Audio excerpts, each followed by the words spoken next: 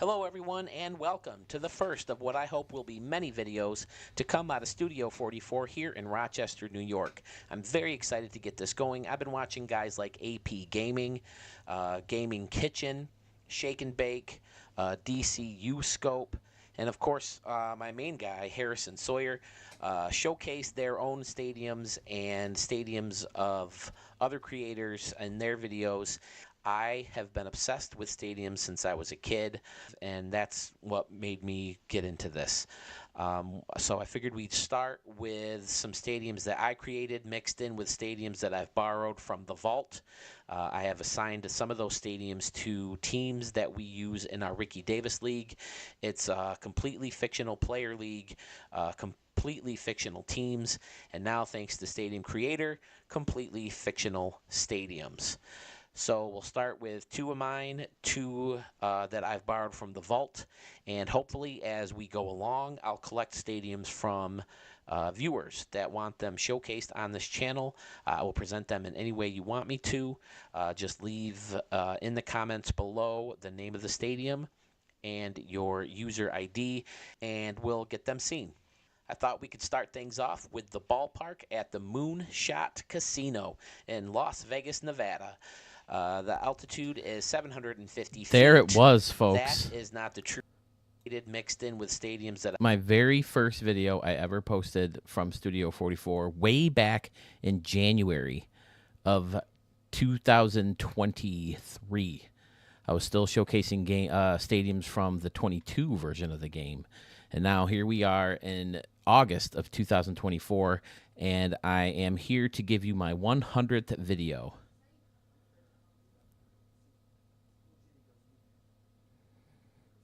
That's got to go up there. There we go.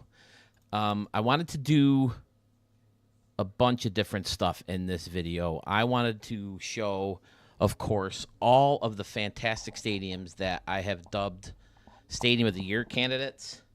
Right now, I'm leaning towards making a stamp, calling them a Studio 44 stamp of excellence. I don't know. I don't know exactly, but that's kind of where I'm leaning right now. You may notice that this vault looks a little different. That's because it is from the 2021 version of the game. A couple videos ago, I talked about how I maybe wanted to show you some highlights from the Ricky Davis League, people playing in your stadiums. Well, going through those highlights, I went way back and I found highlights from this version of the game, and I thought, wouldn't it be fun to go through the vault and find some Archmage or find some Marco or Laraco or Murf. Murf, did you do some 2021 stadiums? I don't know, but I thought it could be fun if I get a hold of some of you guys. And when you call, if you decide to call in, I have that all set up. That's part of the thing I was doing that took me 48 minutes to finally get on. But wouldn't it be fun if you guys called up and broke down some of your old stadiums along with those stadiums that received the stamp for 2024. So I have no idea how I'm going to get started. I thought it would be fun just to show that first introduction clip of my first video. Seeing how they do the same thing with like Aaron Judge when he just hit his 300th home run. It's like, here's his first one, and he hits the home run in center field of Yankee Stadium, his very first big league at bat. So I kind of thought I'd do the same thing. So let's see where we're at. Doesn't appear that anyone is here yet. But that's okay. Maybe I'll just play my games until you guys get here because I don't want to show off any stadiums until then. Oh, it says we got 3 viewers, just no one saying hi in the chat. Hello, everyone. I do have a phone number ready to go for us to call, or for you guys to call, I should say, as soon as we get some of you creators on who have, I don't want to say earned a stamp, but who I've given a stamp to. And we'll go with it. Frankie, hey, you know what? Since you came up, look at this. Here's the first video. Are you ready for this? Let me go back here. And I got to put this back up. And we go back to this. Here it is, the very first video. And one of the comments is from Frankie. And then up here, I think this was my first request ever from Busy Blake, which I talked about. Yeah. I'm not sure if DFW Park was the first one that I showcased, but he was definitely the guy. I want to say there was a different one that he asked me to, but like he was like the first two. But I can't believe this video got 1.2K views. It goes through and it showcased an early version of the Ballpark and Moonshot Casino. There's a portal which Let me hosts shut my an other entrance self up. to Is this like behind time the scenes, travel? which will take you up here. I'm shutting where my there other is self up. If we like run into each other, like if he notices I'm here watching this, is there going to be like a disruption in the space-time continuum? This is heavy shit right here, fellas. See, I like right field so much better back then. I liked how this deck right here curled around.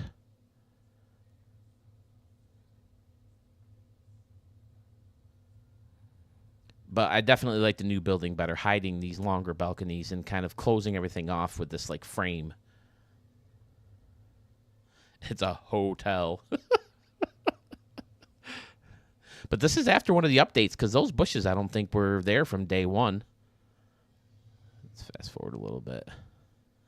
But I do have AutoZone Marco 113002. Hey, speaking of time travel. Do I mention time travel and Back to the Future too much? This guy. I have a stadium in here that I saved that I'll go through. I'm pretty sure it was by Marco. He's the first one I recognized doing these like custom bleacher sections. And it looks so good. Let's see. The memories, Frankie. You're right, man. Way back in the day. But I also have a couple things to celebrate because it is my 100th video. I was like thinking of like getting streamers and stuff, but you can't really see them. And these things that my wife and I found on Amazon are clearly for youngsters. Oh no, they fell. Hold on.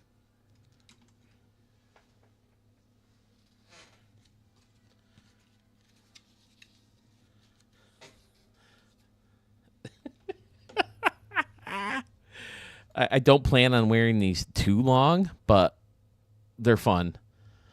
It says 100. I think it's on which side is it? Is it this side? It's for the 100th day of school. Who celebrates 100 days of school?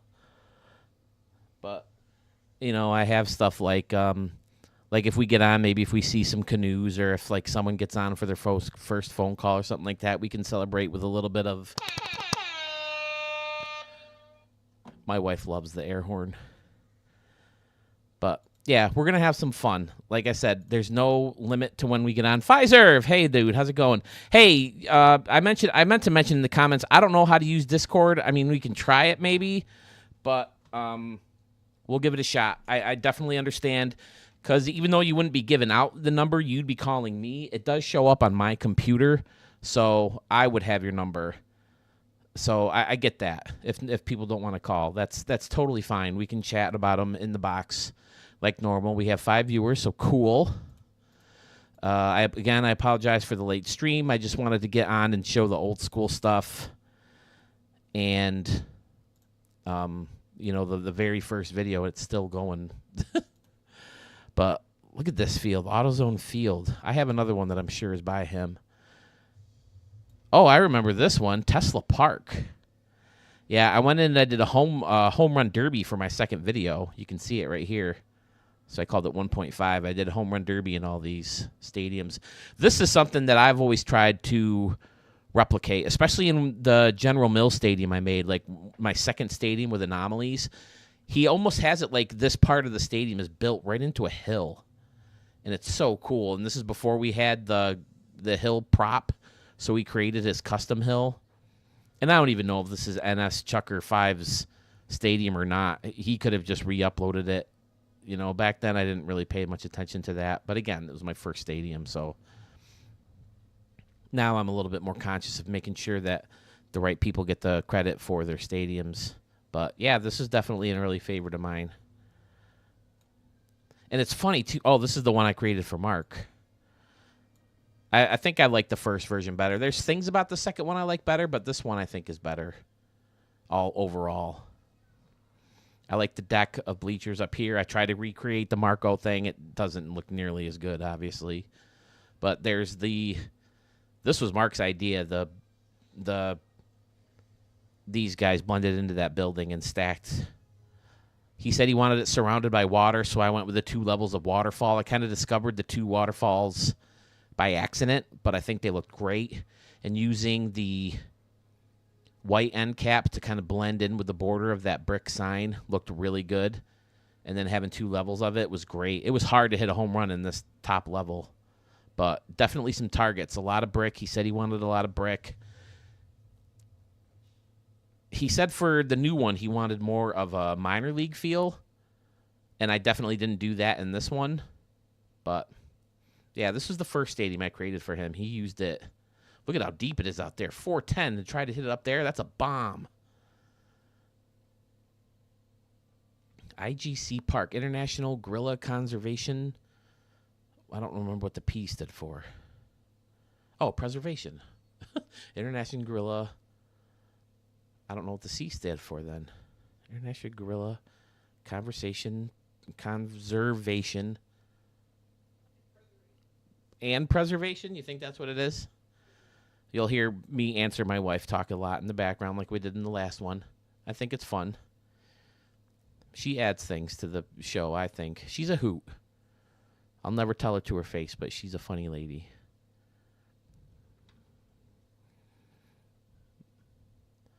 Yeah, I like this version better, I think.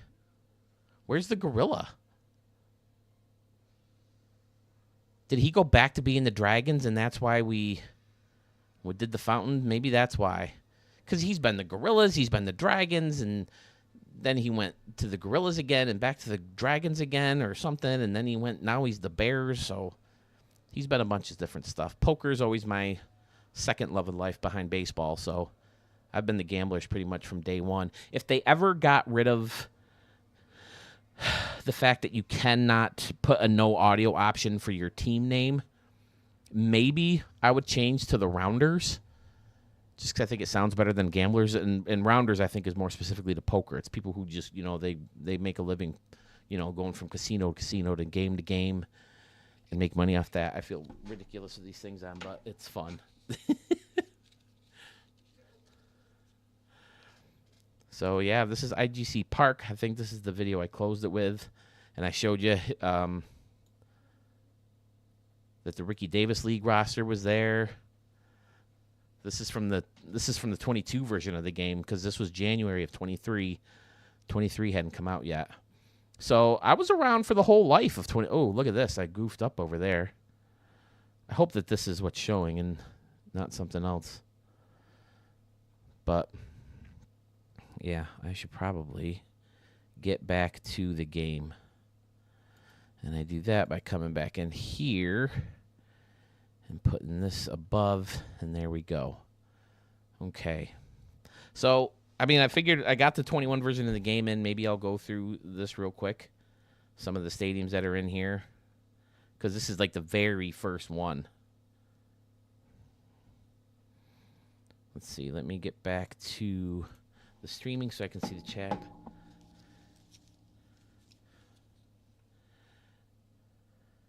Batting practice. You still got some kind of baseball season going? That's fantastic, Pfizer. Where in the world are you from? Frankie, I know you're from, like, Wisconsin, right?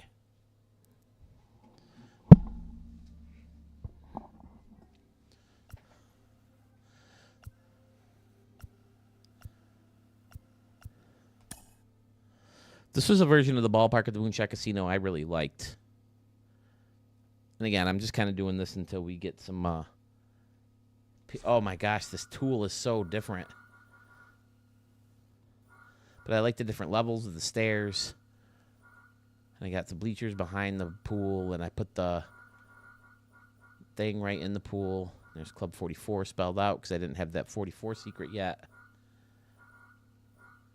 This blended in nicely together. Only 2 decks that go all the way around. Didn't make it retractable roof. I should be back apparently, but how do you even select it? What the hell?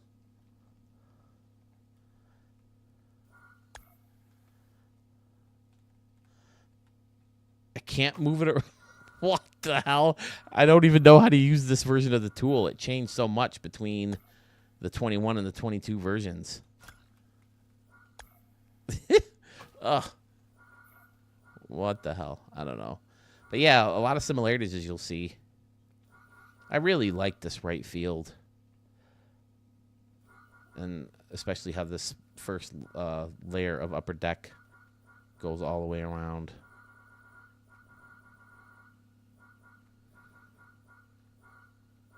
And I like the circular roof with the UFO on top. This building blended in nice. This kind of sticks out. Looks cool. Yeah, so it's always hard to recreate things exactly how you did them in the earlier versions of the game. And that's why I'm so excited. I always like the idea of a wall of luxury seats around a scoreboard. I hid the green one. How do you move them? I've clicked on them, so that's good. Height control, orbit. All right, I figured out how to cycle through them.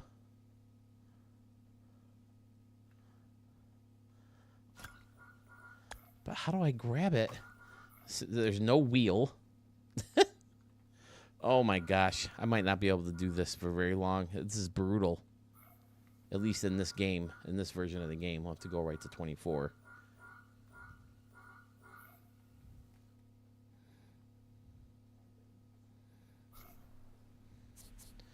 Oh, okay, this is ringing a bell. Oh, it's on easy mode. That's why. I remember that. The most pointless thing in the world was that stupid easy mode. You guys remember easy mode? Okay, now that I have out easy mode, then I can take it and move it around. And you had to press triangle so you can go up and down. Okay, I got it.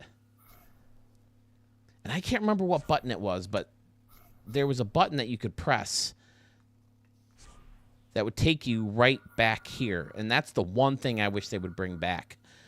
Because when you're editing, this is the view you see in the thumbnail, and this is the view that you see when you're hitting pretty much. So when I would fix something, I would like to just come right back here. And this is always the view that I always leave a stadium with.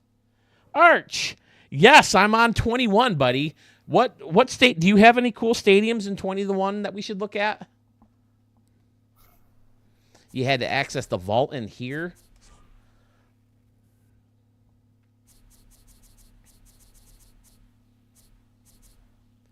All right, so search is just like normal.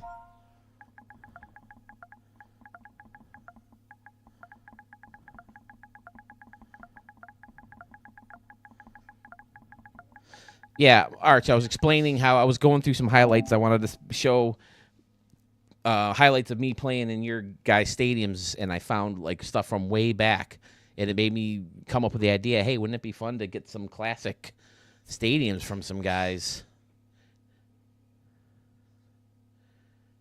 Here we go. These are some Arch stadiums.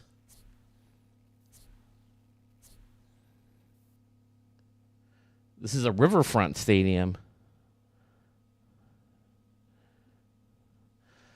Well, these thumbnails, I remember the thumbnails being a lot more drastically different in this version from when you're actually in the tool. 32 pages of stuff.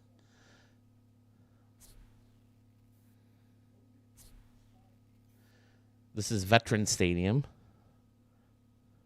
Oh, you made all the cookie cutters? Eagle Valley Stadium in Raleigh, North Carolina. Nevada Stadium in Las Vegas. See, I thought this could be fun. Arch, would you be willing to call in at some point over the next few hours? You're a perfect candidate to have break down some of these stadiums. Ooh, I like this one. Oh, this is a remake too.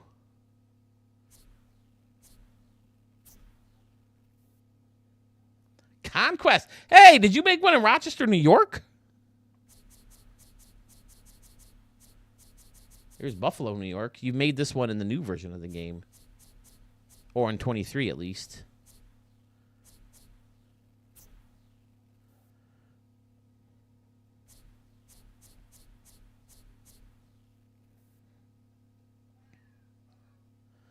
This is Rochester, New York, huh?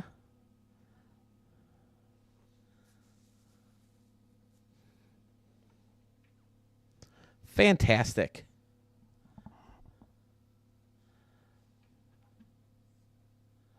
Frankie Arch, Pfizer, if sub hello so far. Yeah. What's this one? What's the concept behind this one?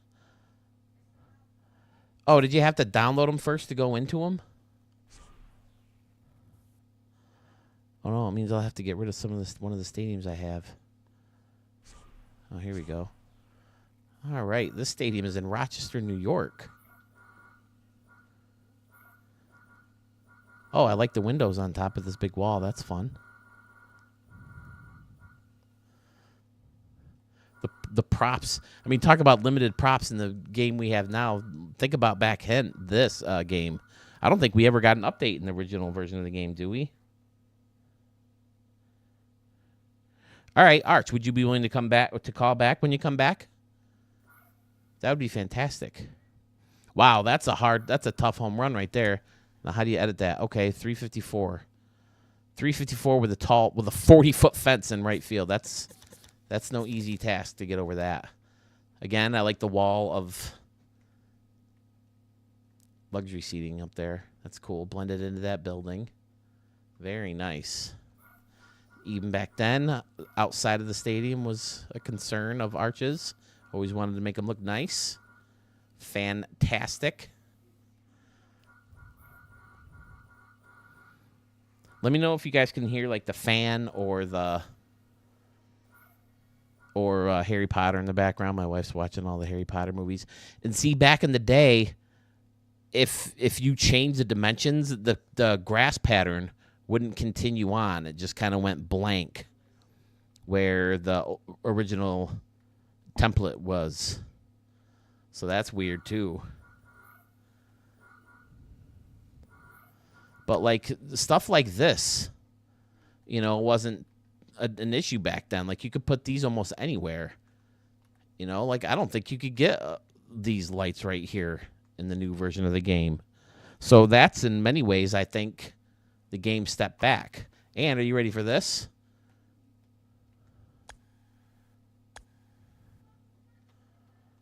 I'm out of memory, so I can't show you, but you could actually put two blue windows next to each other.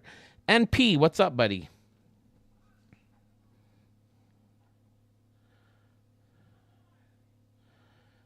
You just started in 2024, huh, NP? Awesome.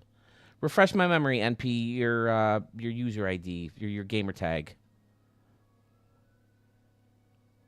Wow, why is my video so far behind?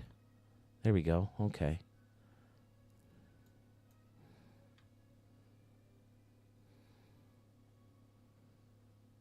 Pogo Boy. Okay, Pogi Boy. Yes, gotcha. Okay, yeah. Yes, I am live today. 100th video. That's why I got this ridiculous getup out. It does say 100, right? Is it easy enough to tell in the video? I got the small screen up, so I can make it bigger. There you go.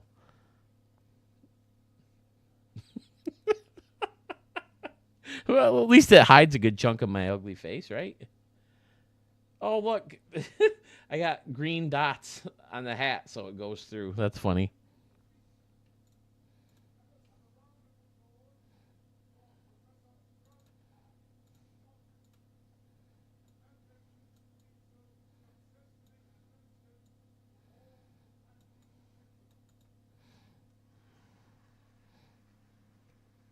Yep, we're celebrating the 100th video from Studio 44.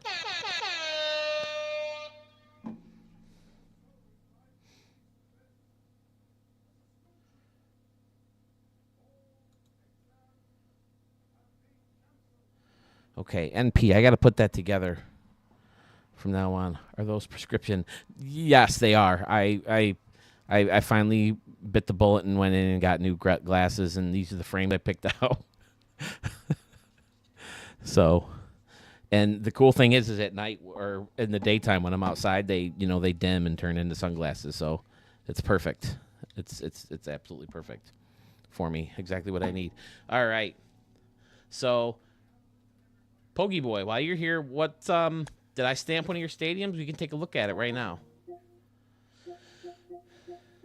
And I have 21 in the game in the thing, so I can go right to 24 if we need to.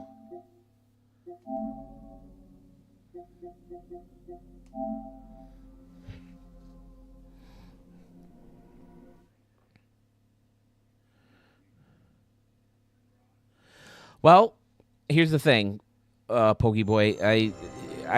We only had one winner so far. I've only done this for the very end of 22 and then all of 23, and we didn't really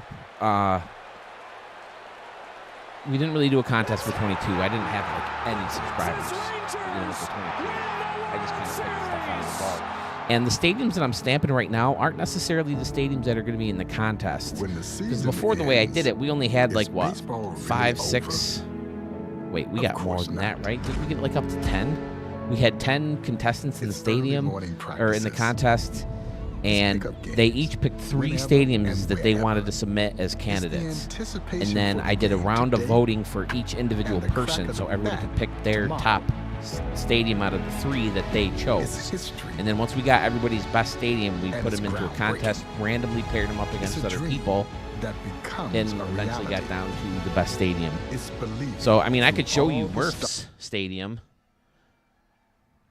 that won last year, but a couple people, and this version I probably won't be able to pull that off, because there's going to be, I think, so many more. I have like double the subscribers that I have from even, just January of this year.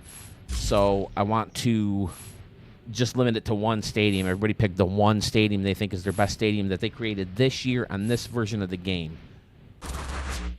Last year I didn't necessarily limit that, but this year I definitely want to do that. This version of the game only. Because I had such trouble picking which one I wanted to submit. So I ended up just saying, hey, you know what? I'm going to submit the favorite one that I made on the 23 version of the game. So I'll show you Murf Stadium that won. So someone in the last video, I can't remember who it was, said that I should maybe change the stamp from Stadium of the Year candidate to something else. But I remember the video, like the first video in 24, seeing this amazing stadium, and I can show it to you. I will, because I have it marked off. But I remember saying, wow, it's like the second video, and you should hold on to this as maybe a Stadium of the Year candidate. So I say give us 2 and we'll support your time by... Hey, that's a deal. I'm open to that, because it is tough. Like I said, I had trouble picking 3, so yeah, I couldn't imagine having to just pick 1. And there's been so many upgrades and updates, and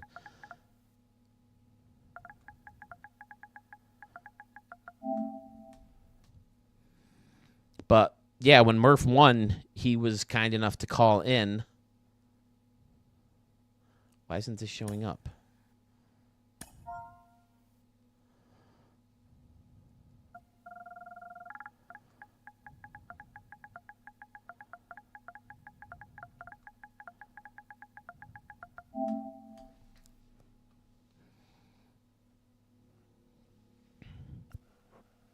Here it is. Of course, a million different people uploaded it because it was fantastic.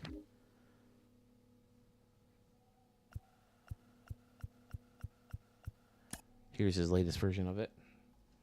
But yeah, this is from the 23 version of the game, and it's nice because you can go in the vault and get all the 23 versions. I don't know why these are hanging out, but we'll back it up. He said that he got this idea from his wife.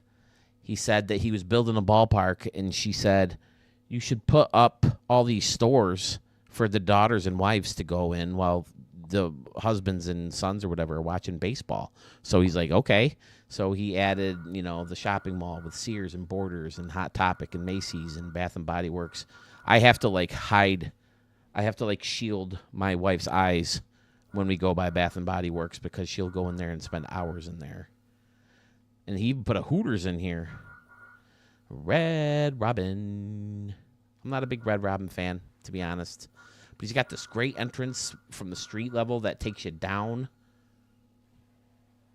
to the field level seating. Fantastic. There it is, the Ballpark Marriott. And he has this great plaza across the street with the Dave & Buster's and a movie theater. And this is a stadium that ended up winning. And I have some highlights from the stadium, too. I remember Steve Stewart putting one maybe close to off this tree, and then Leonard Starr put one out over here. But filled with anomalies, as you can see. I don't think he ever recreated this without anomalies. With the batter's eye, the brick batter's eye here, and the hill turned around using the red. And then the Detroit Tigers from Comerica Park. Batter's eyes right here with the arches. I like this corner, too, with just the bushes. I'm surprised he was able to get those so close to the fence. This is a tough area to get stuff near unless this home run fence is lined up just right. Like, I doubt you could get things up. Oh, they're anomalies. That's why you can. But Murf, hey! Why do you always end up showing up right when I'm talking about your stadiums? Murf, do you have any stadiums from the 21 version of the game? I was just in there, and I was thinking how cool it would be to see some of the stadiums from some of you guys who may have been around for the older versions.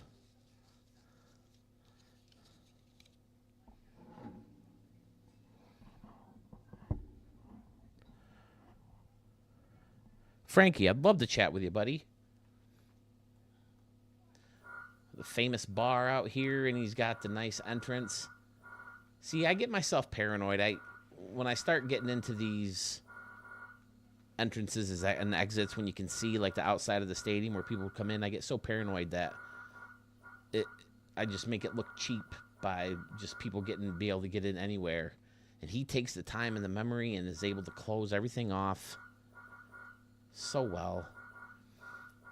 Like, I just finished my stadium for Sewell's challenge, the template challenge, and I'm like, yeah, I'm feeling good about this. Woohoo! And then Sewell tells me Murf's is really good, so of course I went in to check it out, and I'm like, that son of a bitch. Oh, he's so good. I have such a love-hate relationship with you guys because I love your stadium so much, but it just pisses me off how you guys think of all this cool stuff that I just don't think of. Blending in this building. Oh, this is an anomaly. Okay. With the Lids team store, and this looks so good. This Texas Roadhouse deck out here. It's amazing.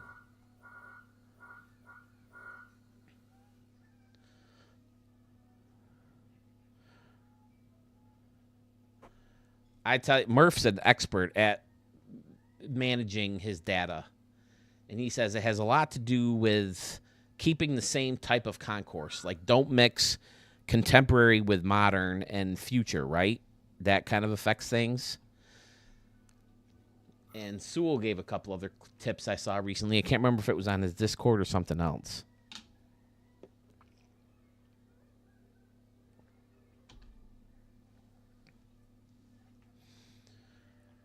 Poggy Boy, did you have a stadium that I stamped recently? Feel like you did. But yeah, he put this little village out here in the back, the parking lots and the roads, and lit up the plaza, as you can see. Excellent. I keep forgetting what they call this thing, too. Oh, the outlet mall. Okay, that's right. My outlet mall doesn't look like that. The one in my area. That looks more like a college campus almost. My outlet mall is just a big square. Capitol Cliffs, F Studio 44. Yeah, I remember I showed that one, right? Okay, let's go take a look at it.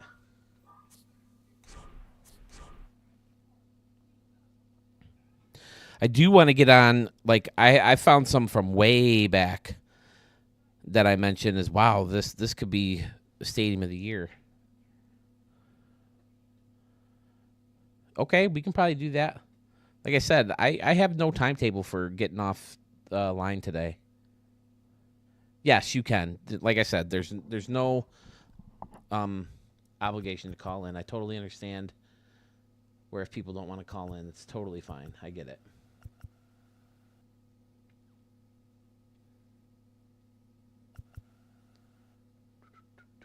I'm not going to show...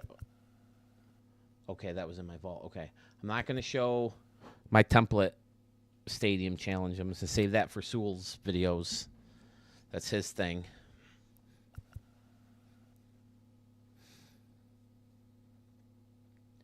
Recent uploads. I'll give you a number, Frankie, in a minute. I'm going to go over this stadium with Pogie Boy real quick.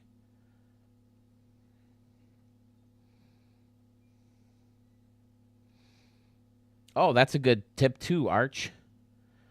Arch says he has about 20 or so cheap props that he consistently uses, knowing that it'll save memory for the outside stuff. And sometimes you can just, work it out yourself. Like, sometimes the background can save you a bunch. All right, what am I doing here?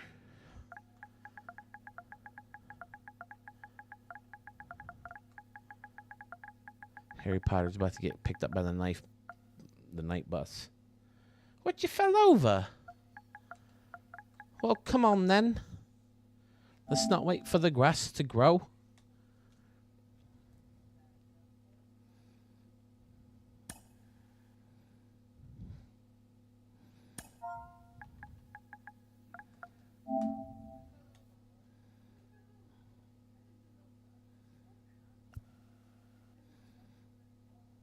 Oh, yeah, okay, I remember this one.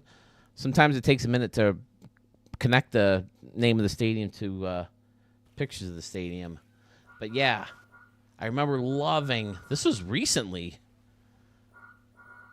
So, Capital Batsman, do you create your own leagues like I do, like completely fictional teams or stuff like that? Or do you just have a couple expansion teams here and there? But I love this building built right into this rocky mountain, and the castle, and the trains going into this parking garage, which is now turned into a train garage, and all these folks on the arches. Looks amazing.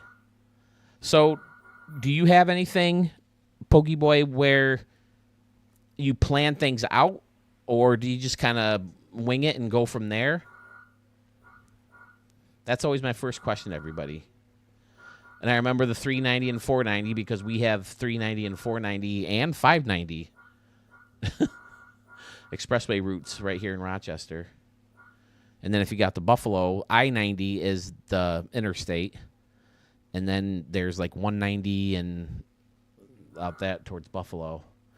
And then I don't think I even noticed the water out here before. Oh, and we have canoes. Canoes.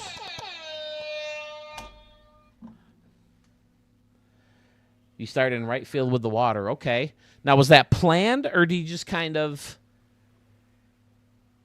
roll with it and see what happens from there? You got the hotel spun around a different way, which is nice, and it blends in perfectly, very cleanly to this other building using this round building and the round concourse. Fantastic. And then this is part, that's part of another building. Okay. To act like an entrance and exit to get out into this deck. Beautiful.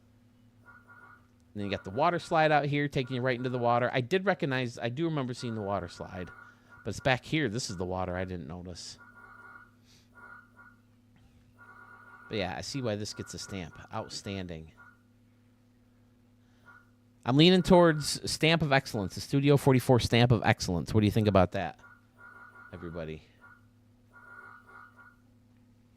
But I do want to come up with a name with them and then make a logo, because I would love for you guys to be able to get a shirt that says, like, maybe I can say, I made a stadium. It was showcased on Studio 44, and all I got was a Stamp of Excellence or something. I don't know. It could be funny. I like this little party area right behind the dugout. That's fun. Yeah, I feel like if you're gonna pay for all this money to have like this exclusive areas, they should be right next to the field. A lot of times they're way up here, or they're way out in the outfield. They should be behind home plate, near the dugout, like this. Excellent. I like this clubhouse with the scoreboard underneath it. Beautiful.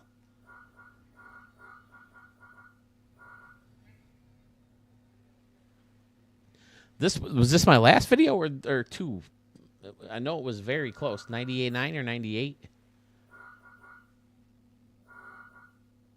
This whole corner is just excellent. And then there's the garden. He's got no garden shouts. I'm going to download this. I'm going to play some RDL Legends and games in here, and Steve Stewart's going to hit some garden shots. Jason Moore. What's up, buddy? Sandman Dan's here. No, that's no problem, Dan. And like I said, listen, I'll be on for a while. So if you know, whatever comes up happens and you can come back, great. If not, I get it, man. It's life, you know. I don't expect anyone to change their schedule over my 100th video.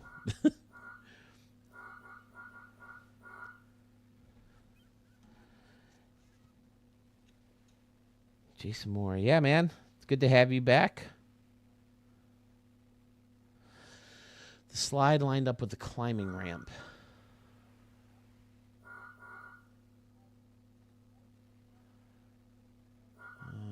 Is there a different slide that I'm not seeing? Or is there a ramp I'm not seeing?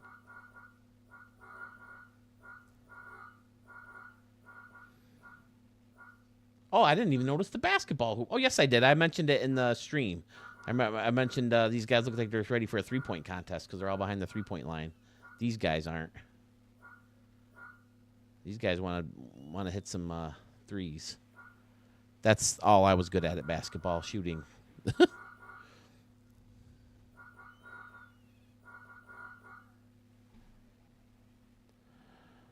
Zoom in at the end of the pool.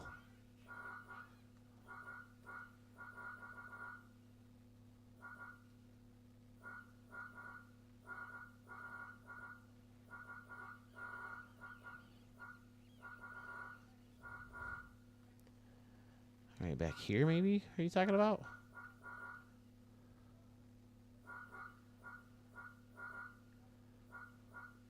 This is cool how the little water sticks out and these kind of bridge over another area of water.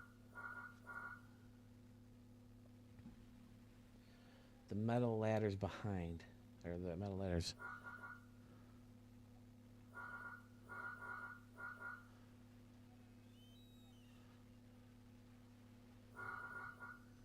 All right, I'm just not seeing something.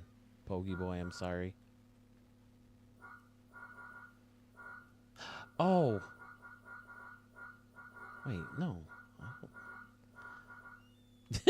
I'm sorry. I'm just not seeing it.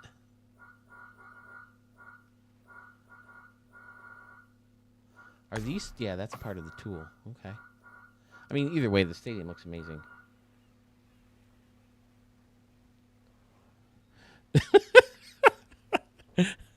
Yeah, I can leave it. Jason Moore first. Stream of Cotton Minute, Murf. I love both those areas behind the dugouts, yes. I grew up a Bonds fan, so we definitely inspired that wall. Watched one kid go into Mufcubby from the box seats as a kid. Oh, I bet. Oh, that's cool. Yeah, San Francisco's definitely on the list of stadiums I want to get out to. I mean, left field's kind of boring in that stadium, but, I mean, right field's enough to make up for it. So, all right. Thank you, Pogey Boy. Fantastic stadium. Definitely worthy of a stamp.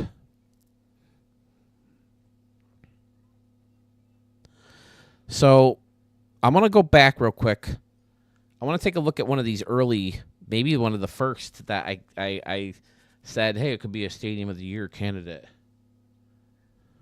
And this is what I meant. I should have been more clear when I asked for it, when I called out in the props or in the videos, in the comments, and, you know, when I made that little post yesterday. I'm looking for older ones, like from like April and May, when the game was first out, that I started doing the stamps. So I'll put this one in now.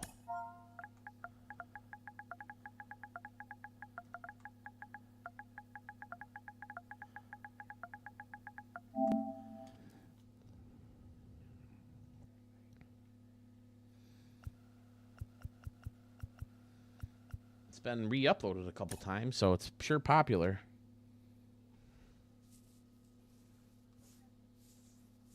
I'm going to have a permanent mark under my chin from this strap on this hat. All right, so this is Franz Field in Portland, Oregon. It was sent by Mark Opp way back in like April or May. And I never got an answer if it was made in the 23 or 24 version of the game, because I don't think there was anything sticking out that was only a version of 24. But this left field alone, going out into the water, is amazing. A beautiful view of Portland across the river, and a nice bridge, and the gorilla hanging out with the cherry trees and the benches. Looks so nice. And I think I had 2 stadiums in this video that looked so good. Then you got home of the Portland Pioneers right back here. This is definitely one I remember saying this needs to be considered, as long as it was created in 44, because like I said, it could have been carried over, because I don't see like standing room people, and I know it was before all the updates, so there's nothing that just screams, oh, these are props from 24 only. But it was sent to me after 24 came out, so, and it was so beautiful, there's no reason not to show it, even if it was just from 23. I mean, look at that left field. And while right field's kind of standard for the most part, with the field level and then the upper deck, it still looks great. And he's got the City of Roses back here. Excellent. There's a wagon back here, and this corner's cool with a tree house and the tree, and then the other restaurant. I'm not sure I've even received another stadium from Mark Opp. I was hoping to see a lot more from him. He's got a bunch of solar panels on top of the roof.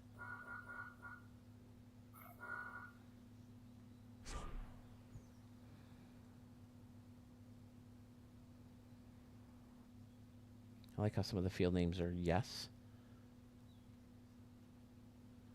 Just look at that. He's got certain points of the city lit up that look great. Yeah, I definitely want to play some RDL games here. That's another thing I do. If I notice that, we've shown a lot of stadiums and I can play my games. Where am I right now? I think I'm in a Murf. Oh, yeah, I'm in Minnesota. I'm playing in Murf Stadium. I recorded a couple highlights last night. Steve Stewart hit 2 home runs in the first game. I think 1 in the second, or maybe vice versa. I think Mark's playing at his Memphis Stadium right now. Mark's just getting into recording, or saving some props for me, saving some highlights for me. Yes, I agree, Pokey Boy. This area, especially at night, can look very blocky because you can see the creases in the grass, and you don't notice it as much in this stadium for whatever reason. But it definitely looks good with all the pine trees in there. You got the scoreboard walk underneath and some batting cages. Very, very fun. Wow, I've been on almost an hour already. So yeah, I definitely wanted to show that one. And then I'll move along to another old school one. So again, real quick, in case you want to download this one, Franz Field by Mark Opp. There's how it's spelled. Franz Field. Mark Opp. M-A-R-K-O-P-P.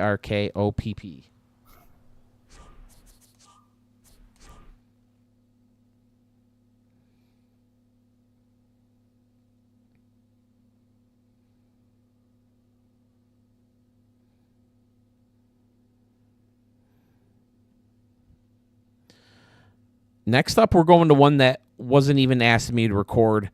I think he had made other versions of this game because he specifically put the year 2024 in it.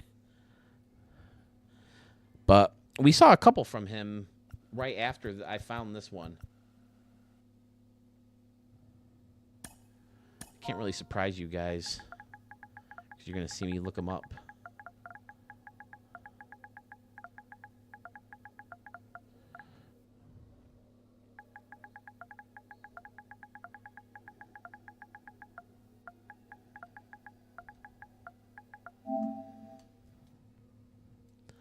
The Dementors are on the train now.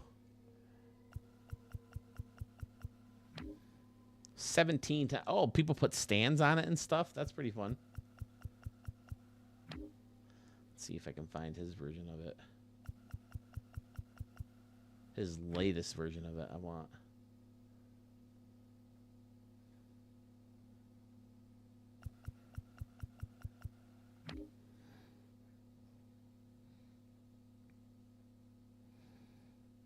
Oh, I can actually do that. Absolutely do that, Pokey Boy.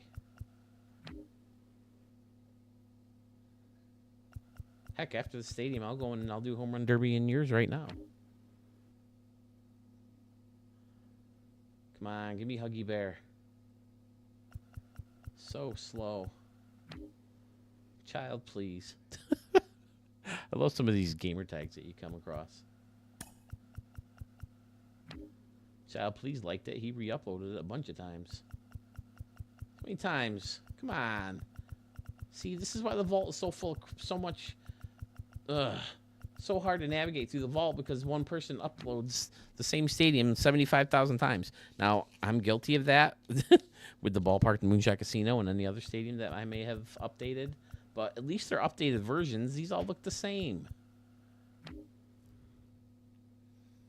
And part of it, I know, is because when you upload a stadium, it'll tell you upload failed, upload failed, upload failed. But if you back out and wait a few minutes, it ends up showing up anyway. So what they really need to do is give you the option to delete some of the stadiums in the vault. You can do it with other stuff, right? Can't you delete players from your vault? And right. Well, the problem with overwriting, though, dear, is then you might overwrite a different version of the game or the stadium. Here we go. Here's the late on page 16. I found the latest version.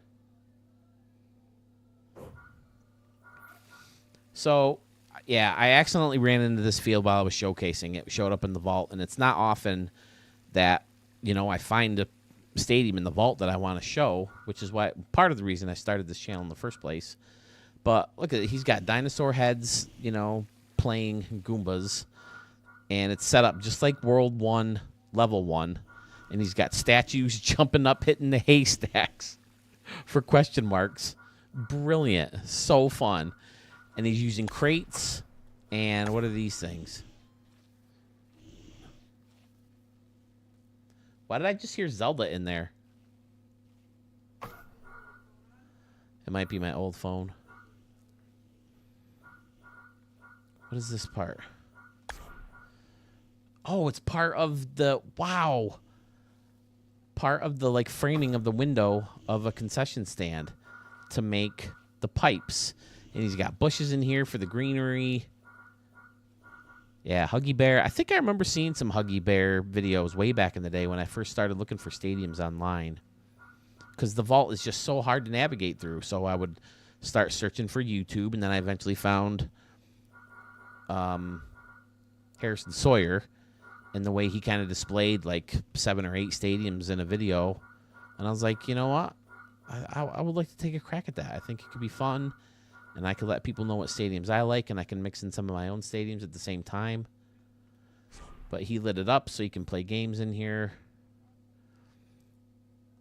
In the end, the way he built the castle, the custom castle, is so creative. So mad props to Huggy. Look at all the he had to do to blend that in together to make that look how it is. Fantastic. He looks like he could be jumping up.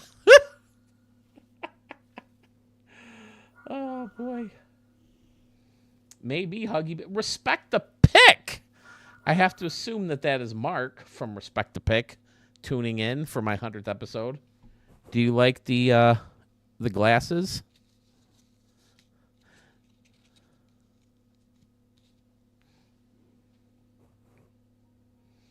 Now we just need some mushroom props. I mean, do we really need mushroom pops? I mean, it could be Jaden to troll me like he did last time I was live. Mark does not like the glasses or the hat. Listen, I'm celebrating my 100th episode. My 100th video. This is my, like I said, it's my 100th video on YouTube. So we're having fun.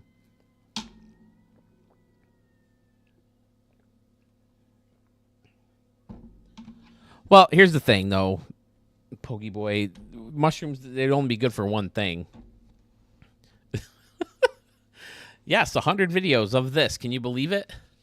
I mean, a lot of the videos are shorts, like me saying, hey, there's going to be an announcement tonight because watch me go live tomorrow because there's going to be an update. Or, hey, Murf, is going to call in because he won Stadium of the Year. Watch this, So that's how some of them, but I timed it out, and this was the 100th video, so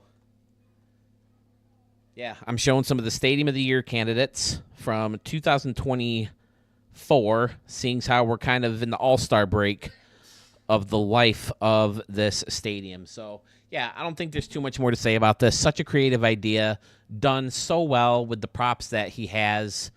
And Huggy Bear has a couple other stadiums that he submitted in the past, and they were excellent as well. Who knows? I might have stamped them too, but it was like a different, like it was before I was, doing the motion and all that stuff. But all right, so let's go to. Oh, you know what? We got another Murf stadium we can look at. This is another older one too. Wow, I don't have as many older ones written down as I thought. I'll have to go through the list and look at the ones I starred. You think the Mario one is the Stadium of the Year? Wait till you see this next one, Mark.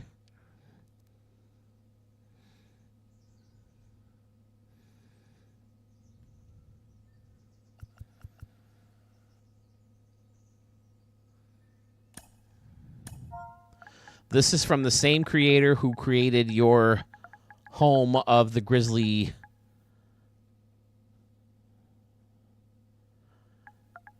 Bears. Or Sitka Grizzlies.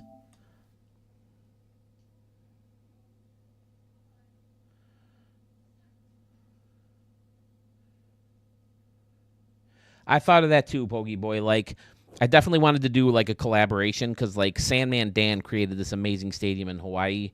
And then he offered it up for a remix, and I went in and changed right field quite a bit. And then he went back and changed some of the stuff that I did. And by the time it's over, it's like a freaking perfect stadium. So I agree. That could be a fun way to do it. 5 complete game shutouts. Listen, you better step it up offensively, though, because Steve Stewart is now... He's 2 home runs behind Tillman. He's leading in RBIs. And I have the batting crown guy right now with Willie Reynolds. So this is Bespin Field. It's in Cloud City. Max altitude, built in 1980 from Murf 075. And as you can see, right in dead center field, it's called Empire Strikes Back. Obviously, before the anomalies were fixed, I definitely showed this stadium. And he you know how he goes through and he finds all the people or all the places that he builds a stadium. He'll find like shops or restaurants or whatever that are specific to that area. So, of course, here he has Yoda's Paradise Dining. But he built this custom deck with the other anomalies, with the home run fence anomaly. And it's the home of the Cloud City Nerve Herders. Mark Stevens, thank you, sir. Over and right, look how he did the Millennium Falcon. Fantastic. It's the Millennium Falcon Cantina, and he's got the asteroids around it, and he's got this for the satellite. Oh, nope, he's got an actual satellite for the satellite. And he's got a little car for the cockpit. And you got Boba Fett's Carbonite Cafe and Labatt's Brouts. Lando's Lounge. Oh, man, I remember I loved this place. Then there's Cloud City up here. Scoundrel's Hideout. That's where you'll find Han. Bosk's Cold Bear. Is that supposed to be an E? Another E. Jawa Juice. Denger's Barbecue. Those guys are all... And then look at that. Fan-frickin-tastic, Murf. Oh, this frickin' guy. That's so fun. See, I'd like to see him in home run territory, though. Hit balls off him. Echo Base Steakhouse. Echo Honda Echo 7. Or Echo Base Echo 7. I don't know, buddy. Can you read me? I don't remember what it is. Tauntaun Den.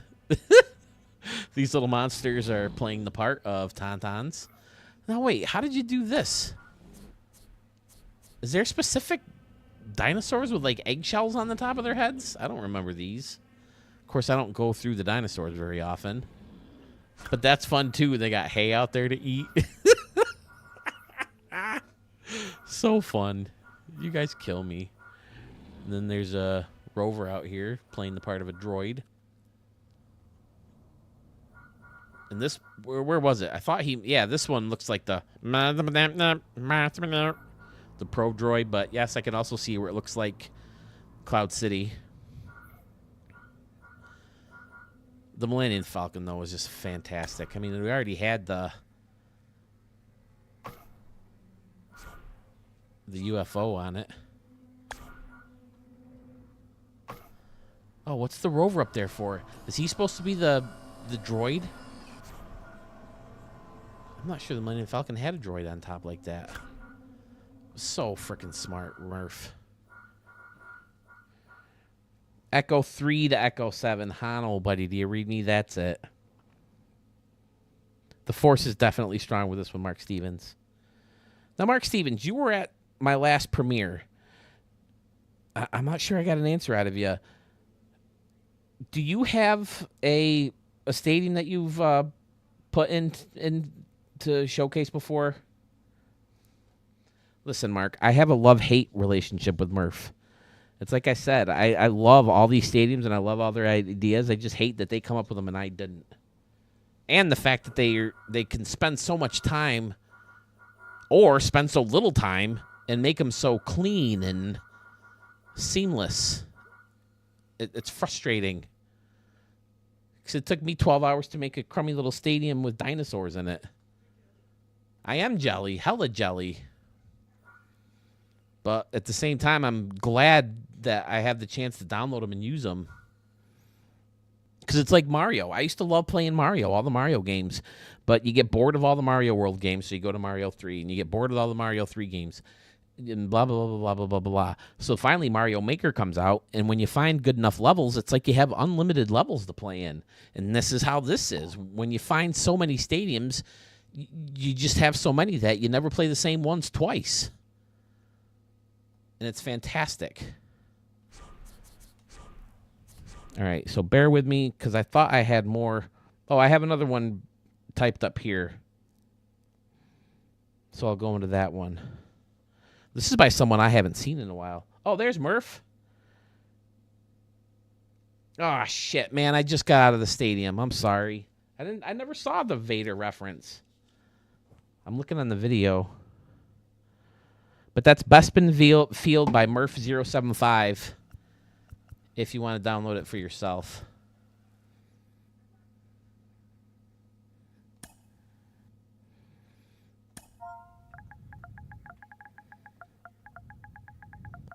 This is the part I don't like about going live is that you guys got to sit and watch me type in all the stuff and...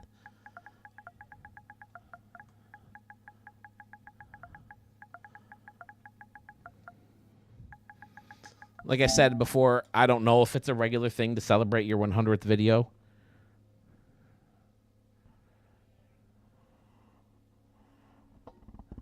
Oh, I hear you, Murf. Yeah, we're all there with you, Mark. It's very frustrating. We want the bullpens off the field. We want the option to put the yellow line over the home run fence. We want the distances on the walls. Definitely advertising on the walls, like you said. Scoreboards right on the walls, like a lot of stadiums have now. What's going on? That didn't show up. Let me just try yellow. There's probably a shit ton of stadiums with yellow in it. Oh, look at that. It's the first one that came up. But this isn't his version of it. Maybe I'll look up by the username.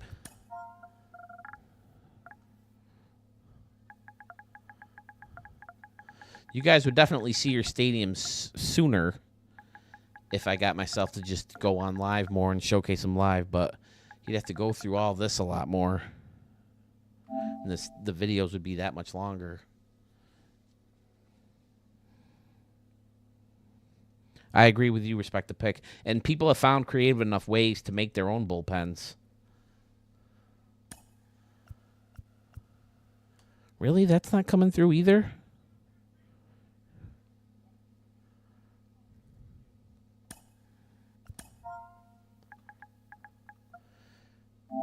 Maybe I'll just show that one stadium I found.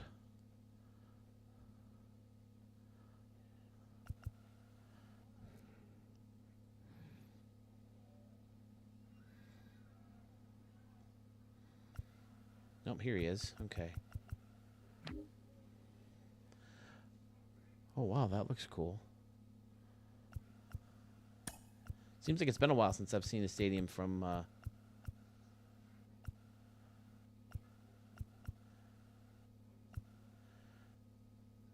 Oh, I remember showing this one, too.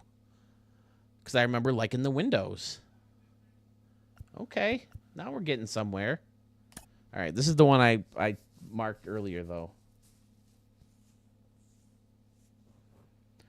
No, we haven't stopped doing Respect the Pick. We need to get back into it. I was just upstairs today looking for the MLB The Show 21, you know, because I wanted to look at some of the older stadiums.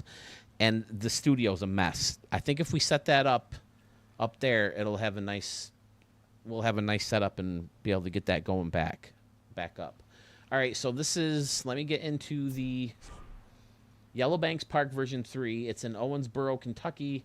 Has an altitude of 400 feet, built in 2024 by Slick 102544. And there's no space. For some reason, I have a space between Slick and the numbers, but there's no space. And right field is pretty cool. It has a minor league vibe. Oh, until you get back here. I was thinking a minor league field vibe. But then hitting over into this water is fantastic. With the steamboat and this cool little entrance to the field from the boat. And then there's the steakhouse back there. And this little plaza area behind the batter's eye is gorgeous. People are chilling out on this hill. This is a fantastic stadium. Trying to hit the ball over the scoreboard into the water is definitely a goal, I'm sure, of a lot of players who played here. The trees lined up against the sidewalk. Outstanding.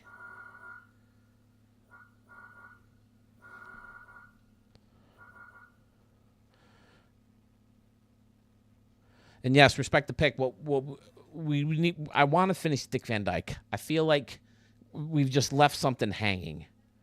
We can't leave that hanging. We got to finish Dick Van Dyke, move on to Sonny, and draw on some of those Sonny fans. This stadium is excellent. From Slick 102544. Turning the lights on. And I remember seeing this too in other stadiums. If you get further from the fence, it looks like there's gaps. At least I thought I just saw these gaps. They don't appear to be doing it now. Oh, he's got a custom bullpen right behind the home run fence here. At least it's what looks like it could be a custom bullpen. Can you get in here? With the grass and the benches and the dirt in the middle, it just gave me a bullpen vibe. This corner is fantastic with this custom building. Well, I guess it's not a custom. Well, yeah, he's got the restaurant over here. And the tassel thing holding it up. And then these kind of meet in the middle. That's fun. Great work, Slick. Hey, Sewell, there he is.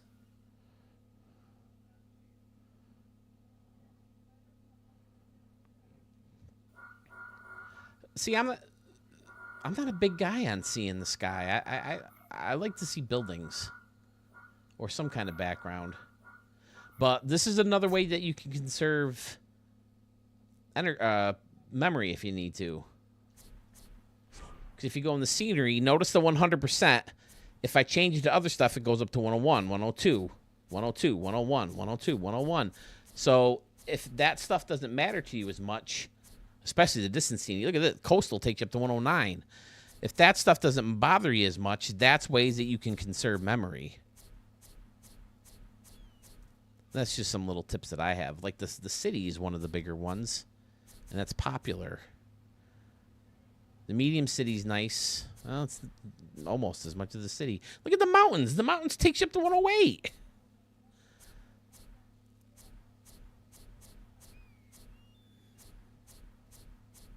So, yeah, he went with none to save the memory, and it's smart. And you got the bridge that goes across. And another thing that I like to think of is, like, I know Arch and Texas Ags and Murf and Sewell, they spend all this time behind the stadium, and I get why, you know, if they're showcasing them. But when you use them for games, I try not to spend too much memory out here because it just takes up too much memory. But sometimes I just can't help myself. Okay, good tip. Sewell says, select the background and the dirt first. Wow, does the dirt... Wait, do you mean the dirt in the scenery or the dirt of the infield? Because that's one thing I didn't really think of either.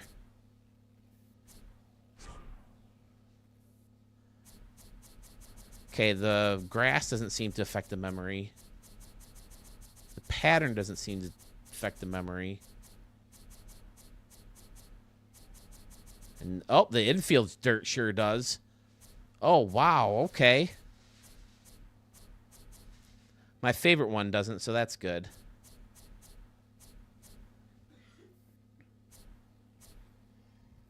Holy crap, this one takes you up to 104? This one's popular. This is the one I seem to see the most. I like this one a lot. I like the coloring. It looks like it was just watered down. You know, you got the darker patches along the base paths from first to second and then second to third. But I just hate those cutouts around the bases. I don't mind these cutouts. But I don't like that it's so light. It looks like it's like the 8th inning of a 1 o'clock game in the middle of July, and they didn't water the field. And you slide into second, and all this dust is going to fly up in your face. Wow. The Dirty Dan Tan 2 also. Craziness.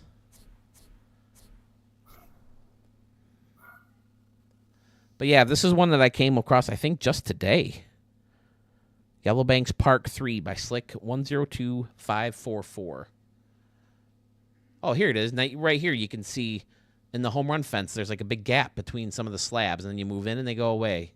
You back up, they come back. You move in, they go away. It's really weird. I've never seen that in other versions of the game before. Scotty! Mark, didn't we play high school with a guy named Scott Warren? Well, you would have, not me. He's pushing the limits of memory. I'd rather make my own backdrop as long as those props aren't too expensive. Yep, I'm with you, Scotty. Also let you... Oh, Warney. Okay. Yep. Okay, gotcha.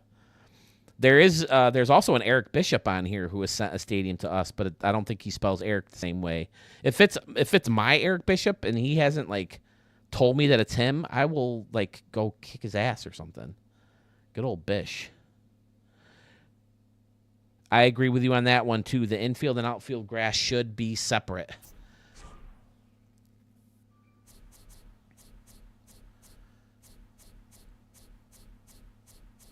Because that's my favorite infield pattern right there. But I'm not crazy about that outfield pattern or this one. But, I mean, I guess they're better than any of the other outfield patterns. I like tablecloth okay. This is probably my favorite outfield pattern. I'd like to see him come out with more. This is probably my favorite outfield pattern. So give me that outfield with this infield. And we're golden. And like I've said before, I would love to have this grass cut. Or no, this grass or this dirt color with like this cutout or this cutout. Or this cutout. Or that cutout, even though I'm not crazy about the flat at home plate circle at the home plate. This is the one I use the most, the orange clay. I like the darker color, and everything's rounded off nice. So, okay.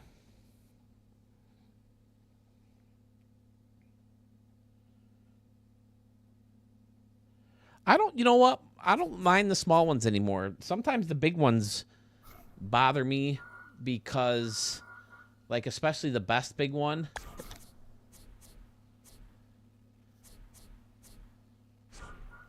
It just looks like it's not on there well enough. Look at how much of it hangs off the side. That kind of bugs me. So that's my big problem with using some of the bigger ones. Or the biggest one. I don't know why this still does it. Like, that one's a smaller one, but I feel it's acceptable. So is this one. And it doesn't look as bad hanging off the fence. And it gets real bad when people do the fence that hugs right along the foul line, too.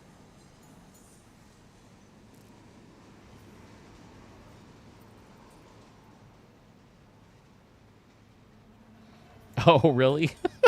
Pokey Boy says it took him his last stadium. Imagine being the other guy that dropped Ohtani's walk-off 40-40 grand slam. Yeah, I saw that.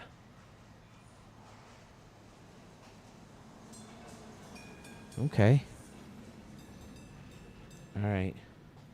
Sewell, did you want a stadium shown?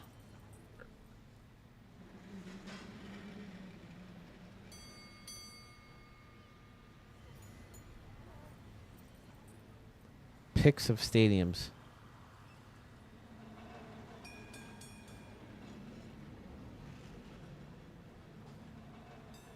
You want me to? All right, let's do it.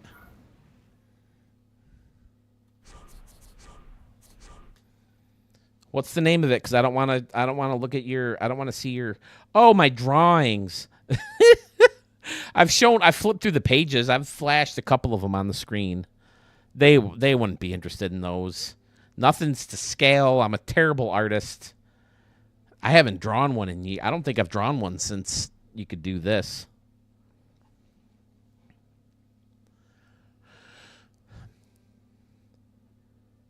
So you got to give me the name of it so I don't see the rest of your... Because I know you have, like, surprise stadiums that you want to show people later.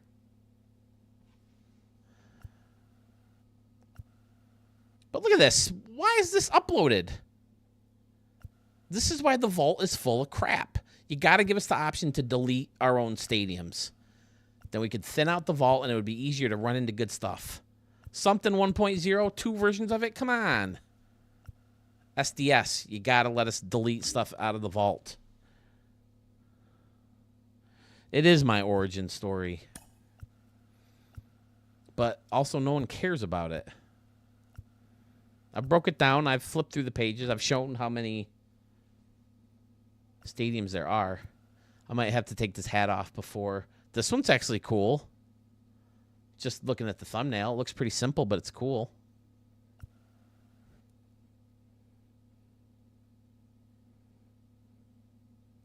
Okay, so I can just search by your username? All right, I'm taking the hat off. Oh! It's cut. Is there a mark under my chin? Let's see. Well, this hat was obviously made for... Nope, I don't see one. Oh, boy.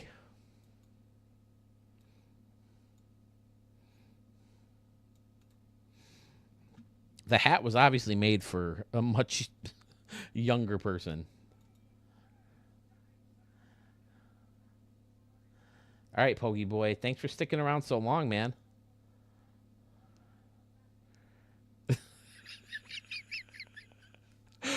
Not only do I drive on the gravel mark, but I roll the windows down. All right.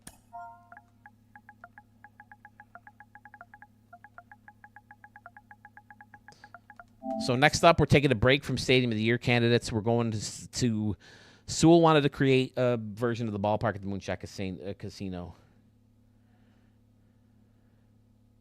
Keep the glasses? All right, I'll keep the glasses.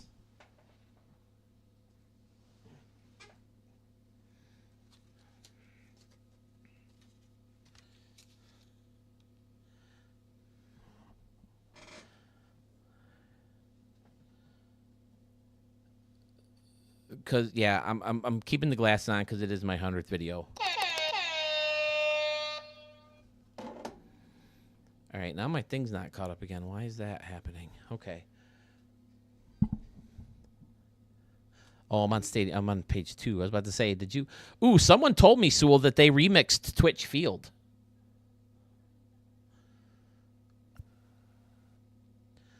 All right, so taking a look at it, okay. So what I was kind of going for, it was like the stadium that Sluggish Moth made. As we look at this artificial intelligence butt, it kind of had the vibe of the Moonshot Casino. Like it had the upper decks in right field, and it had the arches, for the portals, and it had Respect the Pick, and it had the hills high up, kind of.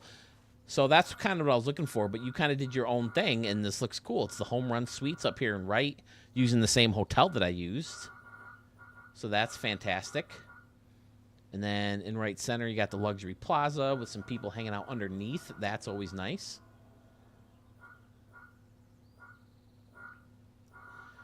And then in right center, you got the futuristic-looking concessions, which makes sense as it is the future type stadium, thinking about space and stuff like that. And then you got the palm trees for Vegas. This is gorgeous. You kept the lazy river. I love my lazy river. Something about just sitting in a raft and letting the water take you around in a circle is just so relaxing to me. That's one thing that what's that place called, babe? The water park, Royal Caribbean Water Park. Coco Cay. That's what Coco Cay needs. We had a blast there, but they need a nice lazy river. And I like the concession replicators. That's fun. Right behind the Hall of Fame batter's eye. Excellent. This is nice, Sewell. Oh, and this is I'm assuming where all the casino stuff's going down. Yeah, that's the other part of it is, like, I always thought it'd be cool to be able to play poker and then have a ball game right out the window. While it's on TV at the same time, of course, because you can't see it and you're not concentrating on it as much because you're playing cards. But, yeah, and it's got the same dimensions, it looks like. So, was it you who told me you had to delete everything and it took you forever?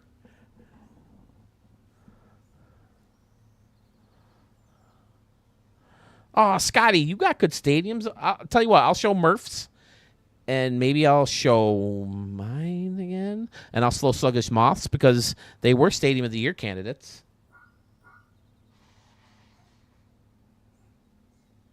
Okay, wow. So you just downloaded my version of the stadium and deleted everything and rebuilt it. Now, when you stack this building up like this, it looks like it's got that really thick glass. Is that one of the newer ones? Like, yeah, one of the wedges. Okay, yep. It's still very clean. I like this deck out here with the little restaurant and party area. Well, maybe not restaurant, but a hotel. And there's a little party area out here. And these picnic tables are built right into the prop, right? Right into that building. And it's the same one, if I'm not mistaken. And you got the luxury suites right along the first base line. That's another thing that I'm very passionate about. But that's becoming more popular now with like Citi Field. They have one right behind home plate. In Texas, they have the ones all the way around. Just figure if you're going to spend all that money for a luxury suite, you should be closer to the field. And these guys got some home run ball potential. This is a great stadium. You got Rovers back here hanging out on this hill, coming out of the UFO. Fantastic.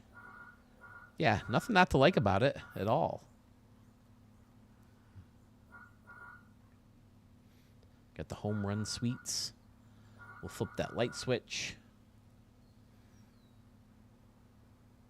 Now, this is something that's always been a problem with this game, too, is stuff like leaking through.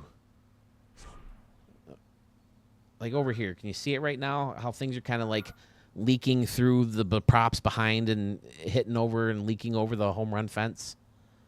It kind of bugs me. But there's really nothing you can do about it. Yeah, this is excellent. Everybody in their hotel can get out on their balcony and watch the game, even in the circular part. I guess I never realized that the circular building had little balconies before. I don't use that prop much.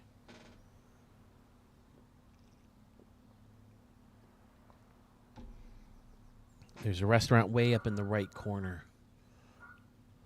Like up here?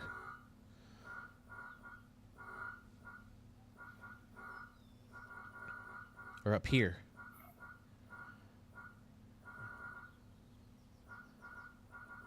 Or is it over here? But this is cool. I like this, having the little seats out in front where you go in and maybe order. I like this prop, how you can kind of like build it into stuff, but the stuff inside annoys me for some reason. I don't like the light blue counters, so I try to hide those sometimes when I use this prop.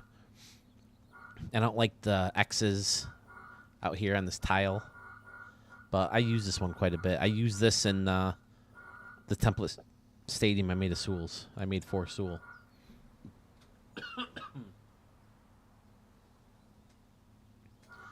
Yeah, this is great, Sewell. I love it.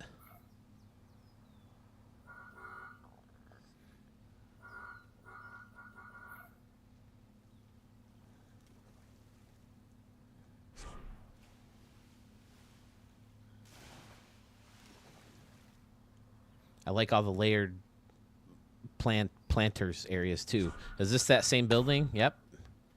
Hidden in different ways. Excellent. Yeah, it's nice to have a little nature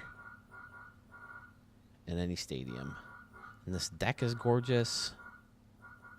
Nice. Man, this looks like it would have cost a fortune memory-wise too, and you are at 99%.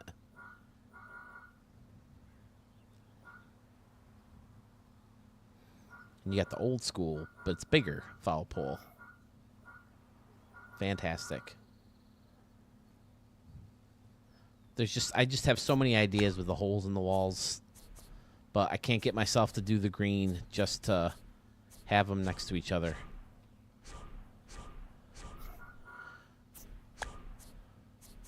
How has San Diego Studios not seen this yet? It's absolutely ridiculous. Especially since you could do it in older versions of the game.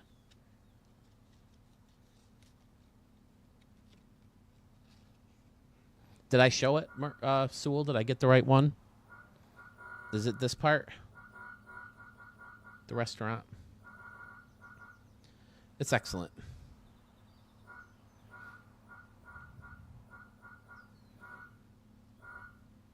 Oh, I didn't notice this pool area behind. That's fantastic.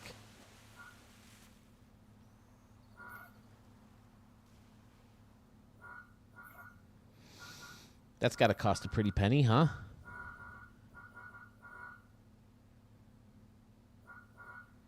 Great work.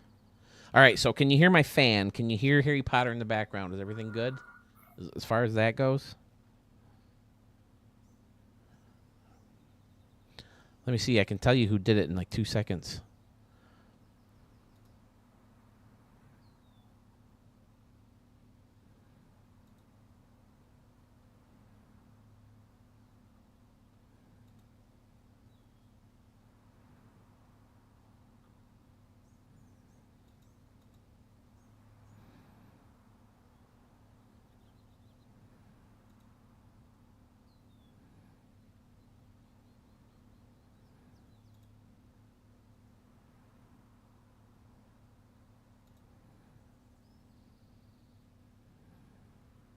Fresh One X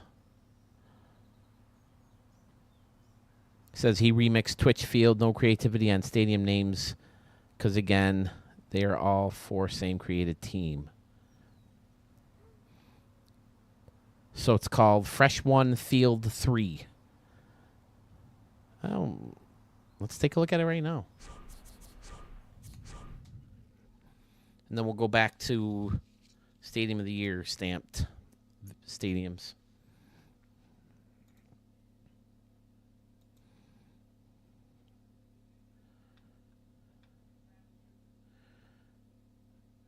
Murf says he didn't delete everything when he did mine, but he did find that I have a few miscellaneous props hidden in the outfield. You can go in and delete and free up some prop.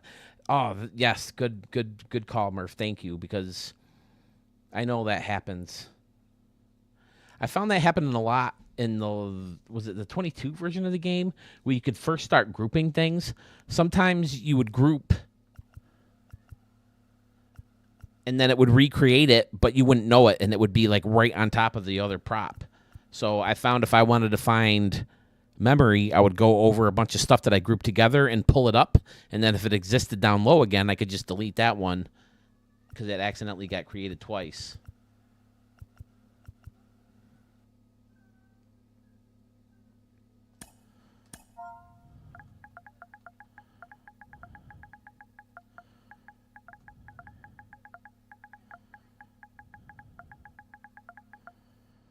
No, I don't remember if he does. Let me see how he did it. Fresh One Field. There should be a space there. So this is a remix version of the stadium that Sewell built online with you guys in one of his live streams.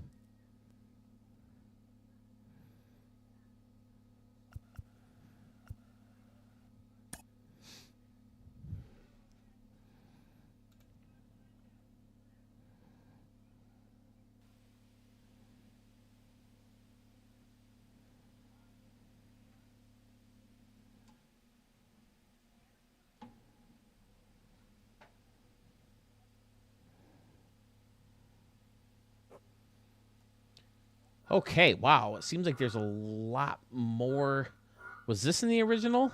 I don't know if I remember all this. The different layers of standing room only in left field. It's got the crisscrossed escalators. That's cool.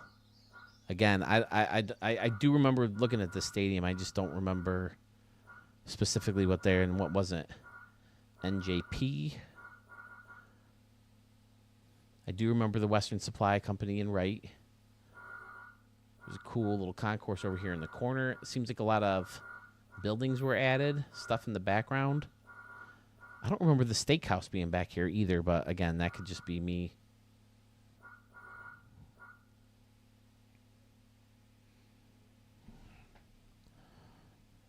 I don't understand how that gets so backed up. Whoops. Let me change this.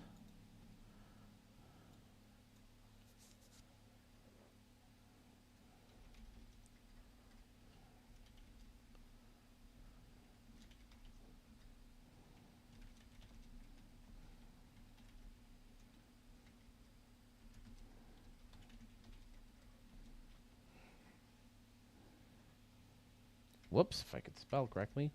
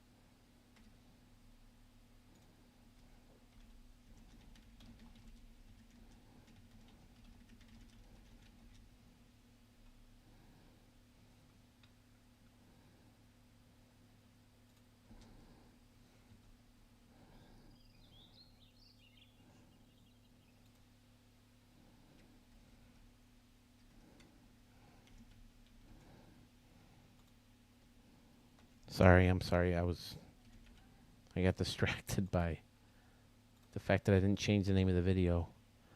All right.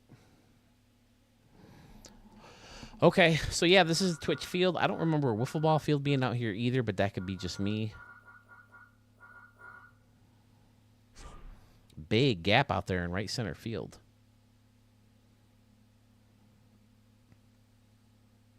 Notice that with the template stadium, too. Really short in center field, but the big gaps. I'm not showing my version of that template stadium, Sewell, because, like I said earlier, it's your thing. It's your contest, so I don't want to show it before you show it in your next episode of a stadium creator or a stadium center. Yeah, I like the multiple levels. I like this restaurant building with all the standing room only levels. You can go in and see behind the concourse. There's some train. Wait, is this like a subway entrance? Or is it just like showing like old school trolleys? Excellent. Little restaurant on top of the roof with the sculpture spinning around. I like it. Faced off with that building with the little hangover up front. Overhang, I guess I should say. This, I think, is new, right? Looks like it should be in London. Those two towers out there. It's fantastic. It's brilliant, isn't it?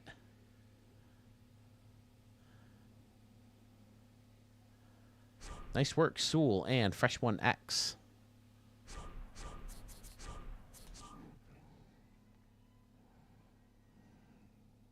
Okay, so it is the subway.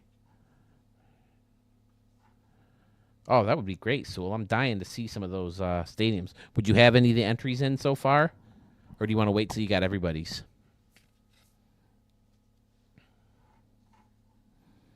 Oh, that's right. You're off today. Today's Monday.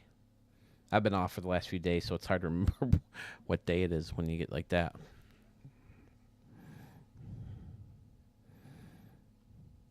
All right, let's flip over to my other list and see if I can't find... Oh, wait, I wanted to... Since we were doing Moonshot Casino versions... Well, whoops, no, I don't want to go into a blank stadium. Okay, so you're going to wait. All right. 8, including yours. Wow. How many do you think you'll have total?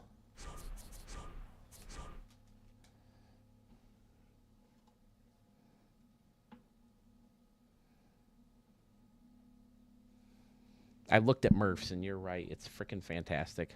I felt really good about mine until I saw Murf's. I don't think I've seen yours, right? You didn't upload yours yet.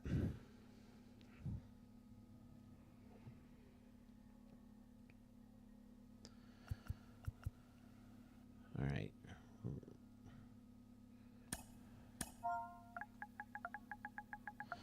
See, I want to get into some of the older stamped stadiums. Like, even before I was even saying we need, like, a stamp. Is sluggish mouth one word?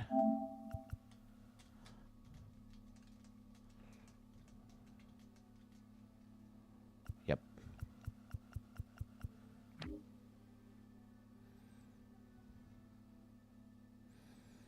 His stuff is so good.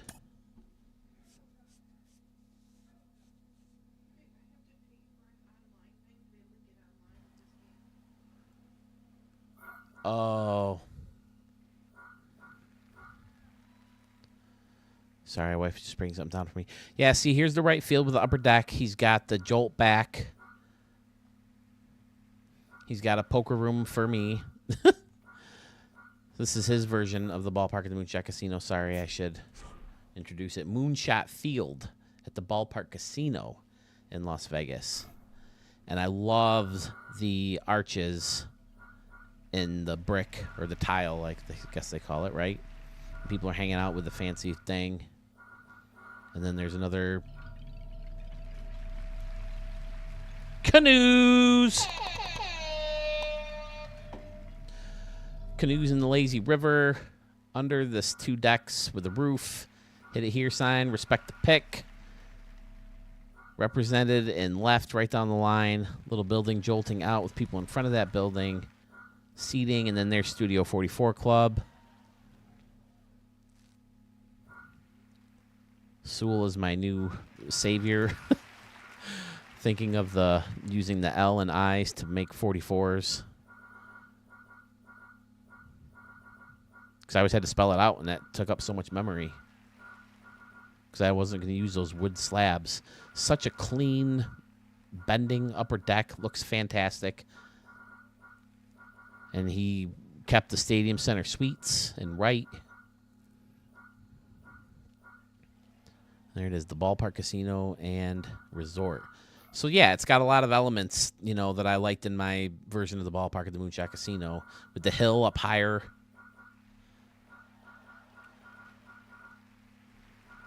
I just thought that was cool for some reason. I like the glove out there, too. It's excellent. Look how clean it is out here.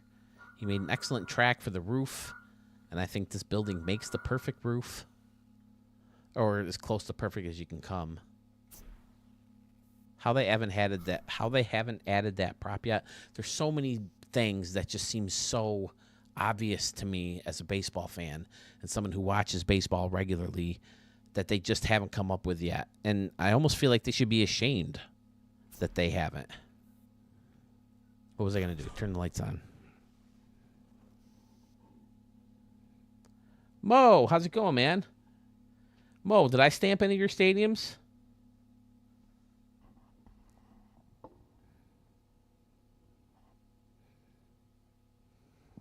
But again, Sewell, this is the stadium that started it all. Because just out of nowhere, I mean, I didn't ask for it. I wasn't looking for it. He just said, hey, I kind of made a stadium that's based on yours. And I loved it. So it kind of made me, come up with the idea. I would like to see what other people come up with as their own version of the Ballpark at the Moonshot Casino. And it's gorgeous. So clean everywhere you look. Maybe a little bit leaking out over here, but that's more than forgivable. I mean, even out here, though, it looks great. And I've played some games in here. I have some highlights in here, so I can show those later. Maybe not in this stream, but I think I want to edit the highlights together because they're so messy when you have to record like a minute worth of, gaming time when you do one of these. And save recent gameplay. It can get so messy. So I want to clean that up. I don't want to show that live on the air. That'll be a mess. Or live on a stream. But I like this wedge over here with the people hanging out. It's cool. It's excellent. So, yeah, I mean, I'll show these forever. There's no deadline to these. I think Texas Ags said he was interested in making one. Someone else said they were working on one. I think someone in these comments said that they just uploaded one, maybe. I don't know. Okay, great. I'll show that one. Let me show one more Ballpark at the Moonshot Casino, then I'll show that one, Mo, okay? I want to show Murf's. Murf's, again, was it 98 or 99? But it was so good.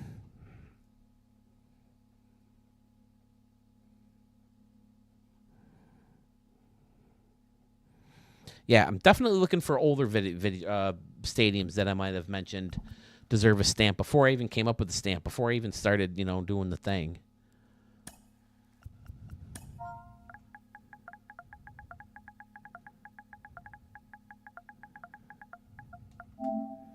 This is already, the third Murf stadium we're seeing? He's got so many good stadiums.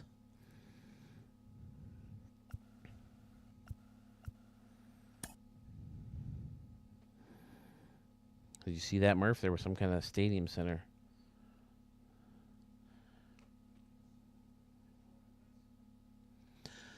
So he said, where was it? He just said it.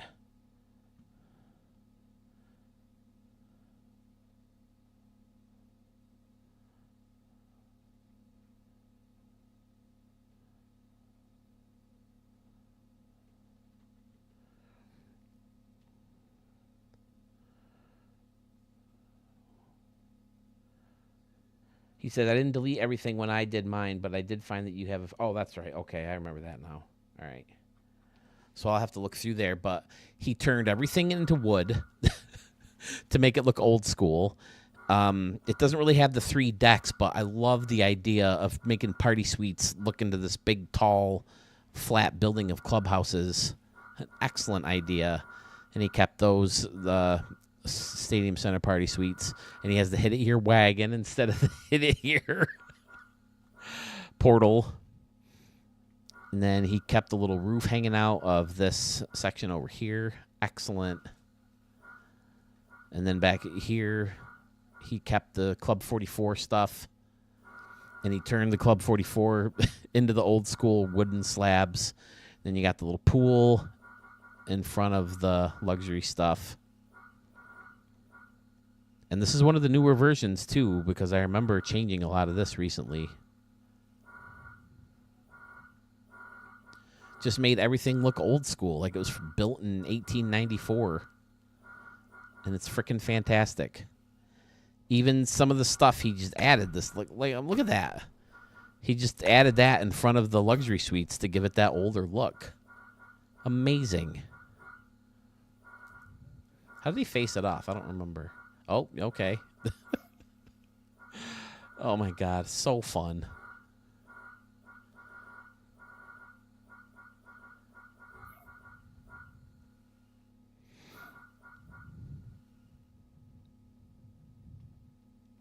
And he put up this old school scoreboard. Freaking excellent. Any electric scoreboard was replaced by a sign or an old school one. I did play a couple games here too, and it drove me crazy because I couldn't see, like, was Ray Cleaver's, was he 1 for 1 or 2 for 2 or what? Excellent. Then the sign on top of the roof, fantastic. I think I went off in the stadium, too. I was hitting home runs all over the place. I don't think he changed the altitude, but he kept my favorite grass patterns and dirt patterns, and excellent.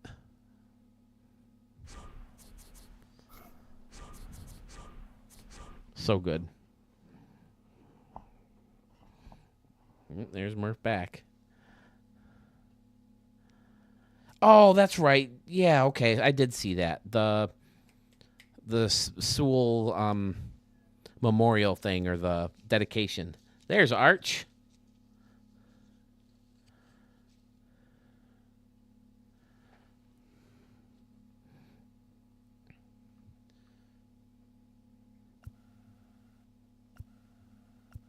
So real quick, just because we're doing it. Okay, I know. The stadium's seen all over the place. But I have upgraded it since the last time I showed it. And now that we're talking about it, I can say, hey, look, here's the stadium. Ballpark, Moonshot Casino, Peeps 2123, 44. Kind of the staples that I always keep is Club 44 and left with a lazy river and a pool. It's like Judges Chambers in Yankee Stadium, and King Felix had King's Court in Seattle. Stuff like that.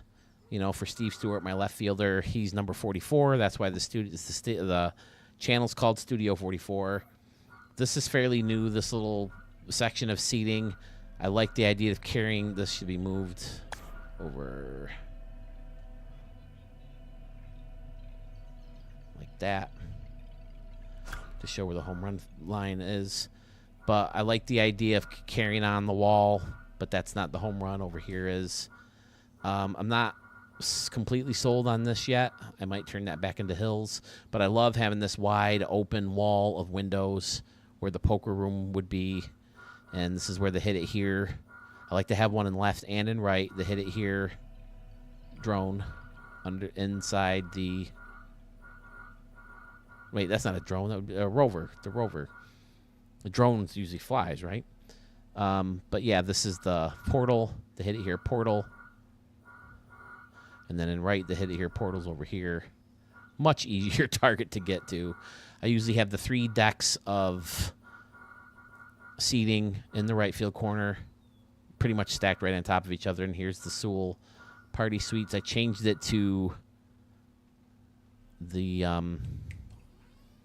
the marquee signs lettering instead of doing those road signs that I had up before. I liked hiding the longer decks. I think I like the future version better in that regards because it bends out behind the big scoreboard.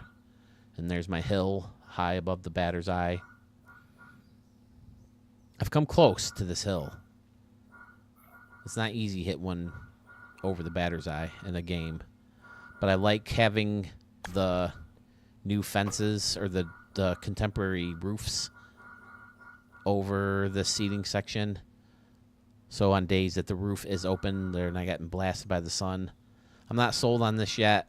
I feel like I need to put a little laser ribbon there or something. But yeah, if you want to build your own version of this stadium, I'd love to see what you come up with. And there's no deadline. It's not a contest. It's just kind of a challenge type of thing to see what people come up with and see what their version of the stadium would be. I like how this got cut off. And there's a section in front of it now. Because it used to go all the way down. It used to be like right here. Or maybe it didn't even exist. I think it was more like that. And there was 2 levels of standing room only. And I just put that up there. So I kind of like how that looks. So I'm on board with it. Yeah. And then standing room only on top. This is the only way I can make a nice clean stadium is if I spend years adding to it. Ronaldo, thanks, man. Appreciate it. Refresh my memory. Do I have stadiums from you? Have I showcased any of your stadiums before? Because I definitely don't recognize your YouTube idea, so I apologize for that. Maybe I've seen you in premieres in the past. But, yeah.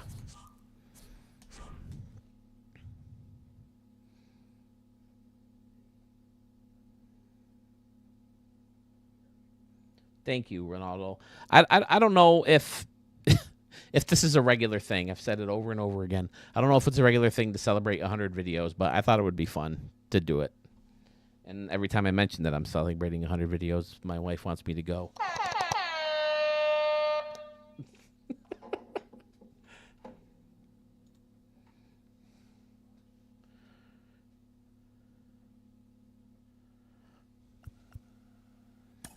Here's the future version. Which one do you guys like better? There's parts I like better of each. It's hard, but every time I'm playing in either version, which I do, I liked this so much that I moved it over to the new one. I almost had to start over from scratch again because the latest version I was using didn't have anomalies in it, but this anomaly worked. So I kept it. And I think I'm going to start using anomalies again just in the background if I can. Because if it works, I think it's worth keeping it. I've always liked the idea of the window, having the UFO being able to be seen inside and outside of the stadium. I wish it could be in home run territory or in fair territory, but I don't know. I love how this curves in this version. I tried to duplicate that in the new one, but for whatever reason, I just can't get it to work. This building either ends up running into the batter's eye or something, but adding the luxury suites on top is pretty new, which I also think looks really good, especially from hitting. But, yeah, I really like this version of the stadium. I like being able to add this layer into these windows to keep it looking futuristic. And then when I couldn't do that, I added those funky barriers with the lights on it to make it look more futuristic and left. And then Sewell's got a Stadium Creator party deck with the old school home plate with the signs.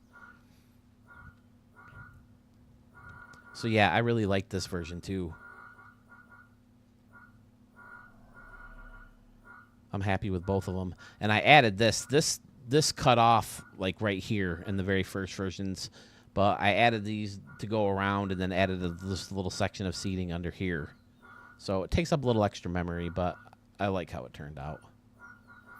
And then I wish I could put more tables. I wish I had more memory for a bunch of tables in here. And maybe a few concessions to line up along this building, but I don't hate it enough to mess with it.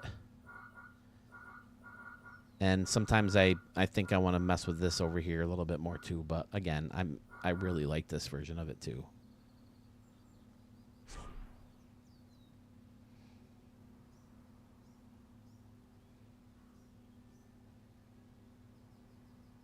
I agree, Sewell. That could be amazing. Just a whole kit of new seats and variations of seating styles and different size seating styles. That would be an amazing kit. Frankie, thanks, man. Well, I could be around for another while longer if you want. So.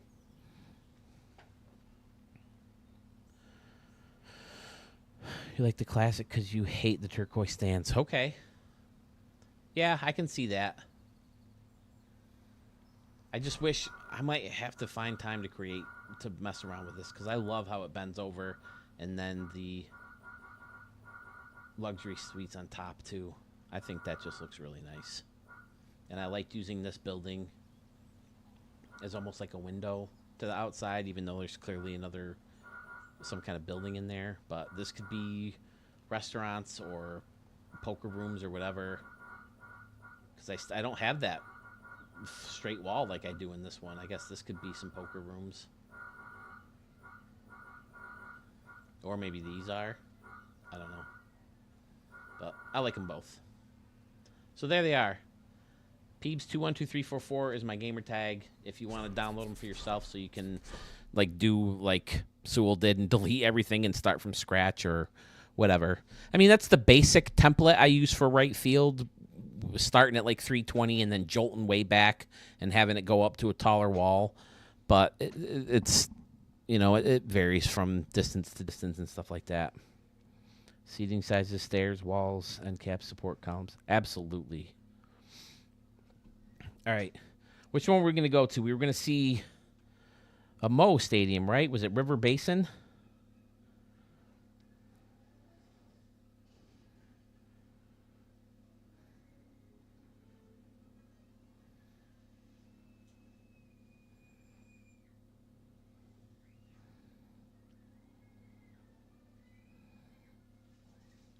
Oh, the other one we can do is we can show Scotty Warren's. Is Scotty still here?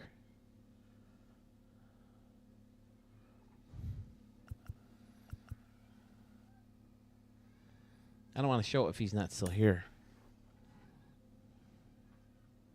River Basin Falls. Okay, that's the one we'll do next. I always have a plan for what I'm going to do online, but I always mix it up based on who's watching, too. Or who's commenting and who's involved in the video.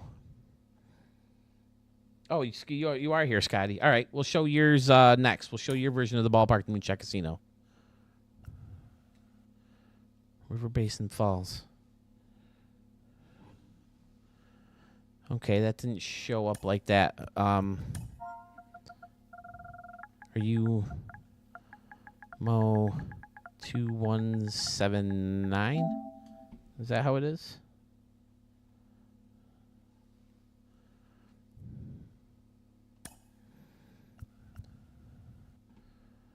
Okay.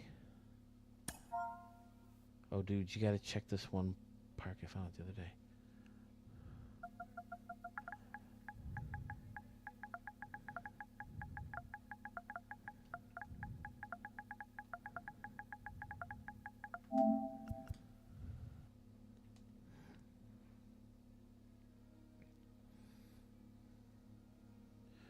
Recent uploads.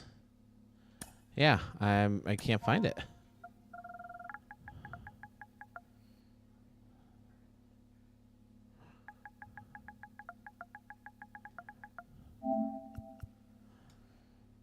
I've been listening while helping us.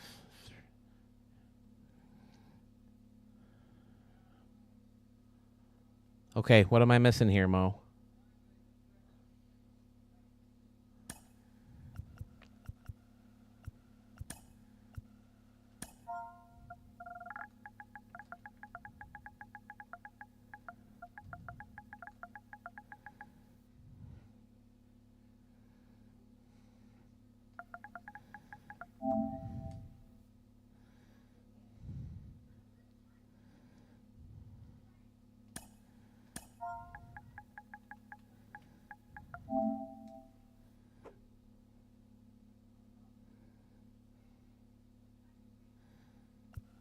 Okay, Scotty's came up, so I'm just going to show him his real quick.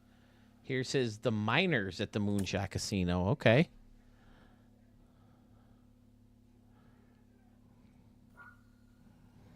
Oh, Sewell, you jokester. Oh, my dear Lord. Yeah, well, I found this one called Stadium Row Complex. Here we go. Okay, we got to hit it here over the hill in center field. I like it. So this is an open air stadium in Vegas. But I guess the minor league stadium in there right now is, so. And here's the field level suites, the RDL field level suites. There we go. I like the little planters in between. That makes it look a lot classier. And you got the little barriers in there to give it a futuristic light-up look. Oh, and I like this little deck behind the dugout, too. Excellent. Scotty Warren. Here's a little wall of suites behind the left field wall. And you got Club 44 with the laser rip and canoes. Canoes in the lazy river. Perfect. Oh, here's a little different display for the Rover. I like it. The arches are still back there, or the circles, the portals. Excellent, Scotty. There's a little party area in here. Fantastic. You got the Ferris wheel, and there's a UFO out here. Here's a new version of the party deck across the street from the stadium. Fun. What are you worried about? This is freaking fantastic. Building in that weird little hologram light thing. What do they call this thing? The neon ring. Excellent. Here it is, fellas. Another version of the Ballpark at the Moonshot Casino. Looks like the same dimensions, or close to, at least, what I've used in the past. Another little pool. Oh, no, there's not a pool. Still looks fantastic. Nice, nice work. And it looks like it's below street level, which is also phenomenal, using the new roof. Oh, that looks amazing at night. I'm going to have to go back and make that my thumbnail when I'm done recording. Amazing. Nice job. The team store and the concessions and the pool. All right, Mo, you got to help me why I can't find your stadium on here. I want to show yours next.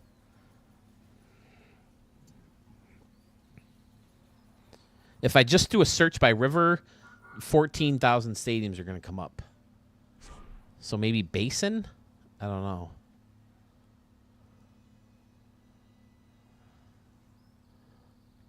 I just caught a glimpse of myself in the reflection on the TV. Forget to get the glasses on sometimes. Oh, here's the High Roller Lounge. Okay, so this is where you're playing poker and you can watch your game. Maybe you can take a break, take a cigarette break, come out here and watch out in the balcony. Very nice. Yeah. Amazing. It's like a minor league version. I like it. It's still as fancy. It's still as nice. Looks clean and creative layers and targets. This walkway goes all the way around the stadium. Fantastic.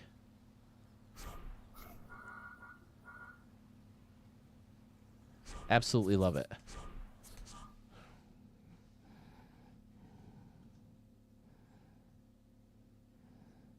Oh, River Falls Basin. Okay.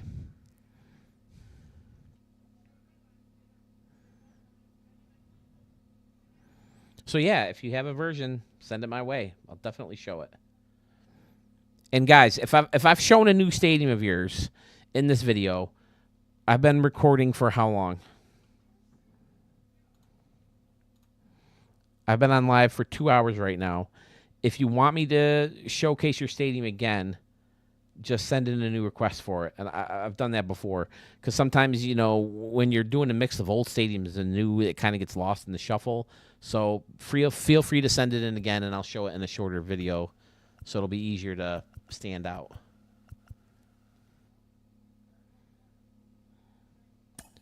Okay. River Falls.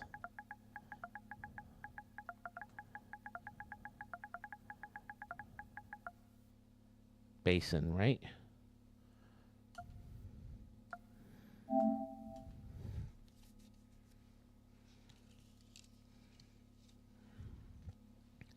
There it is. Is it the same? Oh, okay, yeah, I remember this stadium. Yeah, I just played games in this stadium. Yeah, I saved the stadium. It's been there for a while. You know what, Sewell? That would have been a fantastic idea. Sewell said, for those not watching the comments, should have built a 100th episode stadium. I like it. Yeah, I remember the main thing about this is that you wanted to put the bridge through the batter's eye, right? So I'm assuming this is just a walking bridge. I don't know if you want cars going through the batter's eye and into the concourse. But yeah, I definitely played some Ricky Davis League games here. This backdrop is amazing with the river and the boat and the little city, and there's people out on this balcony trying to catch a glimpse from out here. And it makes sense, you know. Murf did one of these recently, I think, where he had a building, and not everybody gives a crap about baseball, right? So not every balcony would be full, but look at that view. That's fantastic. I can absolutely see where this would get a stamp. Wow, I showed this one long ago where I didn't have the Sewell stamp yet, huh? Oh, that's something I meant to add to the stream, was seeing as how we're showing all stamped stadiums. I was going to put the stamp up there. I can still do that. It won't take very long. I can't add the sound effect or anything.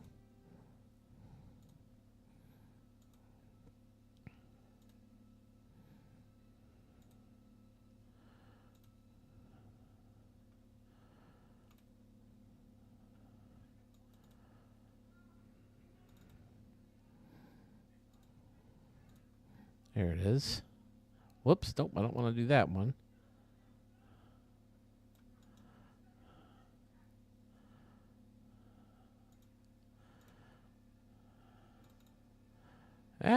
Get out of here.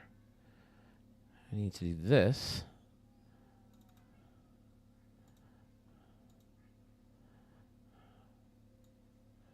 There we go. Shrink that down, put it up in the corner, and leave it there. There we go. But I don't know who was here when I said it. I think it was going to make it Stadium of Excellence, or Stamp of Excellence. What do you think? Studio 44 Stamp of Excellence. In creating. I don't know. It doesn't have to be that long.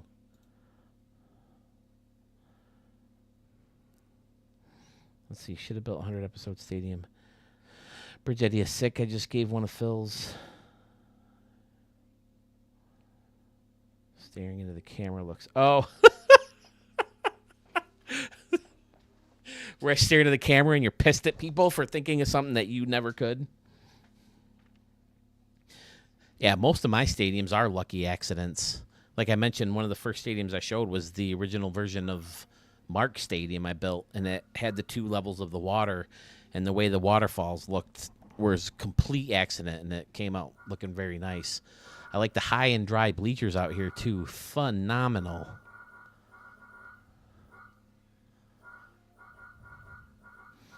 Wiffle ball back here with the bleacher section for people who want to watch their kids playing wiffle ball.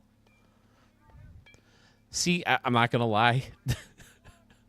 I went to Philadelphia, where I think this is taken from, this little wiffle ball field, and I saw all these kids in there playing wiffle ball, and I was like, I want to go in there and hit wiffle balls. Is that wrong?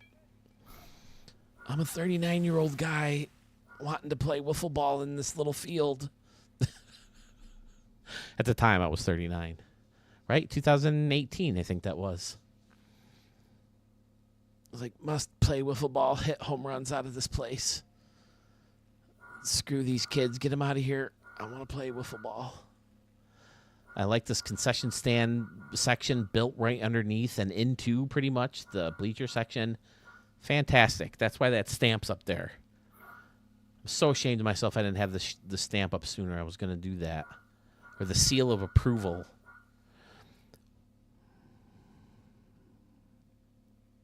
Dodger Blue. Thank you, sir. Welcome. Check out Terrapin Park or Harrison Park today for IGC Park.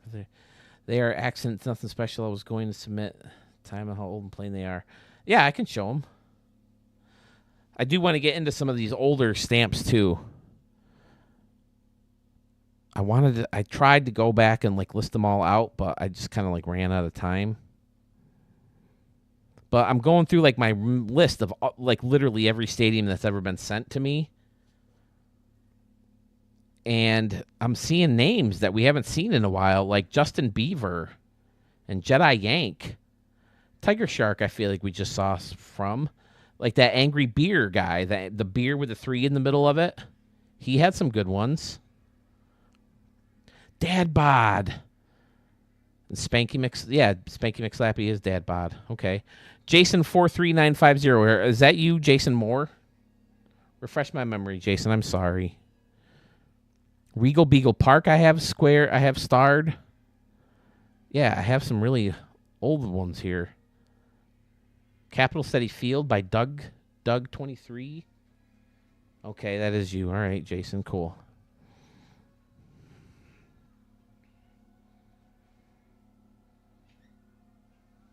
I have Tinker Challenge stadiums here. So yeah, I go back pretty far. Oh, here we go. Let's do this one. Since you're here.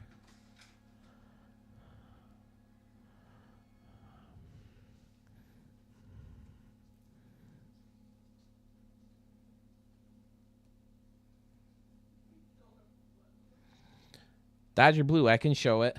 But again, send it to me in a request form too, because in a long video like this, I feel like they get buried.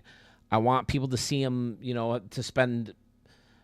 for it to stand out more. And I think it will in a regular video. I will have to take a minute to give my dog his insulin. He's about to eat here soon. So I will have to take the time to do that. I have a stadium that I want to show. I think it was like quarter after. I have it starred, so that means I mentioned Stadium of the Year for this one on the video. It may have been before I was doing one of those.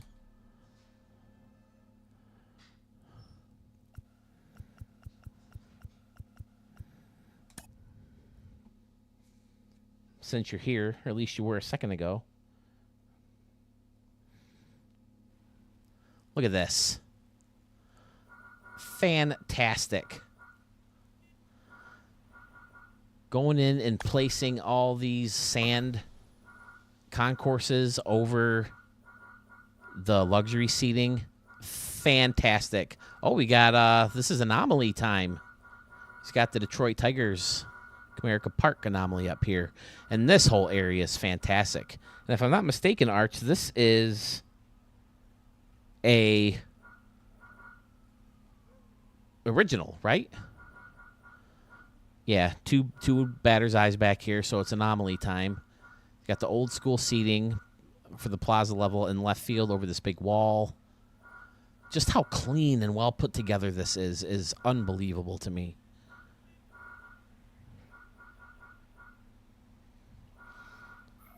Arch, are you willing to call in, man? I'd love to chat with you about some of these. I'll give you the phone number to call right now if you want to call in.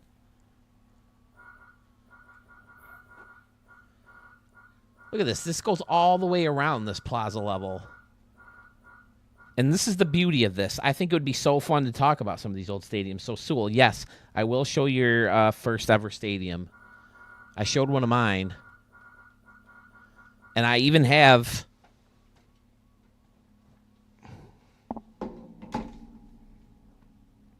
See if I can get caught up. If you're like brand new to the stream today, I even have this bad boy ready to go. It's all loaded up in the game. We can show stadiums from that version of the game. We went through Arch's vault real quick, but he said he had to run, so I didn't want to get into anyone. All right. This is fantastic. Here we go. 585-667-0265. I can post in the comments, right? Give me a second. I got to put my headphones on so I can hear you.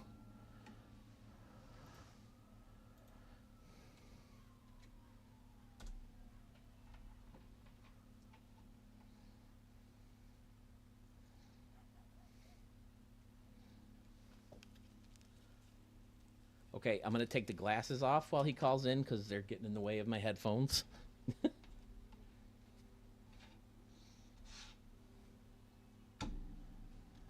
All right, I'm good. Whenever you call in, I should be able to hear it. In the meantime, I'll keep blabbing about this one. Again, he spends plenty of time on his cities outside. Here he is.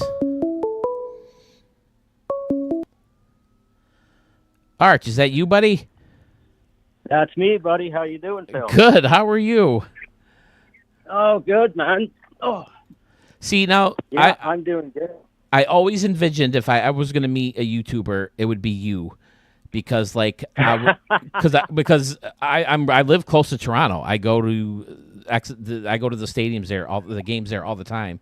In yeah, that stadium. I was thinking about that, and I thought if you ever came to the Rogers Center for a game, I'd have to make it down there. Right. I do have someone who lives in like Batavia, which is like an hour down the road from me. So like maybe we could meet up at a Frontier Field. I can't remember who it is off the top of my head, so forgive me. But Yeah.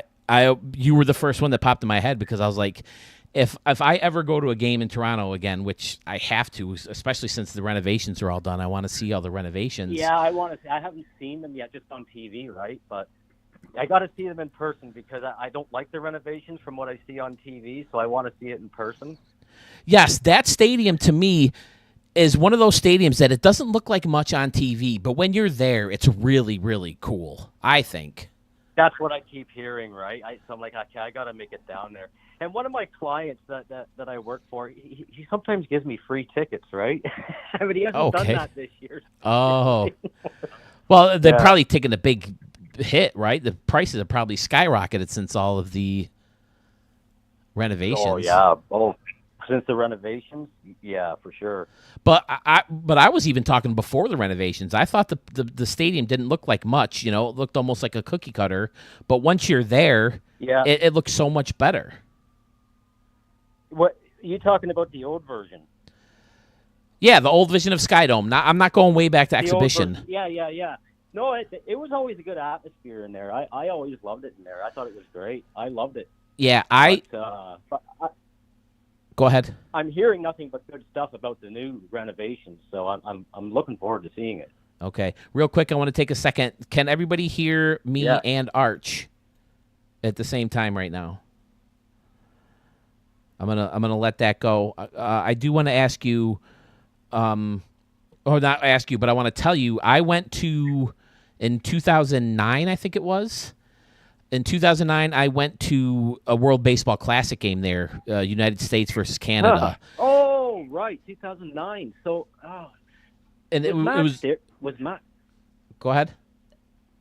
Who was playing in that game again? Like, was it Matt Stairs in that game? I don't remember who was playing on the Canadian side. Who was it was the closer for the either the Twins or the Astros. I get those two mixed up. Is it Wagner? Billy Wagner, and who was the guy from the Twins? Oh God, I don't remember. But either way, like remember, I'd have to look it up. Yeah, Jeter was there, and Youkilis, and all these big guys, and it was a pretty close game. I remember it going down to the wire, and that place was deafening. For Canada, it was so loud in there. Yeah. Joe Nathan, there it is. That's the Twins guy. Joe Nathan. Oh my God, yeah, Joe Nathan. One of those guys is from Canada, either Nathan or Wagner. I think it's Wagner, and he might have been in the game. But yeah, I have a list of like every single game I've ever been to. I found like the box scores, and I wrote down a bunch of notes. So that was pretty cool. And I added the World Baseball Classic game. Right. So I have to ask you now, are you one of those guys who has like a plan going in, when like plan of attack when it comes to starting a stadium? Like, I know you do a bunch of retros, but when it comes to like your original stadiums, do you like have a plan of attack, or do you just have like one little thing and then kind of build off that, or how does your process go? Well, when I had built a whole bunch of stadiums that were not replications and stuff, was I think on MLB 22 I did a whole bunch of ballparks that were just fictional, and I would just go into it kind of empty-minded. I would just start working on the walls. Okay. And I would spend a little bit of time on that to try to get a look of how I wanted the dimensions to be, and then I would just kind of start laying my bleachers out. Now, what would always happen with me was I would lay out probably like a couple hours of work, and then I would kind of get looking at it after I'd get so far and be like, oh, you know what, I don't like this. And I would go back through it and just change it up. I spend a lot of time building ballparks because I fight with myself on so many, even when I'm doing the old classic ones. But when I'm doing just an original ballpark, just a fictional ballpark, it takes me a while. It takes me a lot longer because I'm always thinking, I don't think anybody's going to like this. Like if I don't like it, I don't think somebody else will. But then I find I have a lot of ballparks that I don't like, and then other people just love them. So it's like, okay, well, I guess it's not always about me, right? Well, that's one of the rules I was taught in stand-up comedy. They always tell you, talk about the things that you want to talk about. And believe it or not, talk about the stuff that you like, that you want to talk about, and other people like it too. You can't be the only one, right? So I took that process into this, even though my stadiums don't seem to be as popular as a lot of you guys, but I just go with the stuff that I think looks cool and trust that other people will like it too. Right, exactly. Like when MLB 21 came out, and for me, I had wanted Stadium Creator on the show for so long. Yeah. And going back to, I think it was MVP Baseball, I think, had like some sort of version of Stadium Creator in there. It wasn't that good, but it was there. And when MLB The Show came out with it on 21, I was like, oh my God, I can't believe we're getting this. Right. And I didn't think it was going to be as good as it was. Like I was quite impressed with it. When I'm like, okay, it's got its problems, they'll sort through it. We got it. This is great. This is way better than I thought. Mm-hmm. And I wanted to build all the old classic ballparks, so I got right into that. Did all my research. I didn't realize I was going to be building them every year until I guess this year. But yeah, that's what drove me was just wanting to redo all the old ballparks, because I think MVP Baseball used to have a lot of classic stadiums that you could just go into and use. Yeah, I feel like there's a couple games that had old school stadiums. Or was it All-Star Baseball? All-Star Baseball, I think, had a bunch. I think even going back to Hardball, because I talk about the game-winning home run that Ryan Hull hit against Mark was in Forbes Field. Now, so I had a Hardball game, and I'm talking about like way back in the 90s. But what I remember about that game was there was only one ballpark that you ever played in. In the original one, there was only one.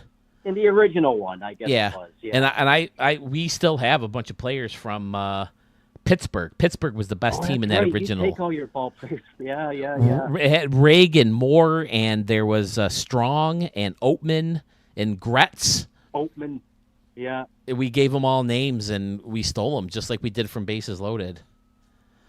Yeah. So what's your favorite original stadium? Do you have an original? I know you're mostly a retro guy, but do you have a favorite original of yours? God, I'm trying to remember. I've built so many stadiums this year and so many for people that I can't even remember the ones that I did. Which one I really liked, and I mean, it's probably still in there because you could go into it and see all the anomalies. Was that Harlem Field that I did? That's my favorite original of yours. I absolutely love that ballpark, and I tried to replicate it again. I spent a lot of time trying to. What I was trying to do was I was trying to rebuild the polo ground batter's eye. I was trying to make that up again so I could use it, and I just couldn't do it. And so I came up with that kind of version of it that I did have you showcase. But that's probably my favorite. But it's unusable, of course. So yeah, I don't know, man. It's hard to. It's hard to think of one. That last one he did, I like that. See, that's another one where I built it. As I was building it, I liked it. When I finished it, I'm like, I don't like this park, but it's not for me. It's for somebody else. And right. They liked it, right? So, yeah. Man, I just don't know. I can't even think of them. I I'm I going built a through. crazy stadium, I think, in Rome that I really liked, but I wasn't really able to do. Like, I remember that one. one. Kind of like the old Rome. Yeah, I wasn't really able to do anything on the inside of the ballpark because the field dimensions are so small, and I wanted to do a lot. Of course, they came out with all the Egyptian props and all that later on, so I didn't go back in and re-add any of that. I just kind of lost interest in it. So I just pulled up. Yeah. I just pulled up your old version of Harlem Field with the anomalies, Yeah, and there it's it is there. it's Look so at that. good. Look at that. That's absolutely gorgeous. It's good, but I mean, anybody could have built this. Anybody good could have built this with the anomalies. But I mean, it looks good. It looks so good with the way those batter's eyes are and all Fitting that. the stairs or the stands in between the stairs, it's just perfect. Yeah. And then you got people waiting on top of the stairs, and you got this little section of bleachers up between this and the wall. This is definitely my favorite original of yours. Those windows worked. I think there was one area where the windows wouldn't work for me. I think maybe over by the foul pole or something. I can't remember what happened there, but I hate those big foul poles. The way that they don't really connect to the ground. You know what I mean? Yeah. It seems like they should be behind the pole, but I mean, I guess if you're going to be changing it over and over again, they can't really pull that off. But like this guy right here, it looks like it overhangs, and that's really annoying. Right. But this is my favorite foul pole to use because it's the biggest and most modern looking. Like some of these are, I don't know why it keeps taking me back and forth. Does anybody else have this problem? That one's not bad. Yeah, I noticed that too. Sometimes it jumps back and forth. I don't know why it does that. Or sometimes you'll go to click on something behind home plate, and all of a sudden you're locked onto a foul pole. Like, how the heck did that happen? And didn't they say, like, I think when they killed anomalies, didn't they say that they fixed the problem with foul poles? That's the problem I thought they were fixing, but they clearly didn't. They didn't fix it, no. All right, yeah. So now when it comes to the retros, and you have to find a way to make something look a certain way, but you don't have the props. Do you have props in mind that would create that look, or did you have to like trial and error? A little bit of both, really. I don't know like how much the props cost, but in the back of my head, I kind of know what props are cheaper to use, and they all work for me.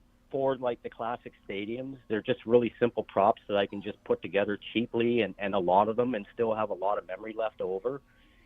When you look at all the old classic stadiums I got, there's a lot of the same stuff going on in them. They're just in different areas or blended in differently, right? To kind of give a different look. But I try to stay away from all the future props, a lot of the big props. I mean, I like to try to get some stuff into my stadiums that I've never used before, but it's really hard to do with the old stadiums, especially when, like recently I just built, I think, 8 or 9 ballparks for ATG, and it's their 1915 roster, so they're all wooden ballparks, right? Yeah, so you're using all the little wooden seats and stuff, and those little buggers take up a lot of memory. But I'm going through now, and I'm looking at how you use a concession stand with bleachers in them to kind of create an old school the bleachers in them, luxury seating. Brilliant. Yeah, now, I never understand why we didn't get any individual. Like when they brought out that turn of the century Charlie, hang on, buddy. Update, turn of the century update, I just don't understand why we didn't get a little bit more. Like there was so much more they could have given us, but I agree. A lot more that was more stadium involved as opposed to barrels. More stadium involved. Like I love all this town stuff. It's all great. I use it all the time now. But man, I wanted wooden things, like big wooden seats, like the bleachers that are there, but wooden foul posts, old scoreboard, like old school. Like they got them in the game already. If you look at their classic ballparks, all that stuff is so good. It looks so good. Like transfer that over to Stadium Creator, please. Yeah, I agree that there needs to be more stadium-involved props as opposed to road signs and barrels and trains and cars and stuff like that. Yeah, I just want stadium stuff. I just want a different variety of old school bleachers. And I mean, I'm probably rare because I don't think there's too many people that really get into like building the old classic ballparks. I know there's the gaming kitchen, and Murf does some, and there's a few other people. I think there's some guys on ATG that make them too, but it'd really be nice to have some of that stuff. It really would. And I think we will. You know what? So I think we're going to get this stuff. I just think it's going to take some time. At least in a next-gen game. Yeah. I think we got to wait for PS6. Yeah. Like, don't you think Stadium Creator probably needs to be completely rebuilt again? Like, yeah, and I don't think that they would be able to fit all the stuff that we want into it the way that. As excited I would be to have a whole new, layout and version of this tool, it just crushes my soul to think that I'd have to build a lot of these parks over again. Yeah, it would only be worth it if we got at least a little bit of what we wanted. Like we're able to edit the bullpens and do all that stuff. Then it would be worth it. I know what you mean, though. It'd be. Yeah. I'm not really looking forward to having to build all this stuff again. I just think there has to be a template where you can have an old school template with the bullpens on the bullpens on the field, and then you could just keep those if you want them, and then have a template without them, and then you could start fresh from there. Yeah, exactly, and that's simple. Like that seems to be something that they should be able to do. I think. I agree. It's like the home run distances. It just blows my mind that they just can't have the numbers on the walls when you can already see them when you adjust them. Now I have to ask because people are mentioning the outside of your stadiums, and you're obviously a master in that arena as well. Do you have like a background in games like City Builder? Like I know Sewell says he's played a lot of those, and like what is it? Amusement park builder or something like that, a roller coaster creator. Do you have like a history in those games too? No. Yeah, I had a roommate years ago that used to was it Sim City and all that stuff. Yep, and I remember Sim City. Go in and create the. Yeah, and that's kind of what Stadium Creator reminds me of a little bit, I guess. But no, I with the town stuff and all that, with my classic stadiums, I try to get like an airplane view of the whole surrounding area, whether there's hills or mountains, the way the roads are laid out, and I try to kind of just follow that. And I really don't. I like some of the outside stuff that I do, and depending on memory, sometimes I just can't do too much with it. So there'll be a lot of like big blank areas where it's like, okay, well, how come there's no subdivision there? Well, I'm out of memory. So I just kind of follow the map, the game plan of the map, and all that. And fictional, I just kind of throw stuff out there and just clutter everything up. There's really not really a big game plan for it. It's just follow the map if I'm doing a retro stadium, and if it's just something I'm creating, I just try to come up with something. Well, I mean, it's obvious you're a master at these cities because we're looking at the outside of Harlem, and it's just amazing how you can find so much memory to make the stadiums look as fantastic as you do, and then still have room for these amazing cities. Yeah, like sometimes when I'm done, I'm like, wow, how the heck did I do all that? Like, there's so much, but I just know I stick to my game plan of just using, shipping containers and. I'm pretty sure the concourse pieces, I haven't figured it out, but I think they're all different when it comes to the price of the memory of them. Like I've gone into some of those sand ones, and I think that they change. Like they're a little bit more expensive than say like the brick or the wood concourse pieces. So I try to stay away from that stuff and just stick to like the brick or the wood or one of the light gray concourse pieces. 'Cause I'm not sure though. It seems to me that they might be varied in the memory that you use on them. Okay. Yeah, I mean, you're a master, and we've been saying it from day one. And I was looking through like some of the recent ones, and I'm like, man, I haven't stamped an Arch Stadium yet. So I'm glad I went through and I found. You know what? I really don't think there's any. Maybe a couple might be worth it. I don't know, but recently, the stadiums that I've seen you showcase recently, I've been blown away by. Like some of the regulars that have been there, and some other people that I've never seen before. I'm like, wow, this is this person's first stadium or second stadium. Yeah, it's top notch. You know what I mean? Like, and there's a couple older ones that I remember saying like, wow, this is your stadium. This is fantastic. I can't wait to see more from you. And then I don't see more. I can't remember the names off the top of my head, but man, there were some really good ones where it's like, wow, this is their first one, huh? And then nothing. So, yeah, and then nothing. Yeah. All right. Well, Arch, I appreciate you giving me the call. I got to take a break and get the dog his insulin. So I don't want to do that while you're on the phone with you. I appreciate you calling me in, and we'll get you on again later if you're willing. 100%. All right. 100%. See you in the chat, man. All right, man. Appreciate it. Thanks, Arch. Okay. Bye. There he was, ladies and gentlemen, the man, the myth, the legend. It was nice to pick his brain a little bit, get inside that head of, his process. And it's almost a little refreshing to hear that he says he just goes in with no really plan and just kind of builds. So, all right, happens to be the most viewers I noticed, but I got to take a break real quick and get my dog his insulin. He's driving my poor wife crazy. So let me do that real quick, and I'll be right back. Daddy, sorry, buddy. Come here. Tell you what, I'll give you some chicken, too. Okay, you got the shot. You've been staring at this pepperoni, pal? I'm sorry. Come here. Can you get chicken out of this little bowl? Where's that little bowl? I couldn't find it. Oh, I got it. Just jamming it back further in the fridge.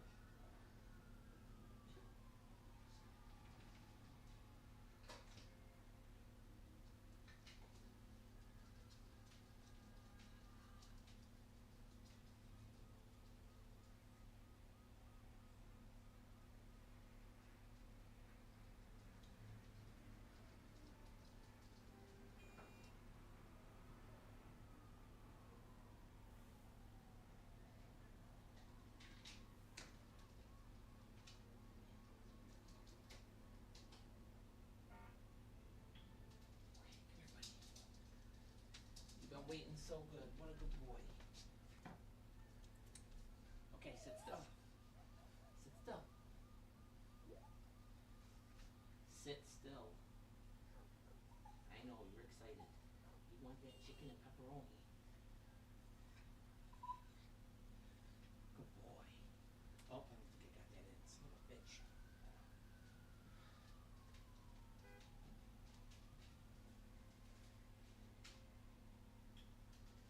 It's rushed.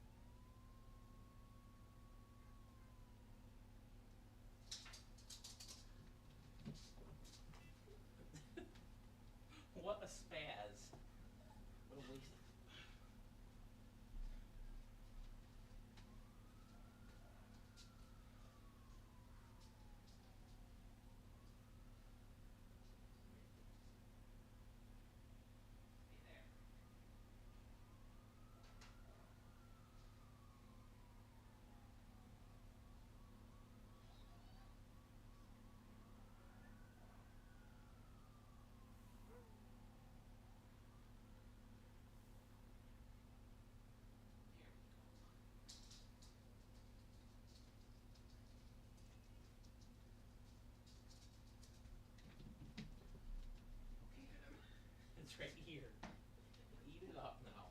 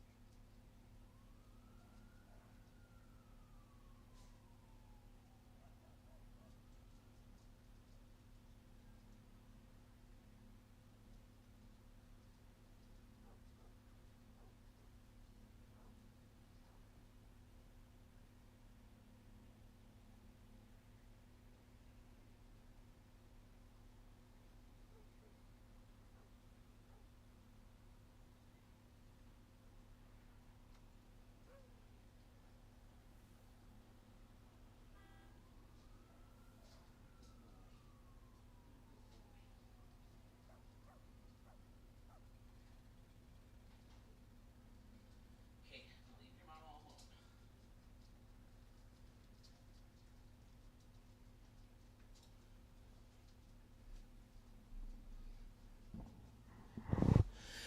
Okay.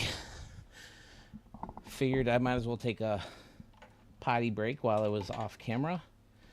Just a reminder, you're watching Studio 44's 100th video.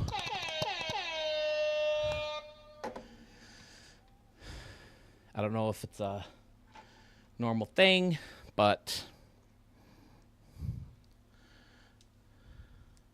I wanted to do it because I thought it would be fun. Okay. So, yeah, there's Arch. Arch, send those stadiums to me, buddy, and we'll get them showcased for you.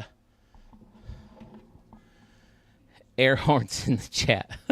Mario, have I showed a stadium of yours, sir? I remember you ducking in and out a couple times, right? Wrigleyville North. All right, let's do it, Sewell. Sewell, you want to call in?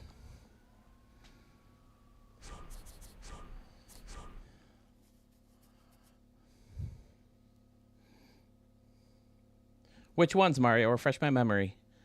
Sometimes I have a trouble connecting YouTube names to screen names.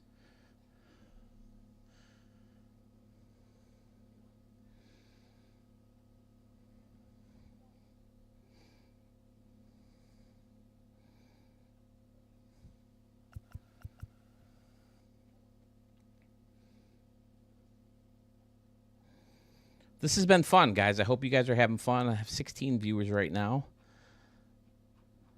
People have been in and out. We've seen Frankie. We've seen Pfizer. We've seen Murf. We've seen Sandman Dan was in for a second, right?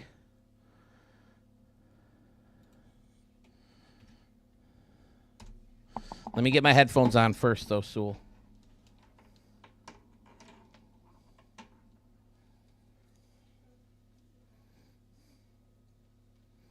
I agree with that, too, Arch.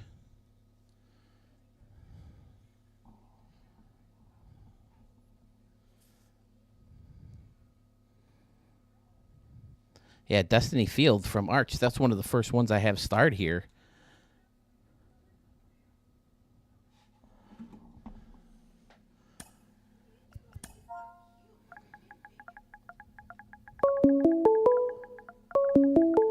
There's that phone. Whoops.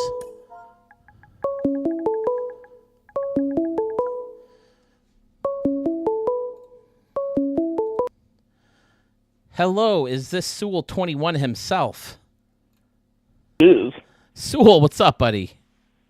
What's going on, man? It's good to hear from you. I'm glad you could make it to the premiere. Or the Congrats on live. 100. Thank you. Yeah, I don't know if it's a normal thing, but I thought it'd be fun. Just get goofy. I told my wife I'll idea. probably do the same thing if I make it that long. I told my wife the idea, and she like immediately got on and found me these glasses and the hat, and she's like, "You got to do the air horn. You got to do the air horn." She loves the air horn, mainly from what's that show, babe? Superstore. They do it in Superstore all the time, apparently. Oh, okay. I'm not familiar with that one. It's fairly new. Like ended right around the time the pandemic ended. All right, Wrigley North. Oh, okay. What are those Wrigleyville North? I don't know. Not yours. Did I spell everything right? It's Wrigleyville North. Oh, Wrigleyville North. Okay. Everybody, Sewell 21. He has Stadium Center right here on YouTube. Definitely want to check that out if you haven't already. I don't know who is watching me who hasn't checked you out, but just in case, always happy to send people your way. Yeah, Pfizer, yes, I can. I can do that one next. So this is Wrigley North. I remember when I first found your stadiums, and you were just showcasing them online real quick. Yep. Yeah, this is the first time I ever built when I found out the show had a stadium creator.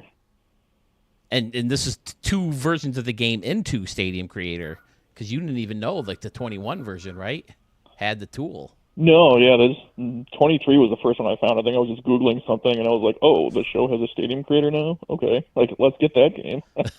Well, I told the story. I don't know how many people have heard it, but 21 was obviously going to be the first game on the PS5, and I didn't have the PS5 yet. So I was going nuts trying to get a PlayStation 5, and you had to, keep clicking on, put in my cart, put in my cart, put in my cart, put in my cart, put in my cart, and it would like disappear. And then I finally got it at a Walmart, and I'm like, yes, I've got it, woohoo! And I'm screaming in celebration and happy because I get to freaking create my own stadiums for the first time ever. And then I checked my email to make sure everything went through to get my confirmation. I look at the confirmation. Yes, Phil Sherman, this is being shipped to Walworth Road, which is my old house. And I'm like, no! So, long story short, I couldn't change it between FedEx and Walmart. The people who I bought it from and who was delivering it, they could not change the address. So that PlayStation 5 was going to my old house no matter what. So I talked to a police officer and I said, am I allowed to camp out at my old house and grab something that was addressed to me legally? And he's like, absolutely. If it's addressed to you and just the wrong address, you have the right to take it. And I did it. Luckily, I was friends with my neighbor. I played softball with him, my old neighbor. I told him, I said, listen, I'm going to camp out in your driveway, watch the porch for the delivery, because thanks to technology, you know when it's coming and like exactly where it is. And I'm like on the phone with my coworkers who were covering my now like hour and a half long lunch break. But it's supposed to be like 35 minutes. And I'm like, okay, the package, I might have eyes on the package. Package is arriving. Package has been delivered. And I jump out of my car. I go and grab it off my old front porch and take it back to my car. Because at the time, those were selling online for like double the price. People were buying them and just putting them back on Amazon and selling them for double the price. Yeah, that's always a problem when the new stuff comes out. And my old neighbors also, or the people who bought my house, also have dogs. So when my wife accidentally sent stuff there, to the old house for my dog, I went and asked, hey, did you get this delivered? They're like, oh, no, we didn't get it. Meanwhile, their dog's probably in the other room eating it. Yeah. So I had to do what I had to do. There was no way because my brother-in-law worked with them. They worked at a Lowe's, department store around here, or hardware store, whatever you call those. But he worked with them, and he just didn't seem like the kind of guy who would just say, "Oh, here's your PlayStation." It was addressed to me by accident. Yeah, he seemed like he would enjoy it himself or resell it. Oh, free PlayStation. Yeah, but I mean, this is your first stadium, and already you're taking advantage of making the stadium look like it's below street level, which I think is very important when it comes to making a stadium look real. Yeah, actually, I haven't done that on my last few stadiums. I don't know why. Well, maybe I did. I don't know. I guess I've been building more around and like enclosing them off rather than having like street levels. Yeah, a lot of times, when you focus on the inside of the stadium, it doesn't matter as much. Like, I don't do that with the ballpark at the Moonshot Casino. I do it with, like, United Airlines field because, you want to hit the ball across the street. And I did it with the Brooklyn Bomb Squad Stadium because, again, you want to hit the ball across the street and you see outside of the stadium a lot. So when you do that, I think it is important. And the one I made for yours, I made it look like it's below. Oh, okay. I just took a quick peek at it. When people have been sending me in those template challenges, I've just been taking a quick peek just to see how they handled the outfield walls, if they just built above them, built around them, built into them, like, just to see what they did. Then I exit out right away. I'll get a good look when I start recording.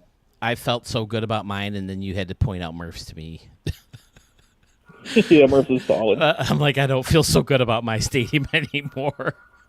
Ugh, that freaking Murf. I still really like mine, but I think I got a shot at, like, being, like, top 3, maybe. You didn't upload yours, right? So I didn't see yours. No, I haven't uploaded it yet. But you definitely went with quirky dimensions on this one. That where it jolts back in right center field. That looks cool.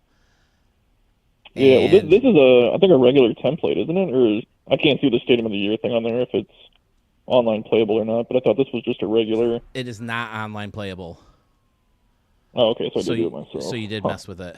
See, I can never have an online playable stadium just because of the corners over here. I can never leave those. And I wasn't for a long time, but people kept asking me, hey, can you make them online playable? So I was like, I guess. Like, I'll try and find a template that looks good. But yeah, the way they handle a lot of their corners in those templates are just unbearable to me. So I don't even mess with them, or I don't even mess with trying to be online playable. And I myself don't play online playable, so I don't either. That's one thing the guy who did ask me to do the dinosaur stadium for him is he said it didn't have to be online. It was for a franchise, so that was good. But, I mean, that's good. Obviously I can do it if, because I am offering my services up to anybody who wants a stadium built, if you like my style. And I can do online playable if I have to. I just haven't.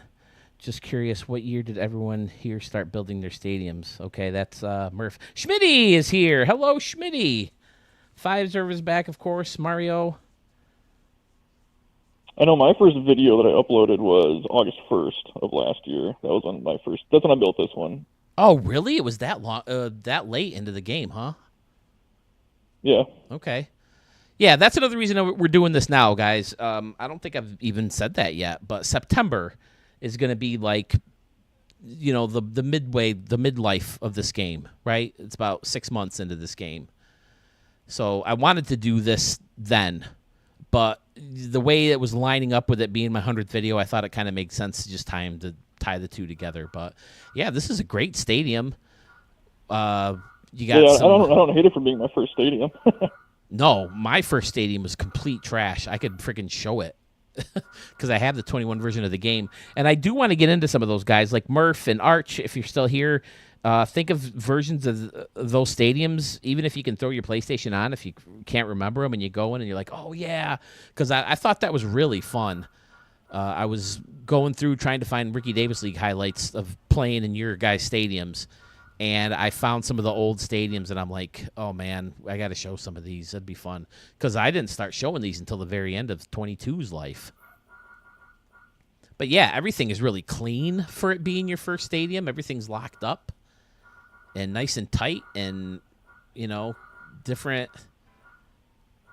Yeah, well, like you said before, too, I've played I've been playing, like, design games since I was probably...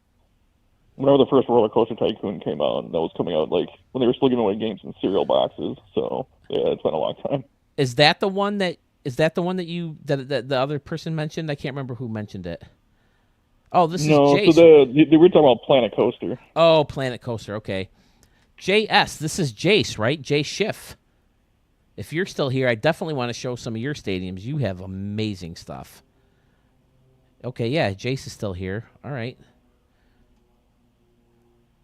So Jace has been around since 21. Yes, you know what? I do remember going through your page in the very beginning. But now, when did you decide? Hey, I want to YouTube these. I want everyone to see these. I'd sent a bunch to Harrison Sawyer, and he was just taking too long to show him. So I was like, you know what? I know how to video edit it. I could do it. and you and your girlfriend stream, right? Or you used to stream other games? She doesn't stream. She just kind of hangs on the background of my streams. Oh, okay. I remember you telling me that she thought about streaming for a while, but then she was just like, I just want to enjoy games and not have to worry about looking at a chat and doing all this other stuff. So I was like, yeah, I totally get it. Plus, there's a lot of weird people out there too. Yeah. So, Harrison Sawyer took too long, and he was going through a move and stuff like that. And I always credit him with the person who made me decide to do this, because I thought it was such a cool idea. Yep. And it seemed like he had videos out every day. Did he? Which ones did he show? For a while. I know he showed my Vegas one. You showed that one too. Yep, I showed your Vegas one. That was my third one I ever made. And I think he showed my Brooklyn one also that you also showed.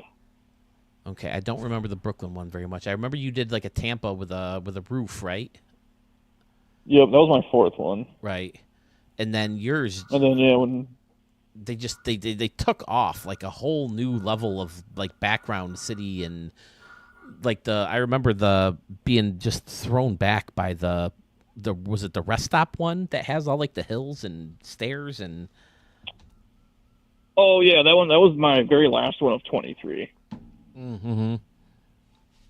Yeah, Arch is bringing up DCU scope. I don't know who saw the very beginning of this video, but I started this video by playing my very first video ever. Oh yeah, I'll go back and look at that. And I mentioned DCU scope and gaming kitchen, and I can't remember some of the other ones off the top of my head.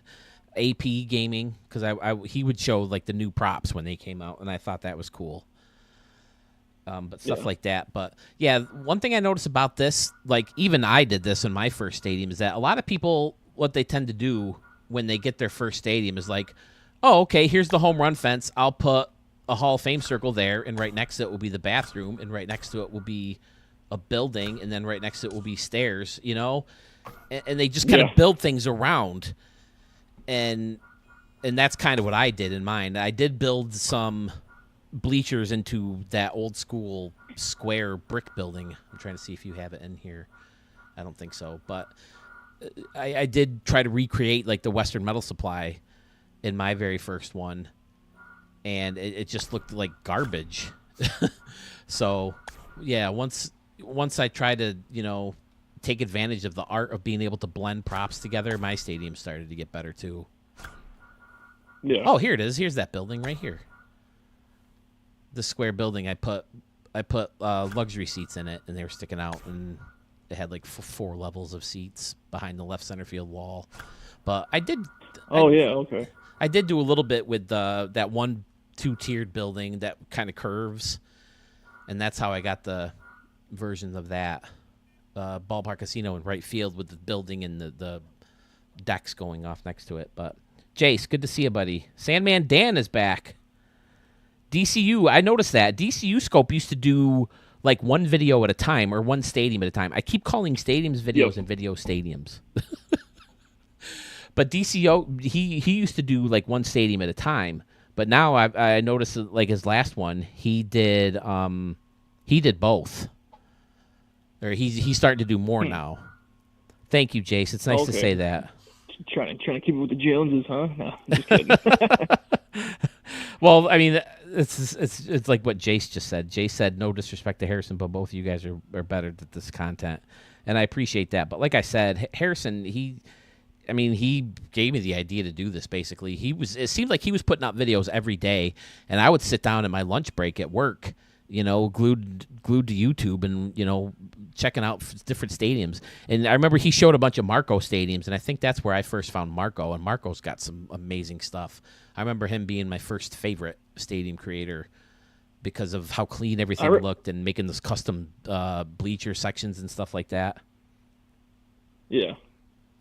Yeah, I remember when I first started thinking about doing other people's stadiums, and we were just searching the vaults randomly before we were getting submissions, and I remember finding Carmen's Den and being the first one I showed off, and like in the back of my head, I was wondering, I wonder if he'll ever even see this video and ever find it, think like, hey, that's my stadium. And now he's like pretty prolific with the stadiums that he builds and talking to us and stuff. Yeah, Carmen's dad. It took a while for me to lure him into Studio 44, but I finally got him, and he submits some now to me too. But he seems like he's taking a break. He's one of those guys who's fed up with not enough new stuff being available, and I get it. It's tough to throw $70 at a game every year when it's basically just a carbon copy. Well, see, that's it for me too. Is I'm just playing it through Xbox Game Pass, so I'm paying like the $15 a month or $18 a month for the Ultimate. So when the new one came out, it didn't, no skin off my back. I just couldn't get early access. What's another one I can show yours while I got you here?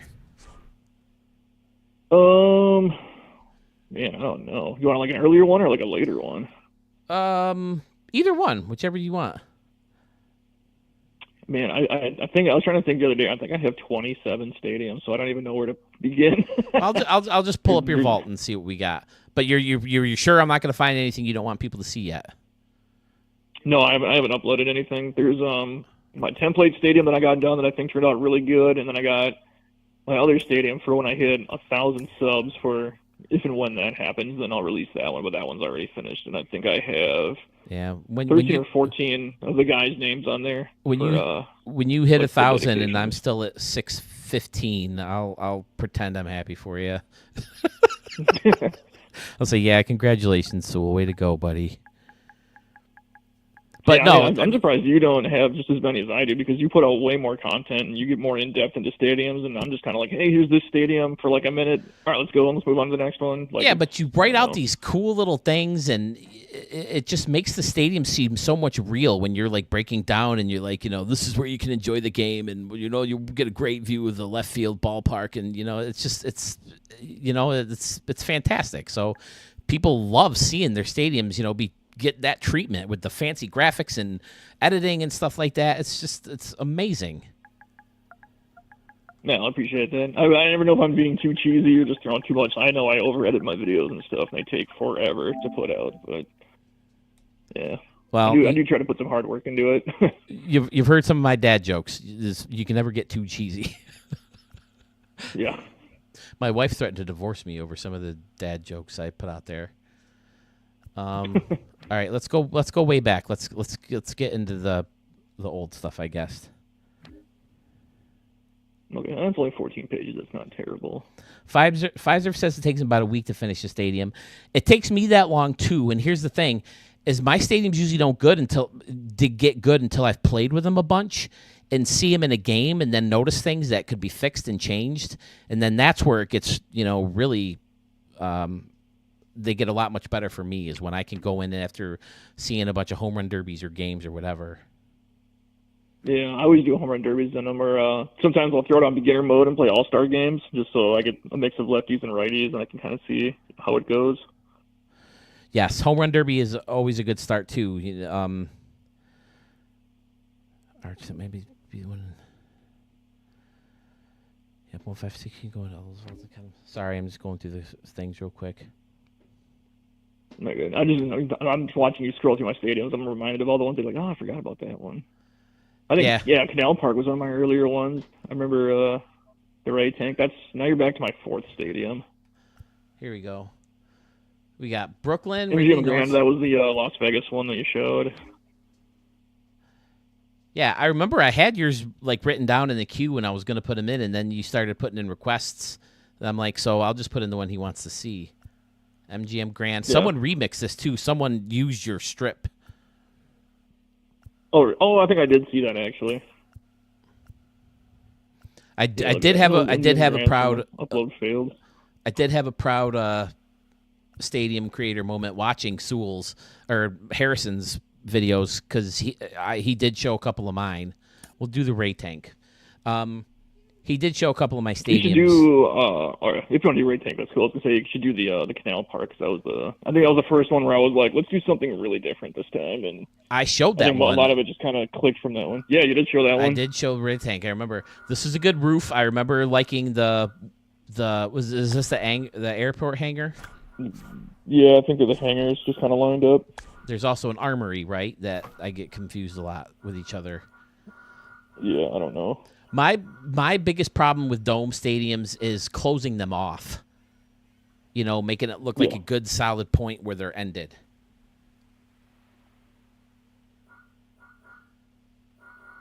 I like the fountain in center field. You don't see that very much, right behind the batter's eye. That's cool. Yeah, this one I took a lot of inspiration. I built this one right when I moved to Arizona, so I'd gone to a bunch of Diamondbacks games, and we went to one of the World Baseball Classic games with the U.S. and Canada, so that's kind of where all that green and scaffolding and stuff kind of comes from. Okay. Yeah, I take note of Arizona a lot because when you pick a stadium, that's the first one that shows up because alphabetically Arizona first, right? But I like the porch over here, closed off, really cool. With anomalies, yes? Yeah. That looks like anomalies. Yeah. That's what I was using anomalies for, was just even different wall textures. Very, very fun. And then it's very clean, but standard around and behind with the luxury I feel like this underneath. One's pretty basic, but I mean, it gets the point across. This was actually one of my most viewed videos for quite a while. Oh, is this for the track? This, like, with the solar panels and stuff? Is that for, like, a track? Yeah, that's supposed to be, like, where they slide on. Oh, that's fantastic. And I like the big solid green walls out here with the signs on them and the lights. The other problem is the lights. I think we need more lights that can be built into things without the poles or without the posts or the beams or whatever you want to call them. Like, they have the one little one, but it looks so old. I lost the lights. Well, now we have two sets of lights that don't even work. Which lights don't work? The one that's, like, on the back of a truck from the one park that the MLB played in this year, Rickwood. Oh, okay, yeah. And then there's one that's, like, called Gray. It also doesn't work. Now, in the comments, people, because Sewell obviously hasn't played the older versions of the games. Do you guys notice, like, there's less lighting props? Are there light towers that are gone from earlier versions of the game? Or is that just me? Yeah, I think the other one that doesn't work is called, I think it's called Gray, and it's actually a really good looking one, but there's no light that comes out of it.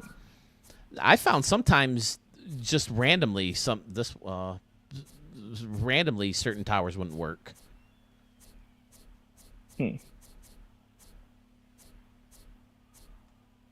Where's the one I'm trying to think of that doesn't have like a tower? There we go, Gray Frame Tower, that's the one that doesn't work.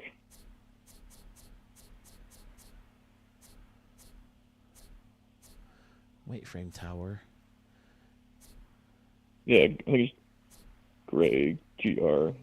I don't know. White Trestle. This one. Looks like it's perfect for like an old school roof or an old school building. Mm-hmm. But yeah, I use those. They look like the ones that I think I've used those on more of like the old school ones because they kind of remind me of the ones at Wrigley, even though the ones at Wrigley are skinnier. Gray Frame Tower. Okay, yeah, I don't use these very much, so maybe that's why I don't notice that they don't work. But the lighting has become such an issue with where you can put them and stuff.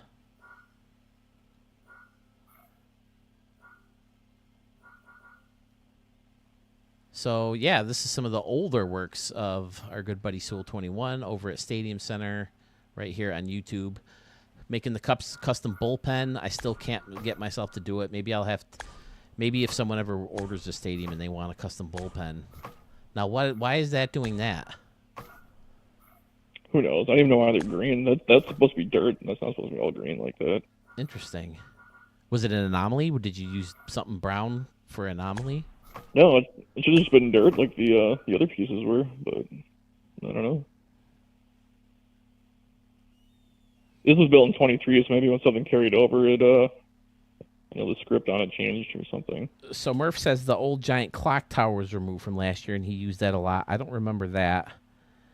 Other than that, I don't remember anybody say lights. Lights is the one that it seems like I had more options for, but I could be wrong. But I tend to use the same ones. I like using the curved ones from Kansas City behind home plate. Yep. And around the corners. Yeah, have you noticed that you can't put those behind the batter's eye, but where are they in Kansas City? They're right behind right behind the home run. It doesn't make any sense.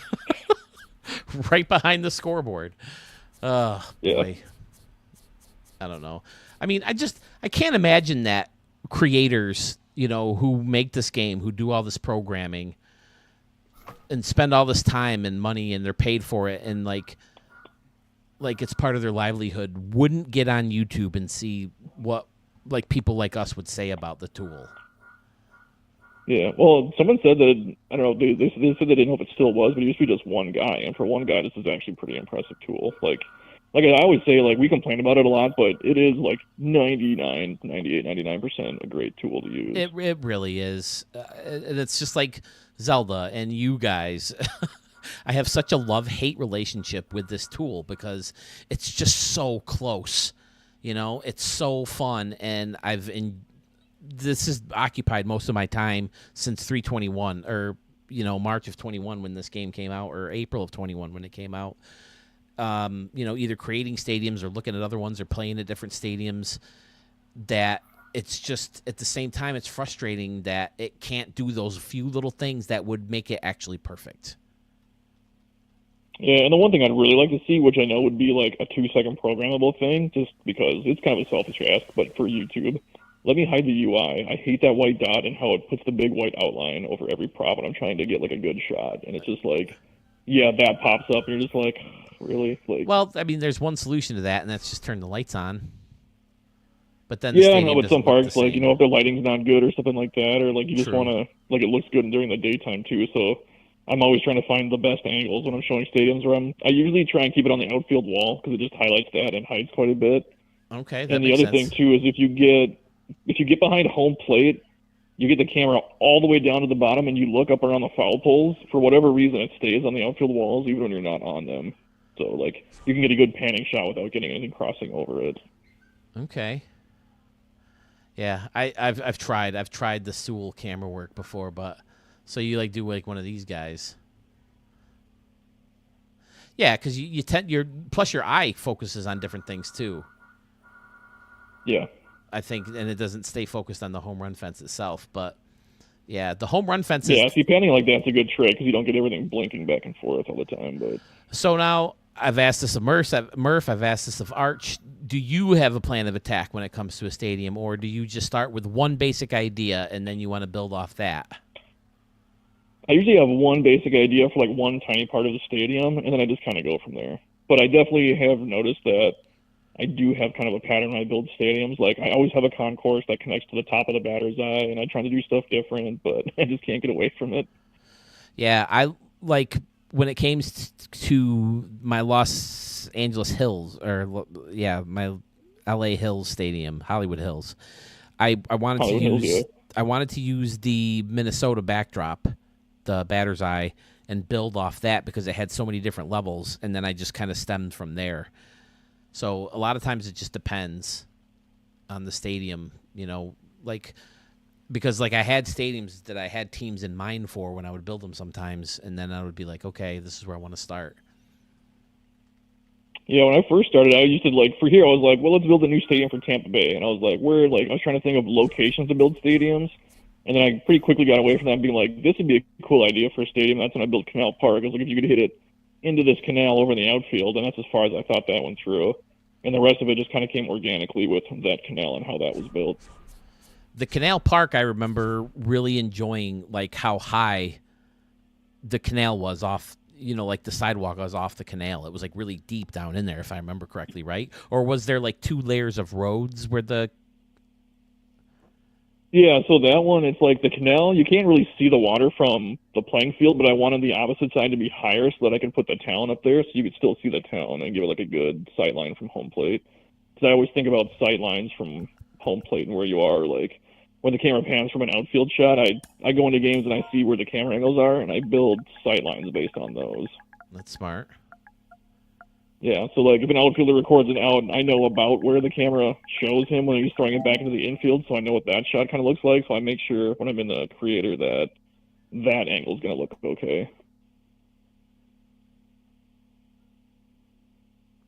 The new one that I built for the 1,000 sub stadium, it's built. All the dedication stuff is built in left field, and when you hit a home run, it just shows. I don't want to give too much away, but you see all the dedications on the home run cam, and it's really cool. Oh, okay. So Yeah, if you hit a home run and they show the replay, it's just like boom, there's everybody right there. Like, and I like the way that turned out. Dedication Field had one of my favorite center fields of all time. Your original one. Oh yeah, with the marble with the grass, and then it had the restaurant. That restaurant I built off Murf's idea. That's why I dedicated it to him.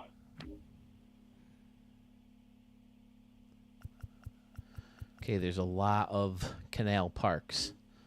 I probably should just grab one that I know is yours, but I don't know what they've changed off it. 66. There are 56 pages of Canal Park. Yeah, kind of a generic name.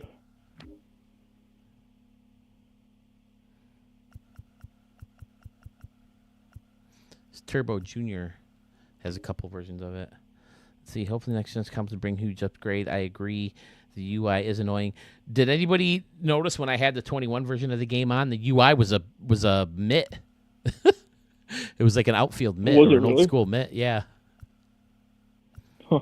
I do want to get into that older game. I think that was fun. But the tool, my God, they had this at the one point. They had this easy mode and pro mode, and the easy mode served like no purpose whatsoever, other than maybe just to showcase stadiums. Without getting too deep into it, because you couldn't do anything on easy mode. I mean, you were watching me. I couldn't even move the props around. Really? Yeah, I forgot. You had to hit the what's the sensor? That big sensor button in the middle that you can use like a mouse pad kind of thing. Yeah. And you had to click on that like it was a button to bring up the menu, and then you had to turn easy mode off before you could do everything. And they didn't have a wheel, and it was just like I remember getting into. I'm just going to do this one because I'm on page 11 and I haven't found yours yet. The touchpad, there you go. But I had thanks Dodger Blue. Did you have sailboats in your canal? I don't seem to remember that. Okay. I had a couple boats. We'll see what this one is, how different it is. Now, did you just come up with a number? Did you put the 522 on the wall in right field? I measured it using from the outfield. I took a couple props and made it so they were from like home plate to the pitcher's mound, and that was 60 feet, and I measured it from there. So 522 is about right. Okay, because I didn't know it if might maybe not be exact, but it's about right. Maybe I should have just. Wonder if you could take the wall and move it all the way back there and see. Right, that that's might what I have was been a better gonna. way to think about it. But. That's what I was going to ask, is if you could do that. Let me see. Yeah, I don't know if you can do it. You can see because I thought I measured it down as pretty good, but I don't know. It's still just a guess. But that idea actually came from.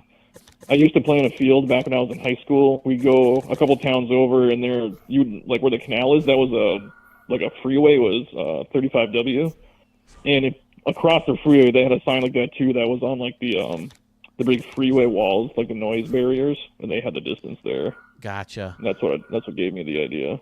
Yeah, they're not letting me get in there at all. But I remember telling my Pittsburgh stories because this reminded me of behind PNC Park in Pittsburgh by the canal, this little walkway. Yeah. And then for the most part, I think this just looks like a re-upload. I don't think they changed anything. Okay, good.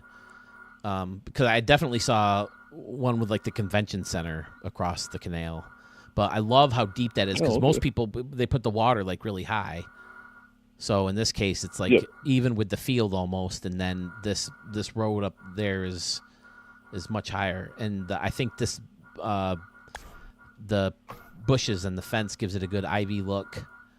And yeah, I didn't know you could do sailboats on a canal. Yeah, I don't know if you can either. I just was like, hey, that would look cool.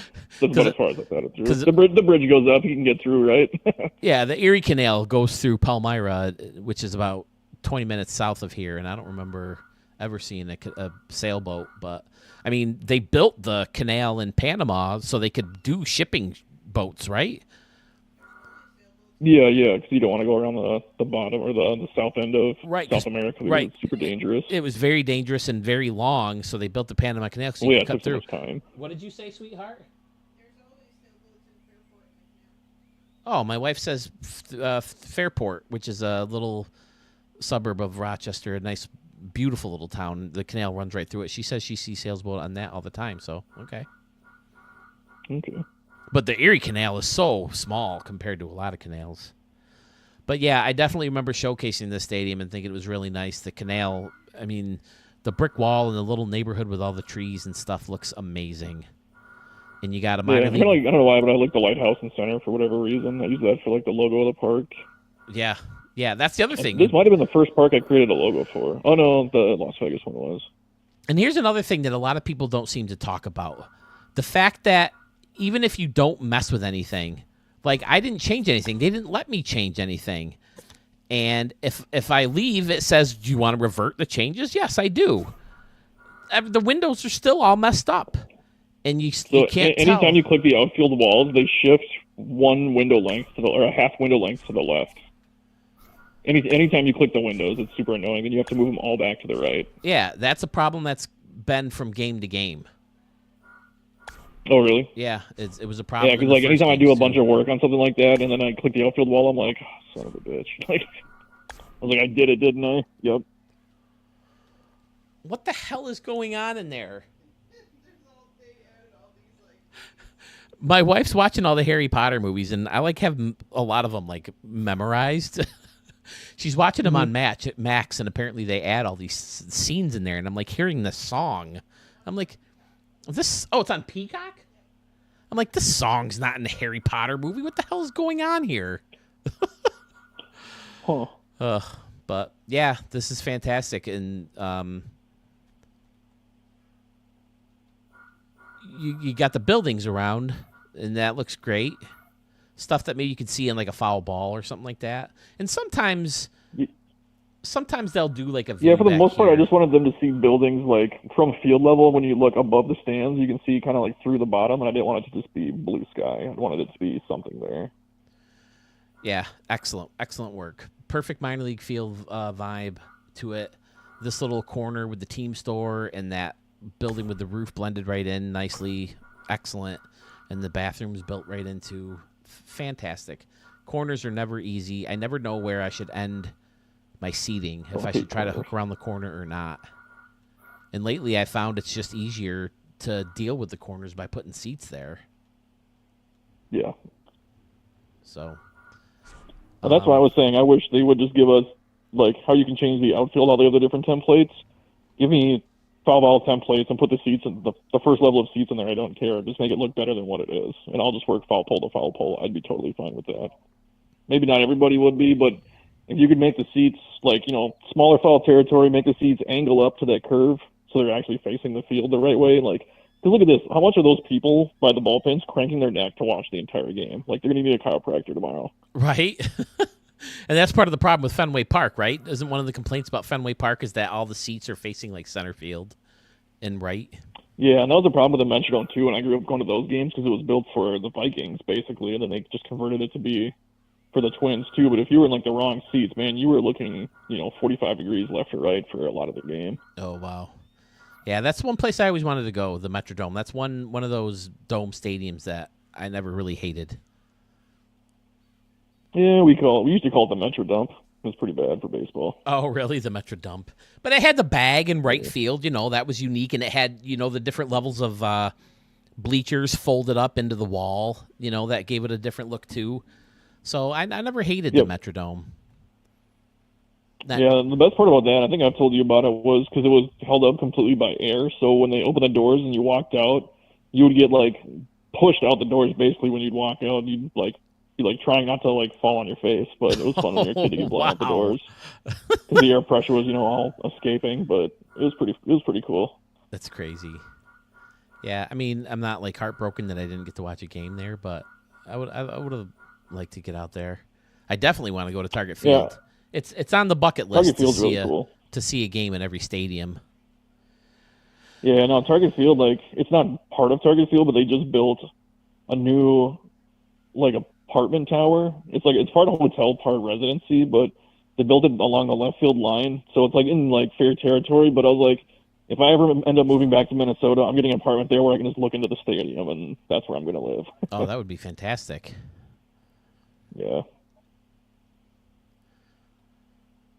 All right. Is there another stadium you want me to look at?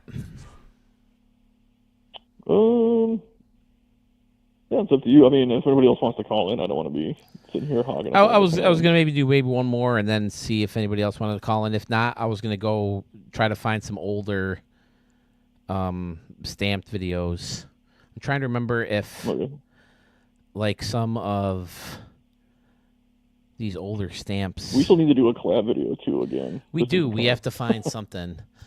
I mean, I keep saying, every year I'm going to do a wishlist video every year, but every year it's the same thing that I want fixed, that I want changed. My wishes haven't changed. I think I've aired it out enough that everybody knows. I mean, if people are like, what do you want to see the most? I'm like, I really want to know. Phil and I did a video on it like an hour, and I don't know if we can really add anything else onto it.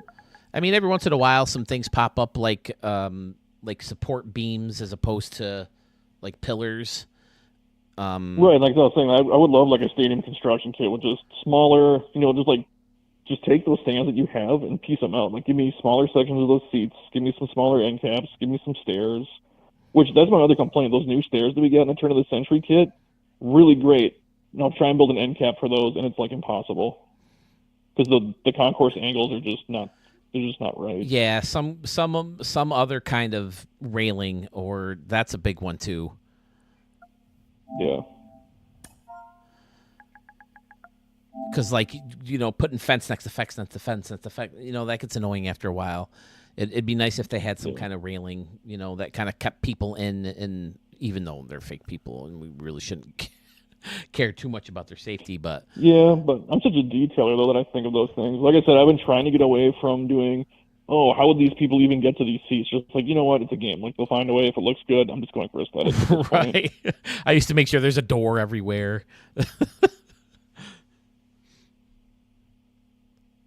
Or something that looks like it could be. Yeah, I definitely want to find something older, and then maybe if I can find some of the older starred ones, or I could go into the 21 version of the game while some people are here who might have some versions of the game in. And Jace, is Jace still here? I would love to chat with Jace if he's willing. Haven't heard him comment in a while. Dan, are you back for a while? I'd love to chat with you too, buddy. You did a version of the Durham Bulls Park. Did you do that for someone else? Yeah, I did that. I built that for somebody else. You know what? I never made a video for that one. You can check that one out if you want. All right, let's do it. I've seen people make versions of that, even I think back in the original game. In the original game, I made a version of Frontier Field. I think I downloaded someone else and more like remixed it than I did make an original of it, but I changed a lot to make it look more like real. Yeah, this one I didn't. The only thing I didn't do in this one is I know they have kind of like an iconic thing in center field where there's like a rounded. Yeah. I remember center field. Yeah, I didn't do that in this one. Oh my God, there's a video out there now. I think in this ballpark where maybe I posted it on my Facebook or something like that, but they. The manager, I think, from the opposing team was arguing about a ground rule double call, or they thought it was a home run or something like that. And there's a spot out here in left center field where that circle is that you were talking about, where you can get like behind the home run fence through a little gap. And the guy said, "Look, the ball's right here. It didn't go over the fence. It should be a double or something like that." So the manager gets out there, goes behind after arguing with the umpire for a few minutes, by the way, and then climbs up onto that grass area and starts looking for a baseball to prove to the umpires that he was right. I can't remember what the exact situation was, but it was basically a manager trying to prove his point to the umpires that it could be more than one ball.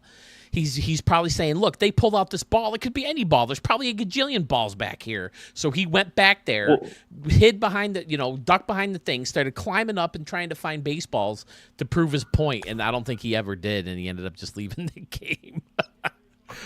Well, that's like Wrigley Field. They always say at any given point, like during the end of the season, there could be up to like 50 balls in there from like batting practice and all this other stuff. Right. Well, didn't people say that they left balls there on purpose so they could do that? Just grab the first one they find and throw it back in? I don't know. I know there's that one famous play where someone hits one into the ivy and 2 balls pop out, and I can't remember who it was. One of the outfielders, he threw 2 balls back into the outfield. He threw one to home and threw one to second. Doug, I was in Henrietta twice in a row over the weekend. 2 different days I was in Henrietta. Are you from the area then? Doug, have I showed your stadiums before? Are you Doug 23? Doug AS 23 maybe? Sorry, Sewell, I didn't mean to interrupt your thing. But now, did you go through and try to recreate the buildings too? Because I know you said you did that on the South Carolina field that you made for me for the Ricky Davis League. Yeah, I looked at a lot of reference photos for this one, and I was kind of dinking around on Google Maps trying to get street level views and stuff like that. So nice. I mean, Bull Durham is one of my favorite movies, and I mean, even that little stadium back from the '80s looked like a cool place to watch a ball game. So I'm pretty sure they're at the same location, right? And they just dialed it up, if I'm not mistaken. Oh, I guess I don't know. I never looked at this park that hard until this guy asked me to remake this one. So I was like, yeah, I even told him, hey, there's a bunch of good ones out there already, but I can still give it a shot if you want me to. And he ended up liking mine and was going to use my version. So I was like, okay. Yeah, this is great. I do remember seeing other versions of it with the circle and the hills over here and stuff like that. But this is if I could go to a minor league park, this is the one I'd want to go to, especially if it is in the filming location of Bull Durham. But I remember reading that a lot of that movie was filmed in November because they wanted to wait till the season was over, and that's why you can see their breath when they're talking. Yeah, I do remember hearing that too. So I think because I think the one minor league park I'd want to visit would be the one that I actually renamed for you, that Truist Park in Charlotte. Yeah. Well, they have the claim of being the prettiest skyline in minor league baseball, and you look at the actual pictures of it online, you're like, oh yeah, that is really cool. Yeah. Well, the Staten Island Yankees have a view of New York City. I mean, how do you beat that? I have to look that one up too. I'm not sure if the Staten Island Yankees exist anymore, but I mean, I think Aaron Judge played there and a bunch of superstars. So okay. Now I think Somerset is where they go. Oh, the Bull win streak wasn't real. It was added for the film. Oh, win a stake. Okay, gotcha. Yeah, Bull Durham is one of my all-time favorite baseball movies. That, League of Their Own, Field of Dreams, obviously, Major League. So I always liked Rookie of the Year when I was a kid. Rookie of the Year. That's the one where the kid hurts his arm, right? And he can throw a gajillion miles an hour. Yeah, somehow he breaks it, and when it gets healed in the cast, it snaps down, and then he throws 100 some miles an hour somehow. Right, and then at the end he loses it. Right, he hurts it again and loses. Yeah, it. because he ends up falling on his arm, and it corrects whatever was broken the wrong way, and then all of a sudden he's back to throwing, and he throws the super ephus at the end to strike that guy out. And then there's the other one with the kid, where the kid runs the Twins. I haven't seen that one, but yeah, I want to watch that one. I can't remember that one, but that's got some famous people in it. Ken Griffey Jr. does a cameo, and I think a bunch of other people do too. Yeah, and of course, Mr. Baseball. Yeah. Mr. Baseball. I know you didn't like Mr. 3000. I always thought that was a pretty decent movie for what it was. I'll have to go back and watch that one again. I just find it hard to believe that even if the guy was in his 40s or 50s. You just get lucky enough. Little Big League. Okay, that's the one I was thinking of. Thank you, Dodger Blue. The Dodger Blue was my freaking encyclopedia here today. Fever Pitch. See, I can't get into Fever Pitch, Mario, because it's Red Sox. Fuck the Red Sox. Well, did you see the stadium that they filmed a League of Their Own? Is it the one with the females? That one burned down a couple days ago. No, I didn't. Is it the one that Arch did? Yeah, I guess that one. Yeah, I think so. That sounds right. But yeah, I guess there was a big homeless encampment over there, and someone started a fire under the stands, and the whole stadium burned down overnight, earlier this week. Oh wow! But Mr. Baseball, Tom Selleck, he gets traded, right, to a team in Japan because a young rookie was coming up to play first base, played by Frank Thomas. That rookie's name, Ricky Davis. Oh, really? Yeah. But Ricky Davis existed way before that movie, so whatever, Major League. Oh, did you see for the first time in baseball history, a player played for both teams in the same game? I did see that. Someone who got traded from the Blue Jays to the Red Sox, right? Or vice versa? Yeah, and it was a postponed, rescheduled game. Right. That's cool. That is very cool. Like, I mean, I remember when Ichiro got traded to the Yankees. The Yankees were in Seattle, so he basically had to just walk across. Yep, So, yep, I remember cool. that. Did you know that there was a player that got traded for himself? No, I did not know that. Yeah, I think he played for the White Sox. This was way back in, I think it was like the 80s, but he got traded for cash and a player to be named later, and he performed so poorly that he was the player to be named later, and he got sent back to the other team. That's crazy. Oh, yeah, my so God. I think he's the only player in history to get traded for himself. Oh, Mario says he's going to see the Red Sox play the Blue Jays tomorrow at Fenway. Nice. I want to get to Fenway. Me too. As much as I can't stand that stadium and tell everybody it needs to be burned to the ground, it's just come on. It's 2020 freaking 4. Let's go. Like Yeah, I love about old school parks that I like, but I loved Yankee Stadium, the old one, and I've seen games at both, but you appreciate the Wasn't history. the new one pretty much the same, just with like a concourse upgrade? Pretty much, and more space in your seats and more comfortable seats. Like all the seats on the field level pretty much have pads on them. Well, that's how they should be. So yeah, if you're gonna pay that much money, you should not have a sore butt at the end of the game. And there's more room in the concession area, and they upgraded all the stuff behind the batter's eye in center field, and Monument Park is. Babe, you never went to the old Monument Park, did you? But Monument Park is, I think, in a better spot. It's closer to the field. Although I think in the old version of the game or the stadium, you could see Monument Park better. But Monument Park used to be in play back in the day when it was 8,000 feet in center field and left center field. But that's another stadium. That's another story I tell a lot because I've been to both stadiums. In 2008, I took a tour of the stadium and what was going to be our last trip to the stadium. So on my tour, they only had one ticket left, and it was my idea, so only I got to go on the tour. My wife, my brother, and his wife didn't get to go on the tour. But they were nice enough to travel out to the Bronx with me and just walk around the stadium while I took the tour because they knew I really wanted to do it. But I went down and I tied my shoes. I grabbed a handful of dirt and stuck it in my pocket. So now I have. Oh, you have the jar behind you, right? Yeah, it's not there anymore. We arranged the house. It's actually behind the TV I look at when I play this game now. But I have dirt from Yankee Stadium. Hold on. That's pretty cool.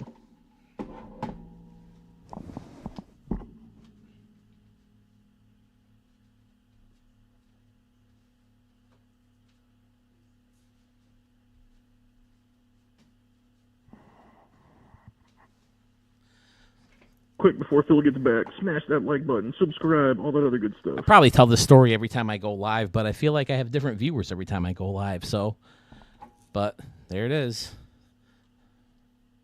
I was just telling everybody to like and subscribe while you were gone. Yeah, I just bent over, and I got the idea from Roger Clemens. When he wanted I think it was his 300th game. He was a Yankee. What the hell just dropped? He was a Yankee. Oh, yeah, from when he was on the mound, right? Yep, and he grabbed a bunch of dirt and put it in a baggie and took it home with him because he wanted dirt from the mound. So I got that idea from him. I've only ever done officially one stadium tour, and that was at Wrigley Field, and that's because when I was living in Chicago, one of my employees had another part-time job giving tours at Wrigley Field, so he got me in for free on one of the tours. And the cool thing was he actually got one of the World Series rings when they won in 2016. That's awesome. Yeah, I remember him coming in saying, like, hey, I need this day off, and I got the best reason why. And I'm like, okay, you can have the day off, but sure, what are you doing? He's like, I'm getting fitted to my World Series ring. I'm like, can you get me a World Series ring? Can I come with? All right, so what was the other stadium I was going to show of yours? Did I have one more? I think we talked about one, but I don't remember what it was. Oh, it was the Bull Durham one. Yeah, we're good. Okay. Okay. Yeah. So, all right. Well, thanks, Sewell, for calling, man. I appreciate it. I want to move on to some other guys and see if I can get anyone else to call in. I'd love to chat with Dan if he's still around, with Jace if he'd like to call in. Dodger Blue, if you want to talk about your logo a little bit, we can chat. and we'll go from there. We are into hour 3. We're late into hour 3 of this stream. My 100th video on YouTube, and so far it's been a whole lot of fun. I hope you guys are having fun too. I had to take the hat off because it was cutting circulation off in my face. But I only 7 hours to go. We're on 10 hours for 100 episodes, right? 10 hours? Well, my record is 5.5. That would be that's longer than I think I could go. My record is 5.5. But I had so much different stuff going on in that video. I had the start of the Ricky Davis League, and I was showing stadiums and a bunch of stuff. So, but Sewell, you know, build a new stadium live. That could be fun. We could do that too. Take suggestions from the chat. Make a 100th stadium, like you said, like you suggested. But we'll see. Cool. Well, I'll hop off so somebody else can jump on here. All right. Well, thanks, Sewell. I appreciate it. Jace says he's ready to call, so I'm gonna chat with him. All right, cool. Let's do something soon. All right, you got it, Sewell. Thank you so much. Yep. All right, Jace looks like he's ready to chat, so I'll throw the number up there one more time. And I got the headphones on and the thing's ready to go. So, Jace, whenever you're ready, I'll pull up your vault. I can't remember which one is I always find you with. Because Jace, he jumped on my list very fast of favorite creators. So it'd be great to hear from Jace. I'd love to hear from anybody who's willing to give us a call. Mario, we were just talking about that. I would love to delete stadiums from the vault because I have so many different versions. I think a lot of people started uploading unfinished stadiums because they were getting deleted. All right, here's that phone call sound. Hey, this is Phil from Studio 44. Is this Jace? Jace Schiff. It is. Hey, how's it going? Pretty good. How are you? Awesome. So I was trying to find what we looked up your gamer tag as. I couldn't remember it off the top of my head. JASCHIFF.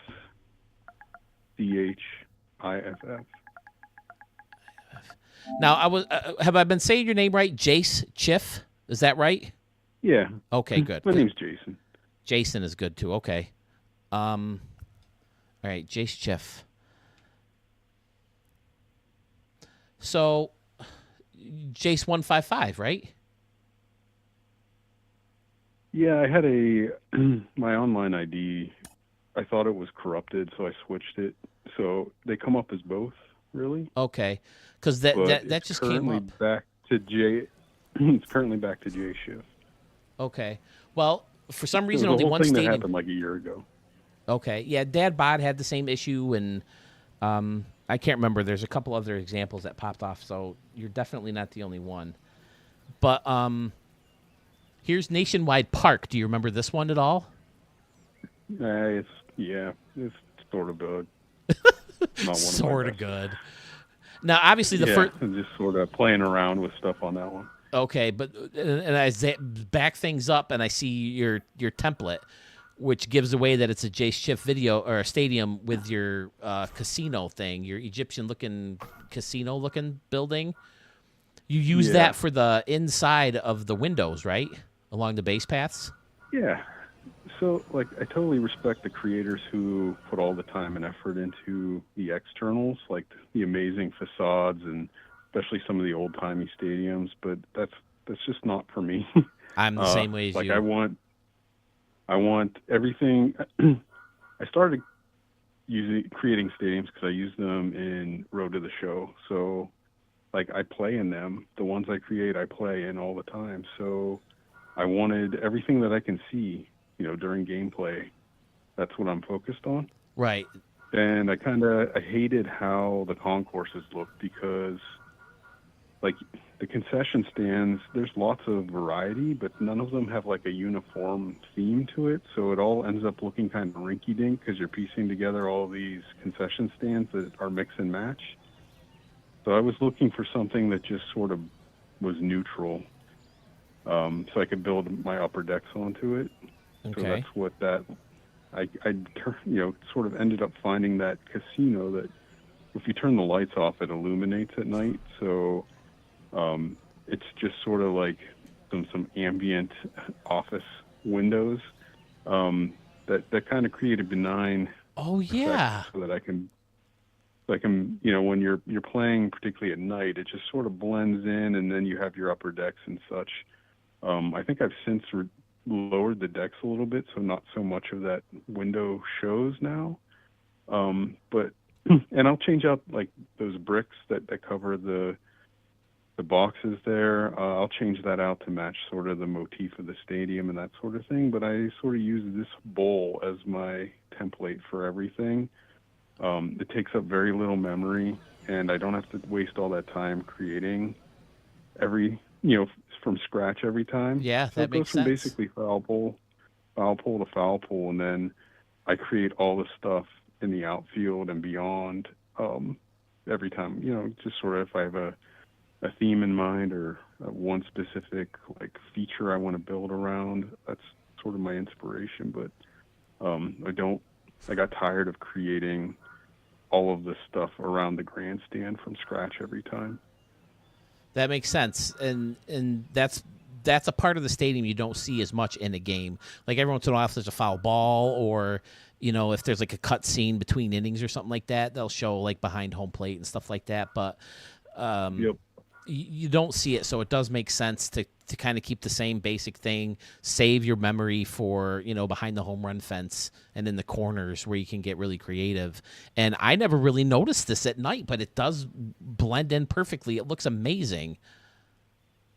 Yeah, especially some of my newer ones where I did lower all of the upper decks there so that it's a smaller band of that is showing. It just sort of blends in. And I thought it looked better than just, stacking the decks and onto the lower level, and it just creates all these open spaces and stuff, and the concessions look kind of crappy when you piecemeal them together. So now in the outfield, I love over here in left, you definitely use the home run fence anomaly, which looks great. I need to start remembering to start with a template that has these, because these look so much better than a lot of the different fences that you can use. I don't know how they are memory-wise, but I like that you can kind of go under here, and then it takes you right across to the center field. Yeah, they're great memory-wise. You can use a billion of them. So. Oh, okay, great. Yeah, I'll definitely have to use more of them then, especially the blue ones. But it just crushes me that you can't do more of this with blue fences because of the stupid blue walls not being able to connect when you could in older versions of the game. But I mean, you got the same concessions above and below. This might have been the first one I showed of yours, because it does look familiar. But yeah, this is a phenomenal stadium. Your work is always so clean. Always have these quirky, fun little levels for targets. Like you said, you don't spend a lot of time outside of the stadium, but when it comes to your views behind home plate, you obviously went all out here with this fun. Two different kind of concourses using the tile and the brick, so it's phenomenal. Yeah, that's the external work that I do focus on is stuff that is visible during gameplay. That'll be like beyond center field or in the outfield. I want it to be functional, not, again, no shade to anybody who loves to do all that external work. I've seen some amazing stuff, but right, the arches, the about Texas Ags and the Murfs and the Sewells. Right. Yeah, I'm the same way. I'm all about functional gameplay. I play in them. I want it to look good. I want it to be visually appealing, in the game. What part of the country do you live in, may I ask? I'm in Pennsylvania. Oh, okay, just like below an hour me. east of Pittsburgh. East of Pittsburgh? Yeah. Okay. Yeah. So I'm guessing you've seen a lot of games there, huh? Yeah, it's obviously having the sort of the local team be in maybe the best stadium, top 5 stadium. It's pretty sweet. Oh, it's growing up going to Three Rivers though. That was not pleasant. See, but I was talking about how Toronto when I had Archmage on, Toronto has a crappy looking stadium on TV before the renovations. It looks a little bit better now on TV with the renovations, but when you're there, it looks a lot better. And I'm starting to wonder, hey, I wonder if that's the same thing with, some of those other cookie cutters. Do they look better when you're there? Because even Frontier Field, my minor league stadium, it looks like a nice little stadium, when you're there, but on TV, like we have like these local broadcasts of them and stuff like that. It doesn't look that great. So a lot of the translation is, TV to actually be in there. In my opinion, Three Rivers Stadium was pretty terrible. It was just a big concrete cavern. The AstroTurf, like it was like 1,000 degrees in there in the summer because of the turf, and everything's concrete and very little character. Some nostalgia for childhood, but like not a great place to watch a game, to be honest. But most of the Pittsburgh memories are like Forbes Field, though, right? For the nostalgia? I guess. I mean, they had the teams in the 70s with, sort of the transition to Clemente's later years, and then Willie Stargell and the We Are Family teams. Those were all Three Rivers. So, and then sort of my childhood was the early 90s teams, Bonds, Bonilla, Draybeck. Now, are Pittsburgh Pirates fans happy that they didn't give Bonilla the contract that the Mets did, where they have to give him $1 million every July or something like that? My recollection was Bobby Bonilla was not the most popular guy in the world, so they were okay when he left. It was always a Barry Bonds, Andy Van Slyke sort of scenario where they were always the favorites. Andy Van Slyke, he was fun. Didn't he used to do like a lot of those MTV softball games and stuff? Wasn't he on those? Yep. Or am I thinking someone else? I know McDowell, right? Roger McDowell or somebody? He was quite a personality around here. So like, yeah, he was a fan favorite because he was sort of a wild guy. Now, here's one thing I remember, because I tried to do the same idea myself. It didn't look nearly as good, or I used it for one part and then like made everything else a little bit more modern. But you flipped the bleachers around of the old school stands, and it had that white cement look for Lakeshore Legends Stadium I'm looking at. That's a great idea, because it's just another way to get a different wall. It's so, the creator is great on the whole, but it's so limiting. So I've spent just a lot of time cycling through props, just aimlessly looking for stuff to repurpose. And all of a sudden you'll just be like, oh, I could do this with this. And you try it out and it's like, dang, that looks great. Because you get tired of looking at the same damn stuff over and over again.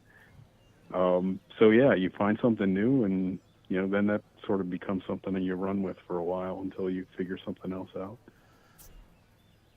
I love how you put it like that you run with for a while, because I've definitely found myself doing stuff like that, like the Lazy River. I find I use that Lazy River way too much now.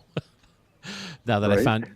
Well, just those gates beyond center field there, the red ones, I use those a lot, because there's nothing else that easily recreates, like, there's just such limited options for, like, here's an entrance, here's some props to create an entrance that looks semi-realistic, it's... Right. So you do end up reusing stuff. And that's something I find myself having trouble with. Maybe you could like lower them or something, but I mean, they're clearly ginormous and don't need to be that ginormous, for the purposes of a baseball stadium. It certainly works in this field, but here's that wall I was telling you about, this great concrete wall. If you just pull it up, it's just the seats. And one of the problem I would find with using that too much is it would cost memory, right? Because a lot of those seats take a lot of memory. It does, but a lot of those stand sections are not too taxing on your budget. So I found that I don't use, usually I'm just creating like an outfield wall, and it's not too bad. Is this the same thing? Probably. Oh, yep. It's been a while. Sure is. This is one of the earlier ones I showed of yours too. I definitely remember under this. Now, is this supposed to be like standing room only under here? Or is this just like a break in the wall?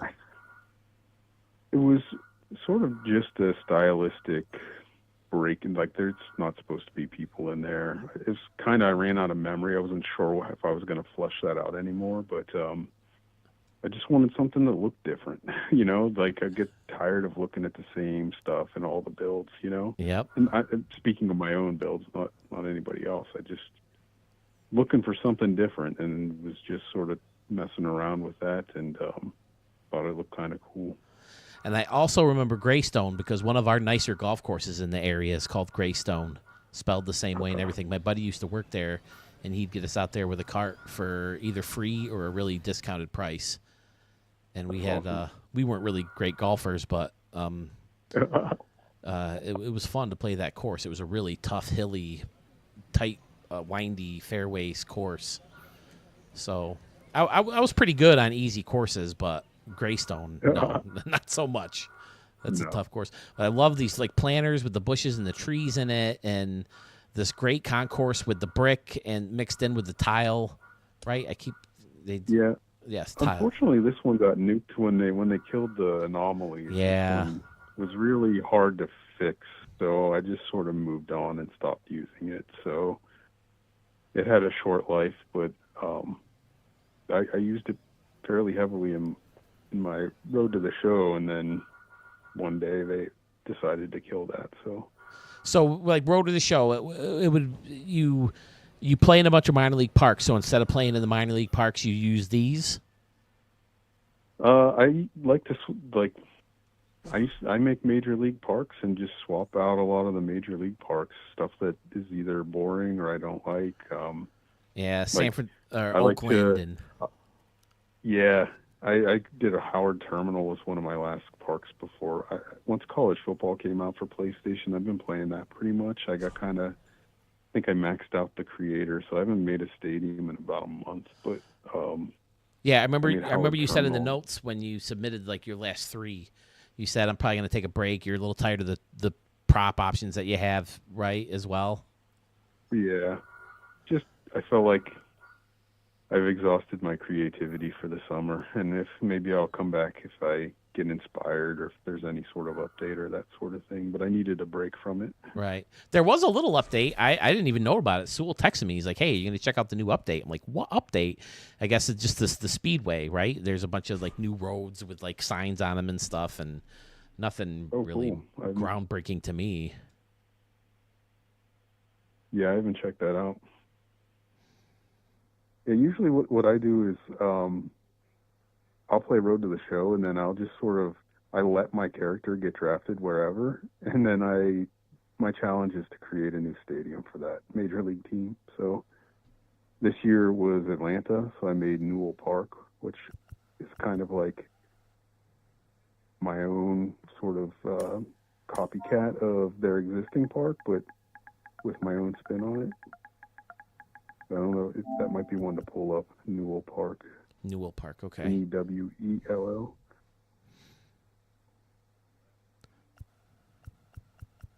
Is it one of the newer ones? Probably one of the older ones. Oh, you might okay. want to search that one by name. All right, yeah, you got Probably 42 several pages in of there. holy crap. Well, that's That's including my Petco clone that I did. it's including 23 The version. Illumina. Spell it for me one more time. I'm sorry. Newell.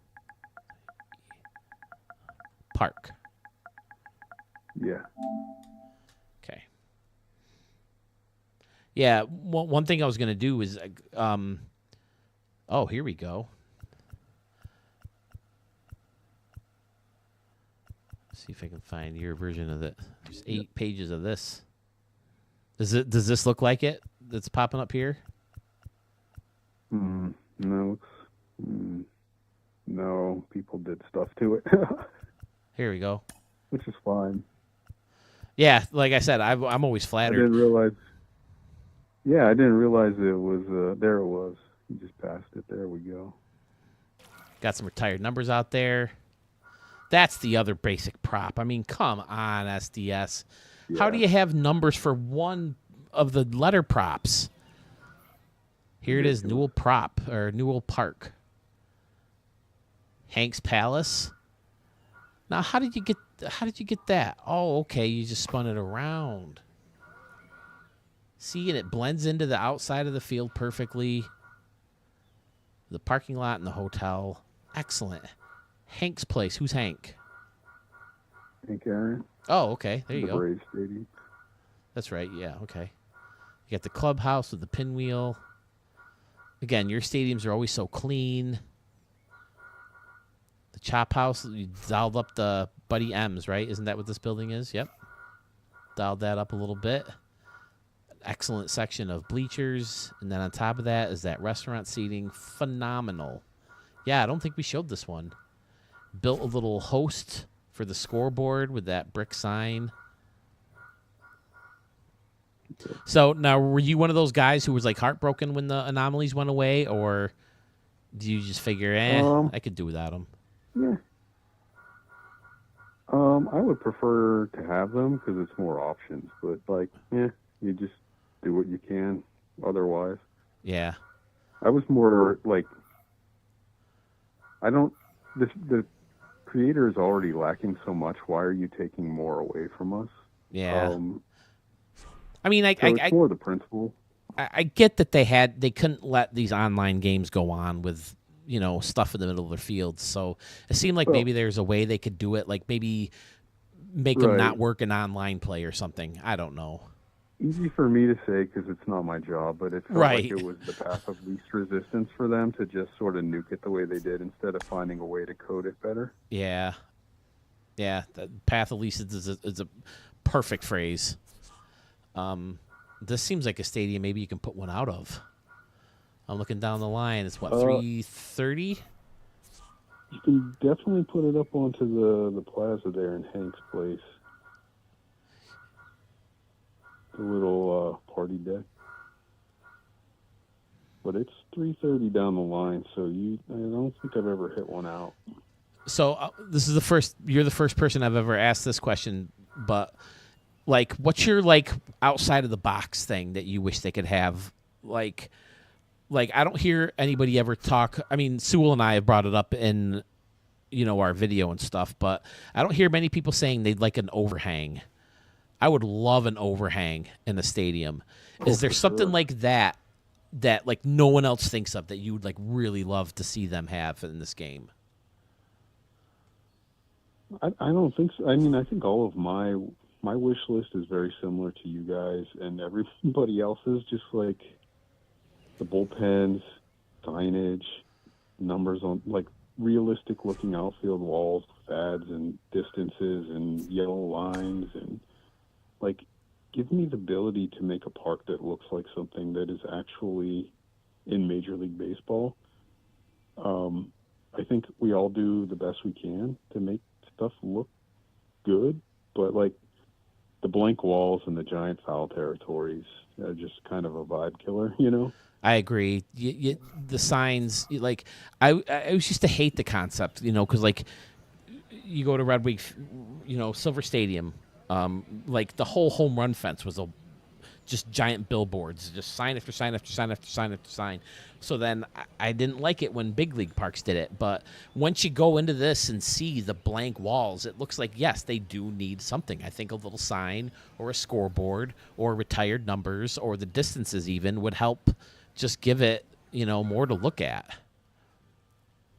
Yeah, I think the lack of scoreboard variety is so huge, like sizes and shapes, and like the two that I have there are the one that I use the most because it's flat and it's large and it's easy to read. Yep. So many of them have weird features or legs or arms behind it. Like they're not. You can't use them in a variety of ways or in a variety of locations. Like it's incredible. Like numbers wise, there's a lot of scoreboards, but functionally, there's hardly any to me that are worth a damn, to be honest. This one right here is the one that frustrates me the most because it's like the perfect size for a lot of smaller areas that I need one, but it's got that stupid old paint chipped look to it.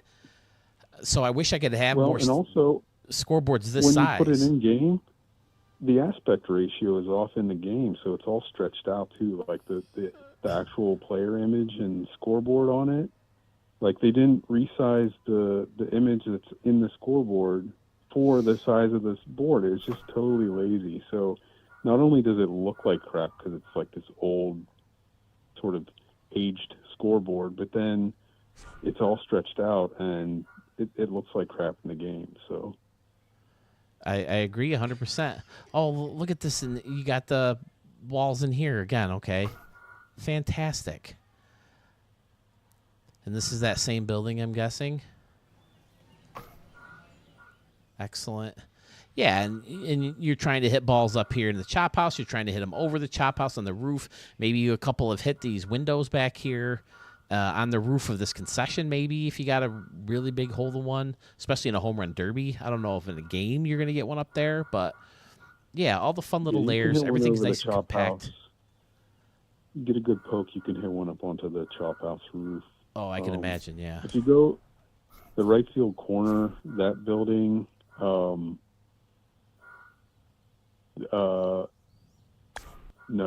the sort of the off, yeah, that guy. Okay. That originally was the I had the Comerica Park anomaly there with the green sort of gate, and it was a walkway. It was actually way cooler than what's there now. But when they nuked the anomalies, I went in, and because I was still playing this so often, I wanted to make it more functional. So I had very little memory left, and that's the best I could do. I think it works. Put that building in there. You just cover the gray with the brick, and I think it works just fine. It matched Hank's place, so I felt like it sort of continued the theme, and I put the ribbon boards on there and the brick to sort of have it blend in a little bit. You don't see the gray roof, from the field level. So right. It blends in real nice. Just tried to make the best of a bad situation. They took away what I thought was a pretty cool right field concourse and just sort of slapped the building in there. Well, I've said it before. I found myself having actually a lot of fun replacing some of the anomalies. I still need to go in and fix like ACOM and some of those newer ones. I don't know if I'm going to mess with General Mills, but I had fun doing Royal Caribbean Field, and I had fun fixing Wolfpack Park when I did. So I think in some ways it was a blessing in disguise, but for the most part, I liked having the anomalies, at least as an option. I didn't use them and take advantage of them like a lot of people did, where they made these amazing, scenic things. But, yeah, I could do without them, but I would rather have them. Agree. All right. Well, you said Jason, right? That's your name? Yep. Thanks for coming on, man. I appreciate it. Is there another one you wanted to look at real quick, or? I remember showing one of yours that had an amazing center field with like a mountain or not mountain. Oh, yeah. The rocks and and a little waterfall or something. Stockyard. Union Stockyard. You want to pull that one up. Okay. Now, I've had Union Stockyard, I think, going back to 21. It's had a variety of forms. It's been an idea I've had. The Chicago White Sox Stadium, but this year is its final ultimate form. I think it's the best version that I've done, obviously.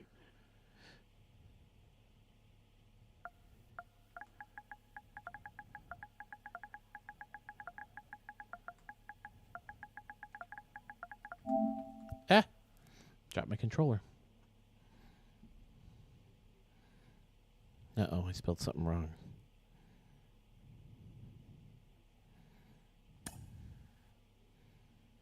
Oh, Stockyard's probably supposed to be one word. It is.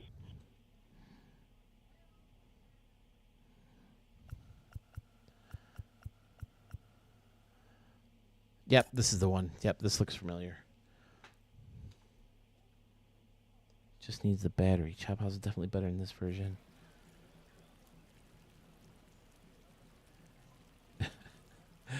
Put the text. I used to build this with the Camden Yards warehouse out and left, and I've since abandoned that because it's so iconic, and have tried to piece together a better looking sort of warehouse building out there that's,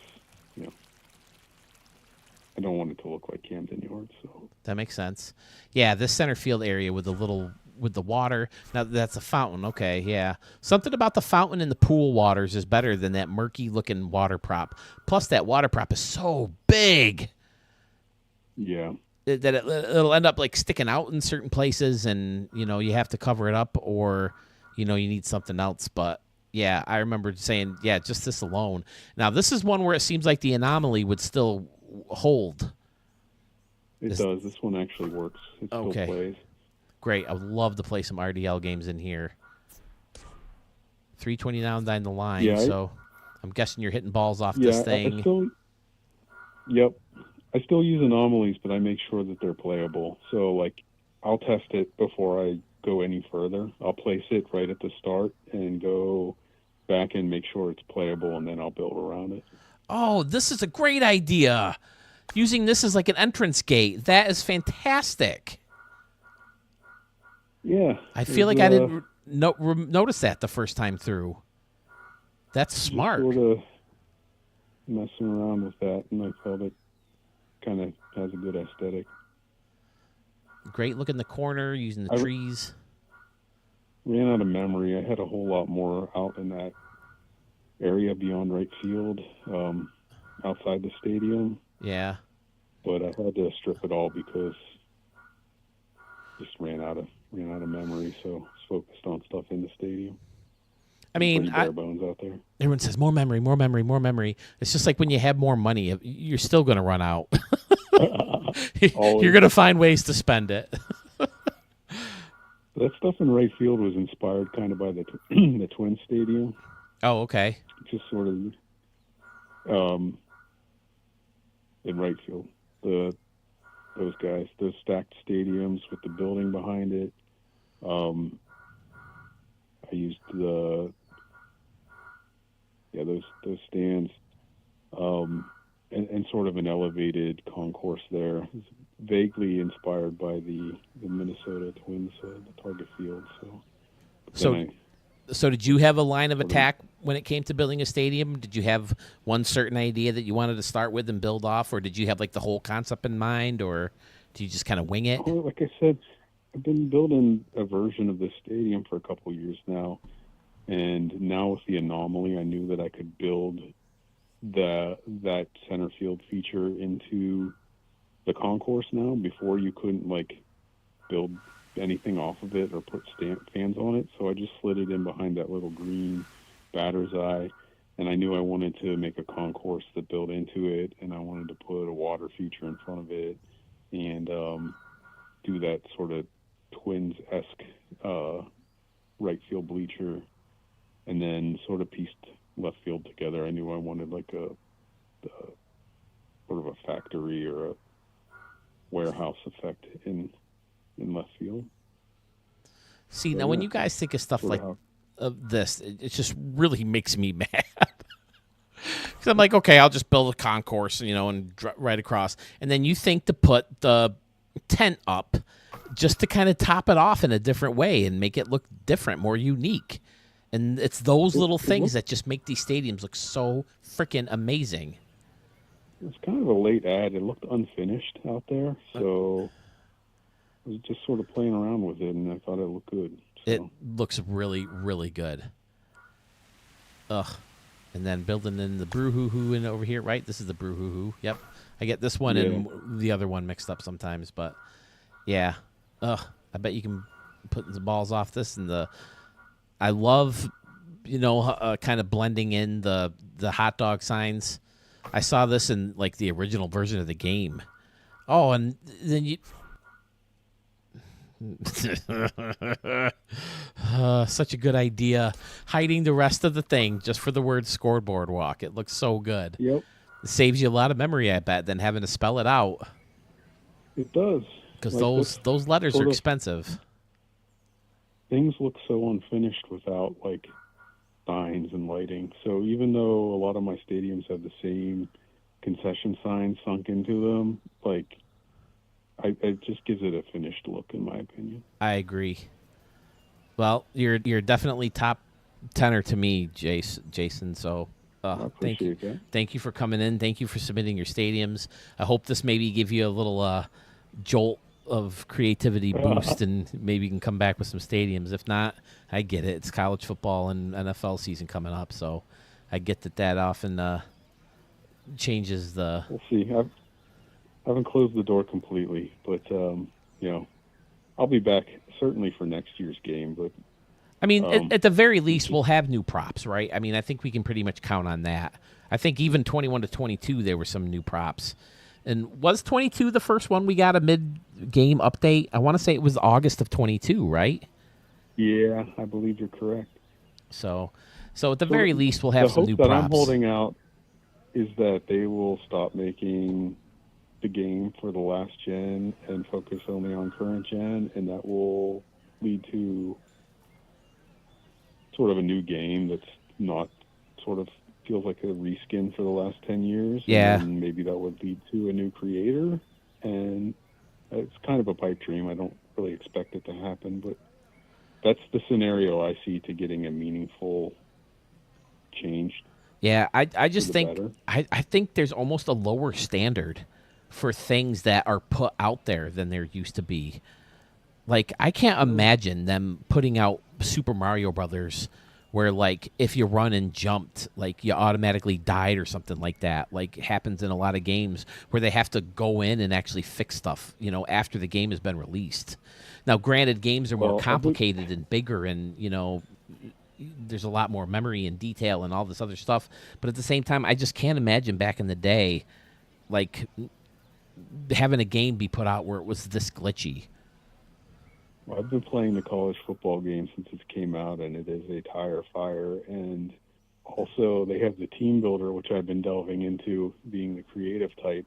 And the team builder feature has been down for 3 or 4 days now. No repair in sight. So, like, I think it's just the way of the world with video games right now is they throw it out there, charge you $100 or whatever, and they patch it on the fly, and you hope that they make it playable enough to not lose your mind.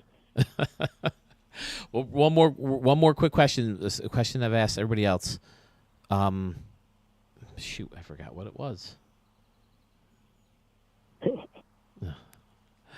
I can't remember what it was, but you know what? Thank you so much for being on. I appreciate all the stadiums. Get back to creating. No, I appreciate you. Keep up the good work. Good content. Well, good stuff. The content, people keep saying, oh, such good content. So I love your content. I love your content. My content is your guys' stadiums. So my videos are crap without your guys' stadiums. So to a degree, but like I think your enthusiasm and the way you break things down and your positivity and your presentation, all that, like, it's very, very appealing, and yeah, it's great. Well, thanks. I do. I remember the question. The question is, do you play other games where you create, like the roller coasters and the city builders and SimCity, and one that I always connect this one to is Mario Maker, stuff like that. I've never played that.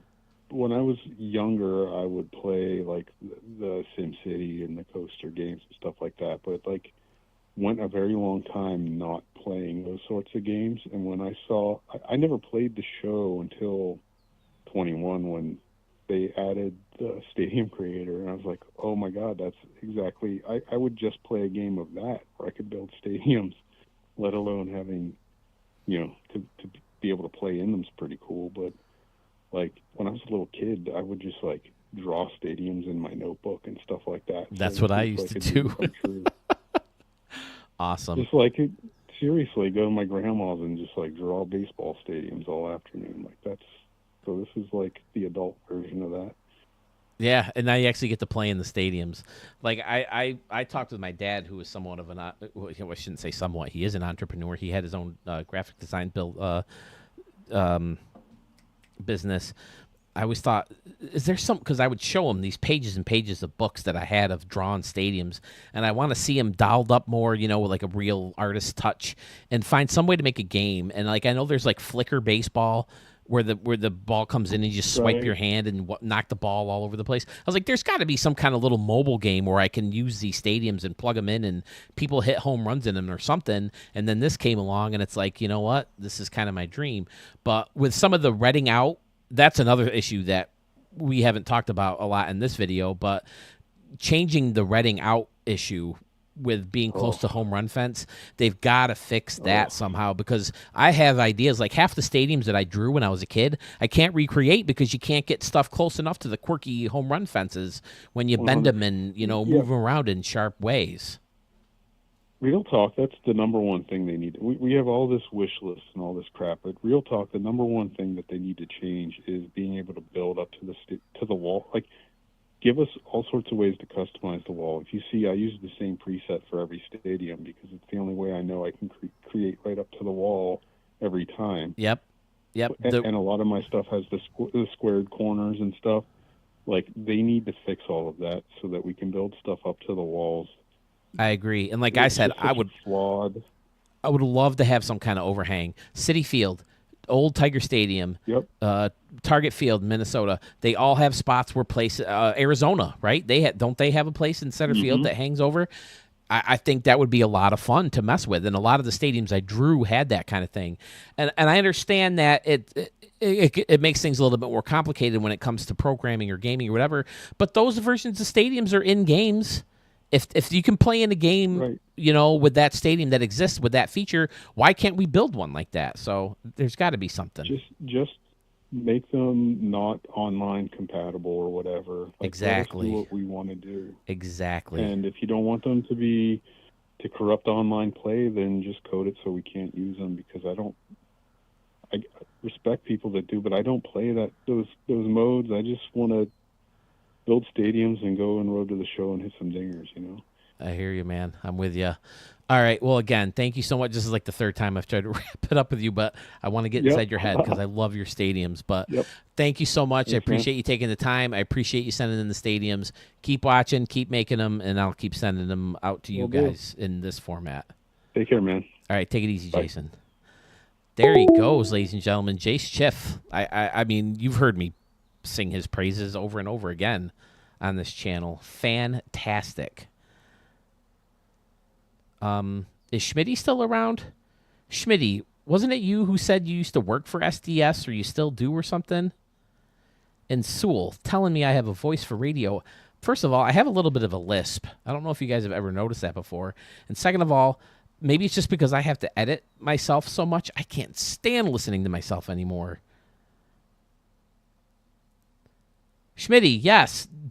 Was that you who said that you used to work for SDS or something, or like do contract work for him, or like some kind of reviews for him or something?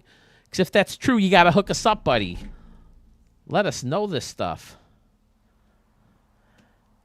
Arch, I'm the same way, man. Oh, game testing. Okay. So is there a way you can get back in there and tell them about some of this stuff? Let them know. You can be our voice.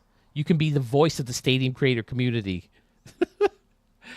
Good call. Love the phone calls in here. Everyone's issues all the same. Yep. And maybe this is maybe this is a video that we can send or get to SDS and let them know that this is what people want and what people would love. And I've said it so many times. I really do love this tool. It's one of my favorite things in any video game ever, just because of my love of baseball. And I get that maybe this isn't the biggest game in the world or the biggest thing, that would reach a lot of people. But when you're this close, it's just agonizing that we can't get to those few little steps needed to make it even more perfect. Dodger Blue, absolutely, buddy. Give me a call. There's the number. I'll pull up your, I can pull up some of your logos too if you want. Whatever you want, we'll hit up. I hope you guys are enjoying this. I've said it after every phone call. I think this was the way to go for my 100th. Hear from you guys, because you are, like I said to Jace, you were the ones who make this content great. It's your content. It's not mine. I just got to figure out how to answer the phone again. Oh, here it is. Dodger Blue, is that you? It is indeed. Good to talk to you again. Good to talk to you. Do you want me to call you Dodger Blue, or do you want to go by your real name, or what? Dodger Blue's fine for now. Keep all right. It casual. Works for me, too. So you made it pretty far in the Stadium of the Year contest for 23 with your mixture of Brooklyn and the new Dodger Stadium. I take it that you were a Dodger fan then. Yes, I am a lifelong Dodger fan, and I have a love and respect for the history of not just the team, but of the game. And I love the old jewel box look of some of those older stadiums, and I like that there are some of those stadiums in the game, but just a couple, like Scheid Park is a nice one, or Connie Mack Stadium if you're really old school. But there's no Ebbets Field. And I did see that there were a couple of them in the vault that people had made, so I knew that it was possible they had those props. So I just kind of envisioned what would happen if they made a old meets new situation and just started throwing things together. And I had about maybe 20 different versions, but the one that I submitted for the contest was, I think, the final. I'm done with it. Yes, I remember I accidentally showed the wrong one at one point, right? Well, you did, but it was okay because it was still a good version, but you find different versions of props that work out a little bit better. Scoreboards, things like that. So the version you did had the old squared off scoreboard from back in the 80s and 90s. But then I found I could take the sign, the hexagonal sign, I could make an actual hexagon Dodger Stadium scoreboard. Right. So I went ahead and just redid that. Yeah, that's kind of a thing now, like, right? The video board is like the shape of something. Like the Rockies, the video board is like the shape of a mountain. Now, well, the thing with that Dodger Stadium scoreboard, though, is it's actually how it looked in 1962. It was dual hexagon scoreboards. They were just the dot style display boards. They didn't do Dodger Vision until 1980, which they did for the All-Star game. And I'm sorry if I'm nerding out. No. This is like all cool stuff. Baseball is, my passion, so I'm gonna have some knowledge on it. So, were you originally from LA, the LA area? Because I see you got the Coliseum here that they used for. What did they do? Like play an exhibition game here, or did like someone use this as? No. So I am originally from the. It's called the Inland Empire. It's an inner part where the Quakes play, basically, in Rancho, near that area. And so back to your first question, yeah, they did play an exhibition game, but what you're looking at here is the Dodgers' first home in L.A. Oh. So when they moved from Brooklyn, the Dodgers and Giants had no stadiums. Right. So the Giants played, I want to say it was Seal Park, and the Dodgers played in the Coliseum. And that lasted for 4 years. So while they were building Dodger Stadium, they played here. And then when the Angels were granted an exhibition team in '61, they played in different Wrigley, owned by the same guy. Wrigley, LA. In LA. Then they played in Dodger Stadium for a couple years, but they called it Chavez Ravine. They did refuse to call it Dodger Stadium. Oh, okay. No, I'm not going to call it by your name. I'm going to pick a name to call it. And the second thing they did was in 2008, which was the 50th anniversary of the Dodgers moving to LA. They played an exhibition game in the Coliseum against the Red Sox, and that was the largest attended baseball game ever. But that's going to get beat next year with the Reds and Braves game at Bristol. That's going to be probably 120,000 people. Oh, I can imagine. Yeah, that thing looks huge. And I've seen, like, they have renditions out, right, of how they're going to pull it off, how they're going to turn it into a baseball field. Yeah, it's weird how they're going to do it because it's kind of like what you're looking at with the Coliseum is they're going to have this dead spot in the middle, which they have for the inner track, which is what I'm missing here. There should be an actual running track kind of around the inside of the Coliseum here. Oh, But yeah, okay. they're going to have the racetrack itself, and they're going to add some bleachers. So they're going to have the full-blown, 360 availability, but they're probably going to tarp off some. They didn't tarp off anything at the Coliseum. Like, you're seeing those seats in the back up there by those flagpoles. Yeah. That's seats you could buy.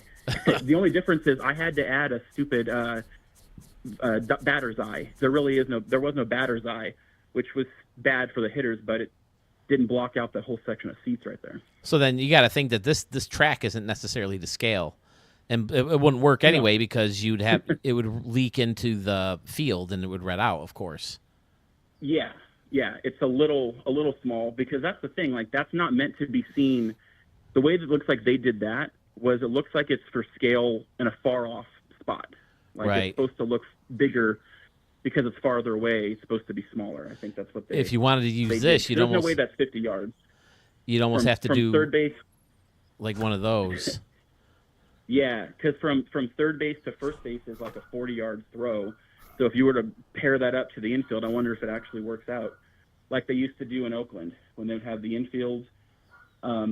They would go directly behind home plate, so you can actually see from third base to first. It would actually be a full-blown like 40-yard pass. And I can't remember if it was the 23 or the 22 version of the game, but I remember you'd see recreations of this almost as much as you'd see Costco and all those. There was a time where it's like, okay, enough with the Coliseums. But, man, this looks really good. Well, I appreciate that. I honestly didn't spend as much time as I had in some of the other stadiums because it's kind of a simple design, and there's not. I had to do something with the memorial entrance right there at the top. Like, you don't have an arch that works. The only one they have is that brick one that wouldn't work. So I couldn't hide it. There's no real flame. Like, you just kind of have to. There's not a good scoreboard that works up there. Like, it's just. That's part of the issue I'm having with some of the other stadiums I was working on. Like, I'm trying to make a recreation of the Las Vegas Ballpark. That's where I live now, is Vegas. The minor league part, right? Aviators play. Mm-hmm. Yeah, where the Aviators play. And I've been having so much trouble because it's a minor league stadium, so it only has the singular road section, but the only one that exists is that stupid minor league one with the stanchions up on top, those like bleacher seats. And then they have a section behind the foul poles, which the fence cuts in on the side of the seats, and then the home run wall is behind those seats, but you can't do that because you can't put, I'm using air quotes, props on the field, even though it's not on the field. The creator doesn't allow you to actually create. It just restricts it. Even if it's an online park, you're moving the fences in, so who cares? But they, for whatever reason, that's how they designed this creator for 4 years now. Yeah, I mean, they definitely made changes from 21 to 22 with the tool itself. After that, there hasn't been much, and I think they did restrict where the lights can go and lit up props. Like, I have old versions of the Ballpark and the Moonshot Casino where you can have lit props right behind the batter's eye. You can't do that anymore, and you can't put lights in certain spots. And obviously the walls have been an issue. Here, that looks like the stadium, right? The Las Vegas one. I don't know if there's like a lag or something. Do you want me to go into that, or do you want me to go into a finished one? Well, I'm still working on some of those, but you can go to Ebbets Ravine, Qualcomm is finished, and then the Bally's Ballpark. That's my Las Vegas one. Oh, I remember showing all three of those. Yep. All right, let's. This is the new Ebbets. Okay, we'll go into that because that one definitely did well. And it's such a good idea because there's a lot of love for both Ebbets Field and Dodger Stadium. Personally, I'm not a big fan of Dodger Stadium. I've been there. I've never seen a game played there, but I have been there, and I just never thought of, I mean, it's just bleachers in the outfield with a roof on top of it, you know? So personally, I never found much love for it. I mean, it's true. Let's be realistic. If you took the pavilion out, it becomes Shea Stadium. Yeah. And that's basically what happens. It's a bowl with the back cut off. But it was also, it was kind of a victim of its time because it was right after the Jewel Box run, and it was right before the Concrete Donut run. Right. So it was the first stadium to have that kind of shape other than like Memorial Coliseum, but in a modernized way. But what they did that was genius was they cut it into the mountain, so there were no obstructed views. Every other ballpark ever made had beams and columns that blocked your view. You can go to Wrigley and Fenway now and still see those. I think they even did it in some newer ones, like Houston has a couple. But the way that they built it into the ravine and carved it in, not only does it have every single view has no obstructions, but it's also going to stand the test of time. It's earthquake resistance and all that. I couldn't really do that with this park because I had to have the rotund from Ebbets. So I had to kind of decide, like, do I really want to put this in a real place, or do I want to put it in Brooklyn, California, and have this giant mountain, which isn't the real scale, and have the city do I want to have a parking structure? Do I want to have, it was kind of tough to decide how realistic and how fantasy fan servicey like that. Like, I just figured they just started building buildings directly in the mountain. I could have hid those, but I decided to keep those there just because it's kind of an interesting, look to it. And then I got the trolleys out in the front. Yeah, that's something I never gave you credit for in building the stadium, which I should have. Is they're called the Trolley Dodgers, right? That's why they're called the Dodgers. Right. So you have the trolleys up lights front. on. That's fantastic. Why didn't I put that two and two together when I saw this the first time? I might have won if you had done that, so maybe this is on you. It's my fault. My bad, dude. That's all right. We'll let it slide. Go and turn the lights on, and you'll see that it's kind of cool, actually. If you go down near the trolleys, it actually makes, like, the ding of the bell sounds and stuff. Oh, yeah, that's right. They did add the sounds. I'm not sure if I have the sound turned up where you can. Nah. Let me see. I never even noticed because I haven't played with sound on in this game in probably 5 years. I haven't even noticed. So I don't know. Can you guys hear the dinging now? I myself can't hear it, but you guys might be able to. Well, you can hear it in your hearts, I suppose. But yeah, I definitely remember thinking, yeah, that's how Citi Field looks right now, and that's how Ebbets Field looked because Citi Field that copied. was on purpose. Yeah, they wanted to copy Ebbets Field. And Ebbets Field, of course, is a classic stadium, and everybody loves it. And there's so many recreations of that. So to blend it with Dodger Stadium is a great idea because, like I said, I don't love Dodger Stadium, but, you combine it with that and Ebbets Field, and it looks fantastic. You got modern on one side, and you got old school on the other, and there's your amazing Dodger Stadium scoreboard, which looks great, using... That took a lot of work. I bet. I'm not gonna lie. I wish that I could have done other things like, okay, so we were talking earlier about what would you want to change about the creator. First and foremost is an undo button. Because I deleted that entire scoreboard by accident. Because I tried to delete something behind it. There was a tree. It caught the grouped item and gone in one shot. And I hadn't saved it in about 20 minutes. So I had a choice. I could lose all the work I had done, or I could just rebuild the scoreboard. And I didn't even remember what I had done, so I just decided to just, I guess I'll rebuild. Especially when it comes to, like, if you're deleting like a row of fences or something, and you just slip off it, or even sometimes it can't make up its mind what the tool wants to be highlighting. So it'll like go back and forth and back and forth and back and forth.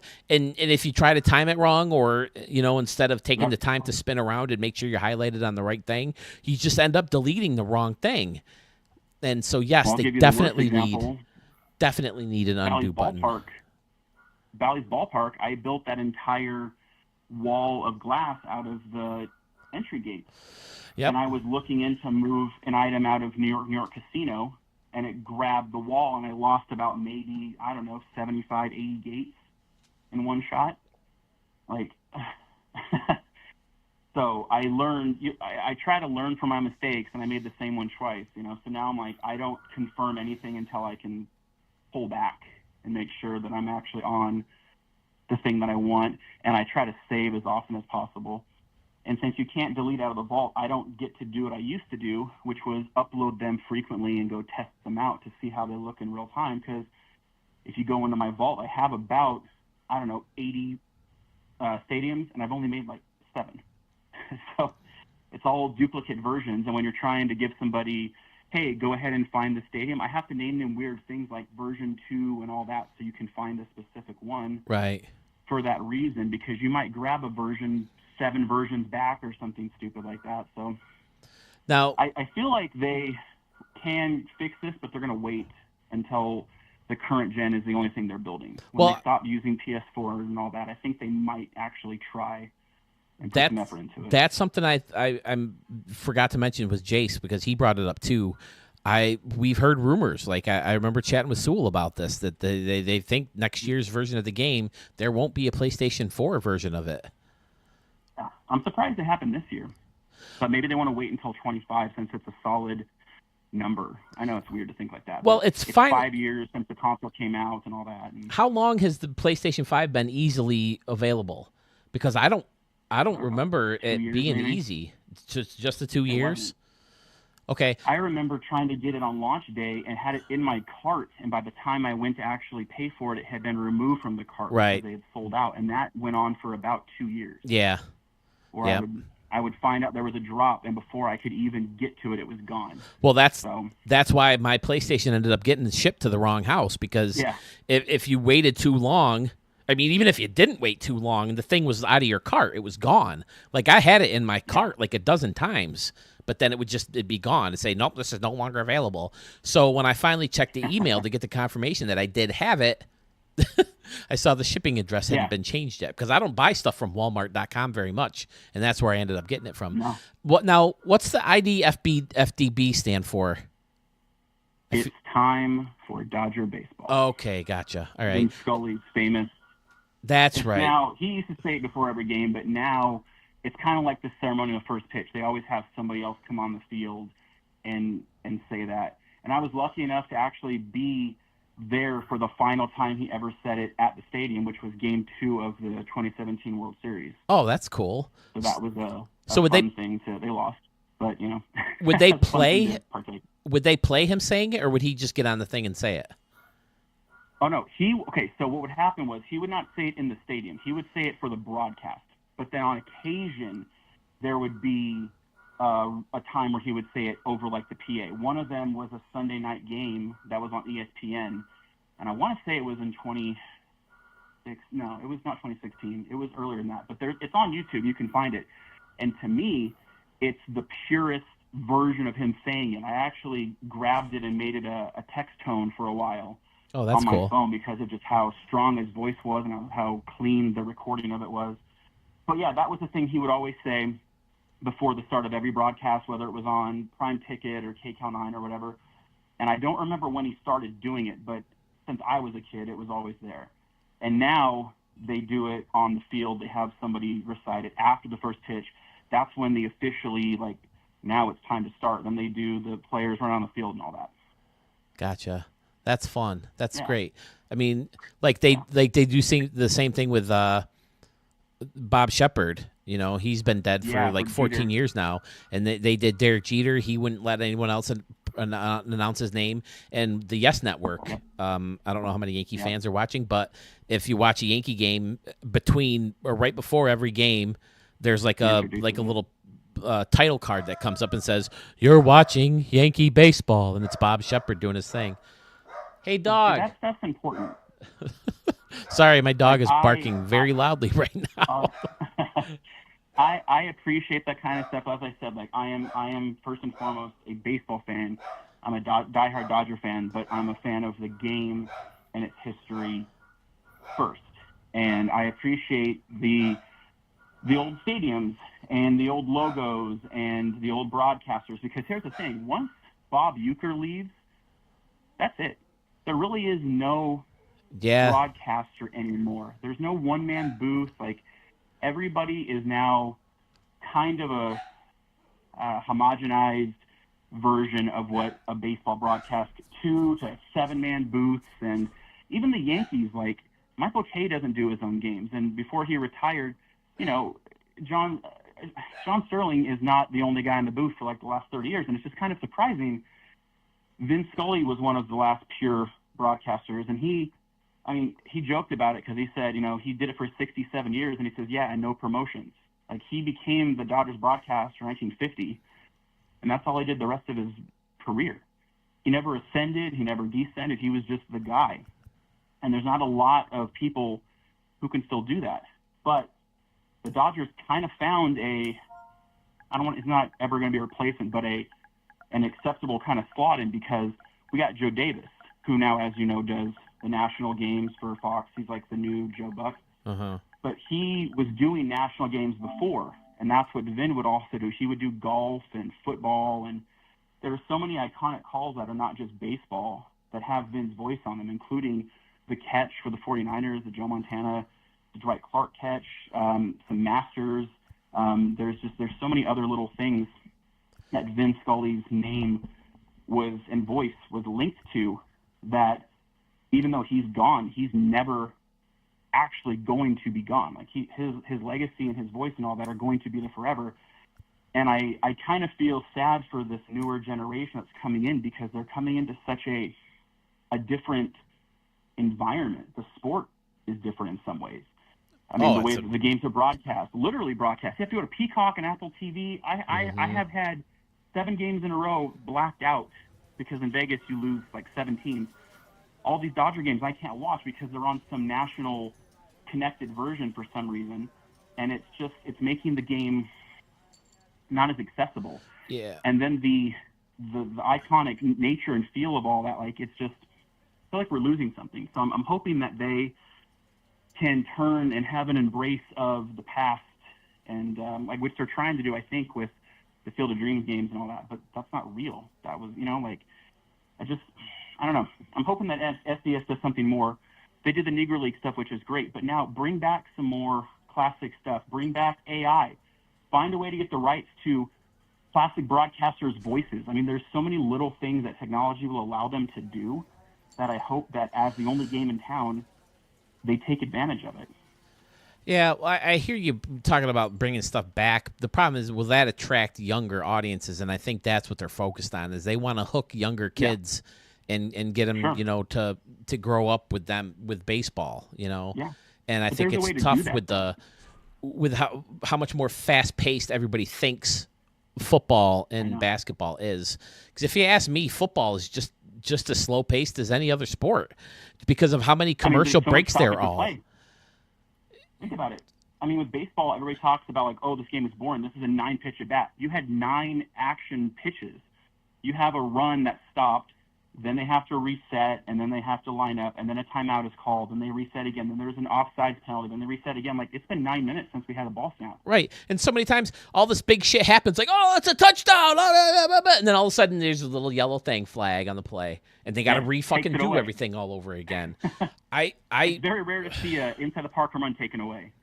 I don't get what it is about football that it takes that much precedent. I mean, these big guys, man,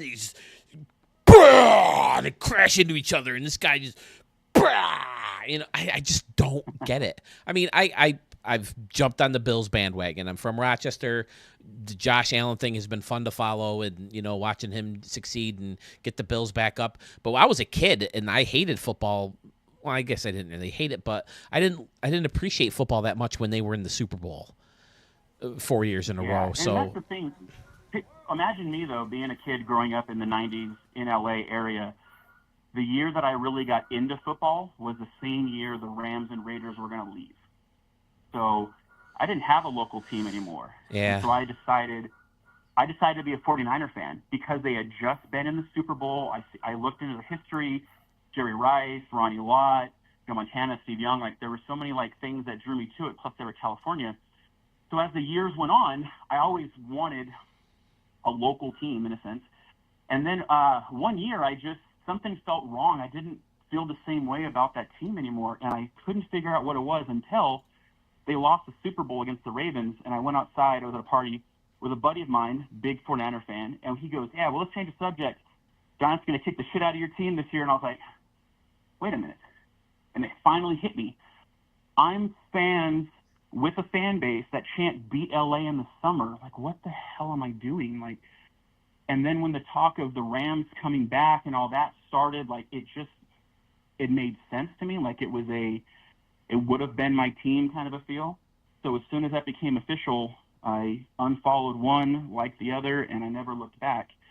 Luckily, I haven't had to do that with baseball, but I'm in the city that's about to do that to A's fans. And it's kind of a weird dynamic to have because I want baseball here. Professional is great with the Aviators, but I want Major League Baseball so bad. But, I don't want to do it at the expense of another fan. Right, team. losing their home team, yeah. Now, I already had to do it with the Rams. I took them from St. Louis, but then they took them from LA. It's just, I hate that. Yeah, the Rams have been back and forth a couple times, haven't they? Yeah, Cleveland to L.A. to St. Louis back to L.A. Well, they played in the Coliseum too. St. Louis comes full circle. It must be that St. Louis is just all baseball because every time they try to reopen one, they're gone, and it's all baseball. Yeah, well, they lost the Cardinals first. I've been to Busch Stadium though, and I will say that is an amazing baseball town. That is an amazing stadium, amazing ballpark village around there. That's what they always say in the broadcast. Experiences and the best tenderloin sandwich I've had at a baseball game ever too. So shout out St. Louis on setting that thing up. Now, this right here with the stake building turned around. This is a popular prop. A lot of people use it. Yeah. What was your thinking in flipping it around like that? Because I've used this idea myself, flipping the prop around. It's a good way to close off a stadium, especially if you bury it on the outside. It looks like it could be an entry gate almost. Yep, that's kind of what it was. So let's pretend for a second that we didn't have the renderings for what the A stadium would look like, and we knew that it was going to be on the side of the Tropicana, but I had carte blanche to use the entire site. That's what I was thinking. So I made a square. If you scroll up, actually, if you zoom up here on the top, you'll see all those panels on the top here. Yeah. Those actually fan out. So what I did is I found a way to make a retractable roof that didn't need extra footage. Oh, okay. So all those panels on the left. So picture the thing sliding out to the right. So we'll go to the left here. That. See how they stack up on top? Yep. Picture the bottom panel sliding out and the back panels falling down and then being pulled behind it. Kind of like a sunshade in your car. Oh, okay. Yeah. That was the thought that I had there. Right. So that way you don't lose any of the square footage. On the front, if you go back behind home plate, there's a casino. That's one main entrance. Mm-hmm. But on the outside, since that's the heart of Vegas, Tropicana and Las Vegas Boulevard is the busiest intersection in the world, I wanted to have a way for people to come in from the actual street. So you go to the casino, you're on that side, you go through. But if you swing around to the back behind center field on the outside of the stadium, you'll see what I did with that. The inside of it is meant to be not used so much on the inside. It's more of an access point for the outside. So you have your parking structure here, mm-hmm. and then you have right a way across to the go street, through. that's the There's way to get in. restaurants. Yeah. So on the outside, you have restaurants and bars, and you can go through the stadium that way. They would scan your ticket, and then you would just go through. At one iteration, I actually had a gate at the front. It was that aquarium entrance. The people could go through that way, but I just felt like it was unnecessary. So I added the parking structure because people always complain about parking. I used to have the MGM Grand there, but I ran out of memory. Thanks, SDS. And so I did what I could with what I had, and I really wanted to focus on making sure that the strip looked as somewhat accurate. Being a Vegas local, I had to do it some justice. Now, with this stadium, I also built the hotel into it, and that's how I came up with the way to not let the Bally's Casino or whoever owns it now not exist. They decided to connect it into the stadium, so that way they gave the A's the whole 29 acres of the lot. I forgot what I was going to say again. Sorry about that. Nope. It's all good.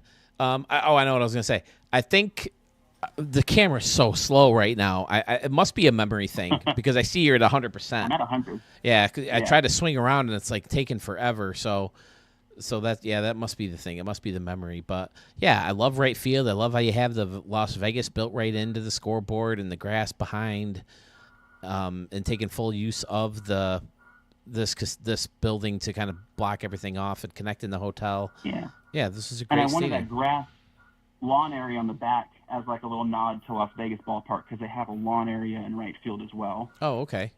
So then you also give people another area to sit up on top there, and then you have your pool. But I also use that water feature in center field at batter's eye because a lot of the casinos in Las Vegas are really big on feng shui, and they need running water. And if the water source isn't running, it's bad luck. So, for an example, nobody cares about this, but here's a little Vegas history. When the Wynn was sold, when the Mirage was sold by Steve Wynn to MGM, the volcano fountain stopped. And he said, you guys need to fix that. And he said, why? Just you need to fix the fountain. And they didn't listen. That night was the night that Siegfried and Roy's accident happened, and Roy was mauled, and they lost that show.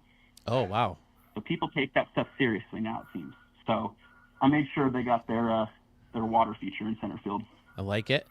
And I also like you mentioned the grass and the hill area in Las Vegas, but like with the Howard Terminal project, having the hill that goes like right up on top of the upper deck behind the stadium, I feel like a lot of things are going to that, making like the higher stuff green, to be a little bit more, I don't know if environmental friendly is the way to go, but just something about having the green and the natural grass and the trees and stuff in kind of a concrete jungle type setting just helps, It does. It breaks it up, especially when you look back at what the 70s were. I mean, look at the Coliseum. It's literally a concrete donut. It wasn't at one time. They had that beautiful view of the mountains, but they lost that greenery. So I think that Oakland really wanted to undo the wrong that was created when they brought the Raiders back. And it's right there on the water, so obviously you're going to have that marine layer and all that to keep things moist. Vegas is a little different. All that grass is fake. For the most part. And that's the problem, is that I know all this back here should not be grass. This should all be concrete and everything. But I'm like, look, if I'm not going to be able to put the casinos and all that, it's going to look terrible. It's going to look really empty. And this allows me to have the grass in the outfield without having to add in the strips of, and take up more memory. You get the stratosphere back there. Right. That's you go to the top. That ride is real. It actually works. Yep. I remember that it's got a roller coaster that goes around the top. And there's a roller coaster that goes through New York too, right? Which I have. Yep. If you turn around, I got that there. The one time I went to Ferris wheel from the link. The one time I went to Vegas was in 2008. I stayed in MGM Grand, or a hotel connected to the MGM Grand, which I believe was like right here, right? It's like almost, maybe it's over here, kind of kitty corner to New York. Oh, it's to the left. Luxor? The Luxor. Go to the left. Okay. Go up and to the left. That's New York. Go to your left. And then that's New York. And then next to that is Excalibur, and then there's the Luxor. Right. And then MGM was like right across the street, right? MGM is right behind right field. At least it should be. Right. Okay, that's what I thought. New York. So if the A's don't build a parking structure, they're most likely just going to use the parking structures around them. MGM has like a 6,000 parking space one. New York got like a 3,000. So there's definitely parking. But hey, if you go into the settings, I think you can change your wheel to fast. That might help you with the scrolling. I was thinking about it. It's all right. I was going to move on to the next stadium anyway. Oh, sure. The last time we talked, you thought it was like 50-50 A's moved to Las Vegas. Has anything changed, do you think? I think it might be 60-40 no. And the only reason why is they're still working on the financing part of it. The Stadium Authority keeps saying things are moving and progressing. The Tropicana is going to be demolished in October, so it'll officially pave the way for a stadium to be built. But until they actually have a check signed, there's no shovel in the ground. And with them working with Sacramento, and they're going to test that fan base out, I think that there's a chance that nothing happens in 2025 just because they want to see what the situation in Sacramento is. However, I know that the league really wants a team in Las Vegas more than almost anything. They want to have a presence in LA. See, old habits, in Las Vegas, but they want to, do it the right way. Unfortunately, they're not. They're just fast tracking something in because they feel like they have a prepackaged team. As far as I know, there is no ownership group that has presented itself saying that they are ready to come in and, pay for a team, pay for a stadium. Because if they wanted to do it right, they wouldn't put it where they're putting it. They would put it a little bit off the strip, like say on the Rio site, which is over back by the Stratosphere, because it's still strip adjacent. It's a complete opposite side of where Allegiant is, and it would be something locals would actually want to go to. Because right now they're banking on it strictly being a visitor situation. So you're ripping a fan base away from Oakland, and you're bringing it into a city that doesn't really want your team. They want their own team. Now, what you could do is you could come in as a pseudo-expansion team where you come in and you totally do a rebrand, and you name yourself the Las Vegas Gamblers, for example, and you have a fresh start. You don't. They got to get permission from me before they do that, though. No, I understand that. They need my written consent to. Well, it's funny enough. The A's actually, the minor league team for Vegas is the A's, the Aviators, and they've had 2 what-if games. One of them was the Whales, which is a term for a big gambler, but the other one was the Gamblers, and their logo was like an old cowboy kind of a caricature. It was kind of a cool thing, and I'm hoping that maybe they're doing these things to give the A's ideas, or they're showing the interest level, like, wow, look at how many jerseys we sold, look at all this, like, so it's giving them a chance to decide, do we want to come in as the A's, as the transient team that's in its 4th city, or do we want to leave the A's in Oakland, or do we want to do what the Nationals did and still claim we're the A's history and have the retired numbers and all that, but give the city its own identity? See, so they definitely have some, That's another thing I've heard that they wanted to do with Oakland, like let the A's leave, maybe rebrand, and then they can have an expansion team, and they'll go to Oakland and do either Howard Terminal or wherever. I thought about that too. Is that what if they found a way, because they unfortunately put it like in the clause of the relocation. What if they found a way where they could say, hey, Fisher, you sell this team to this ownership group run by Dave Stewart, Ricky Henderson, and some other investors, then they can build Howard Terminal. What we'll do is we will suspend your team. So the A's continue playing in the Coliseum as the A's, and they build their new stadium, while you build a stadium in Las Vegas.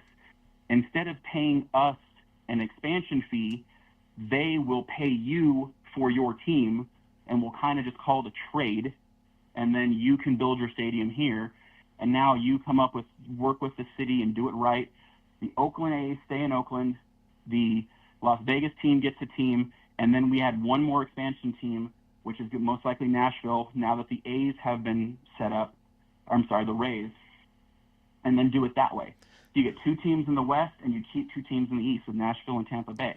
Then you're at 32 teams. You can do 4 divisions of 4 teams, or you can get rid of the divisions altogether and just do an 8-seed tournament style, whatever they decide. Do it regionally, do a realignment, whatever they want to do. But you have an opportunity to not destroy a fan base and invigorate a new fan base all at the same time, and still stroke the ego of an owner who, for whatever reason, doesn't want to stay in Oakland anymore. Great. Don't. Here you go. After he fails for whatever reason, then they make him sell it. Who cares? But as long as they put that in place, they have a chance to do it right. Well, I've moved on to Qualcomm, as I'm sure you can see. It's phenomenal. The outside detail of the stadium, I don't know much about Qualcomm. The only time I ever watched the full game in Qualcomm was the '98 World Series, and even that was just kind of a blur to me. But I had tickets to Game 6 of the World Series in 1988 at Yankee Stadium, but of course it only went to 4. So that would have been a really cool experience to have. But, I mean, the detail that went into this and how clean it turned out is amazing. Well, thank you. Yeah, this is about that time period, though.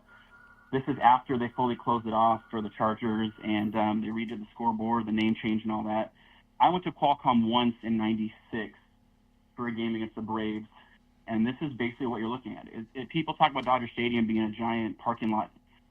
Qualcomm was just a giant parking lot, and they have these escalators that take you up to the upper levels, and they have these roundabout staircases, and there's all these little unique features that they had for it. And the palm trees behind the outfield was the most iconic thing. Yeah, that's the one thing I remembered the most. Yeah, you had the retaining wall kind of where they have for football, and they put in the fake wall in front of it, and they just put the trees up.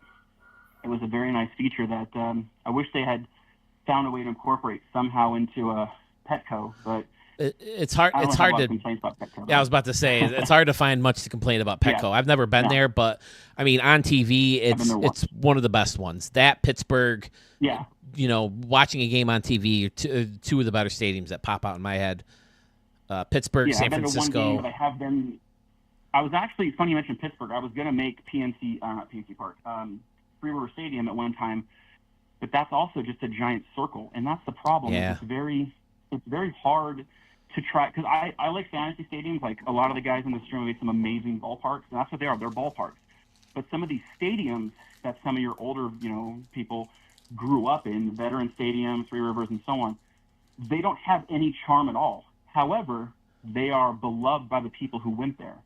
So you still want to try to make those things, but it's not aesthetically. It's just a giant circle. Like you don't see any of the outside city. Like, I agree. I've always said I always said I hate the cookie cutters, the Cincinnati's and Pittsburghs and Philadelphia and the Astrodome and Exhibition Stadium in Montreal.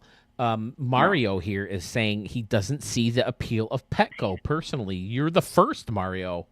You may be the first I've ever said, I don't get Petco. I don't get it. It's freaking amazing with that building built in down the left field line. And that was a nice feature that they chose to do, because that downtown area was kind of like LA. It was dying. There was just industrial, old buildings, nothing going on.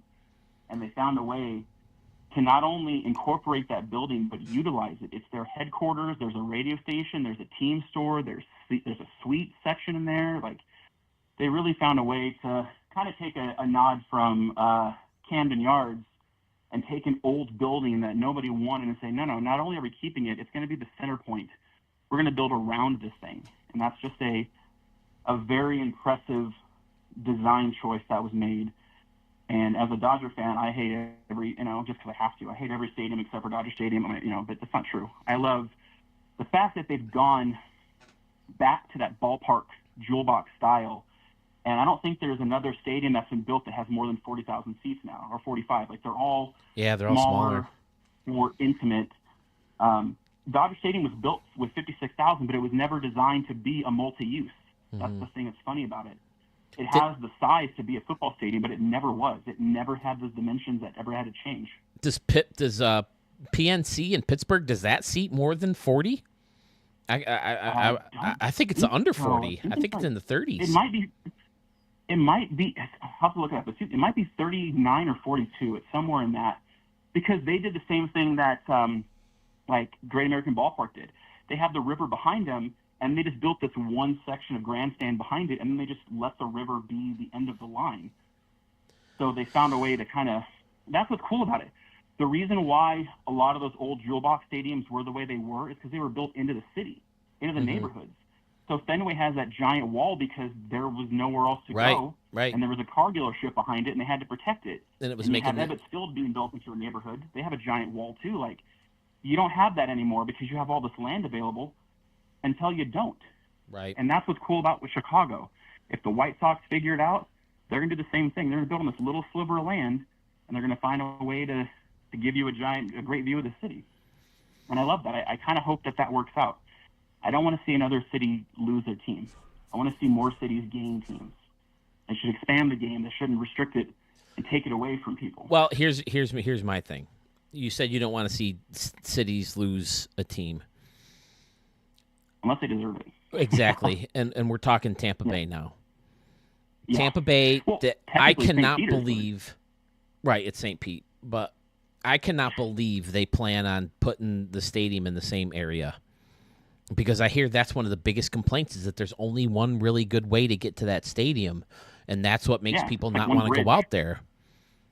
I know. Unless they're going to change something with that, why on earth would they put it in the same spot?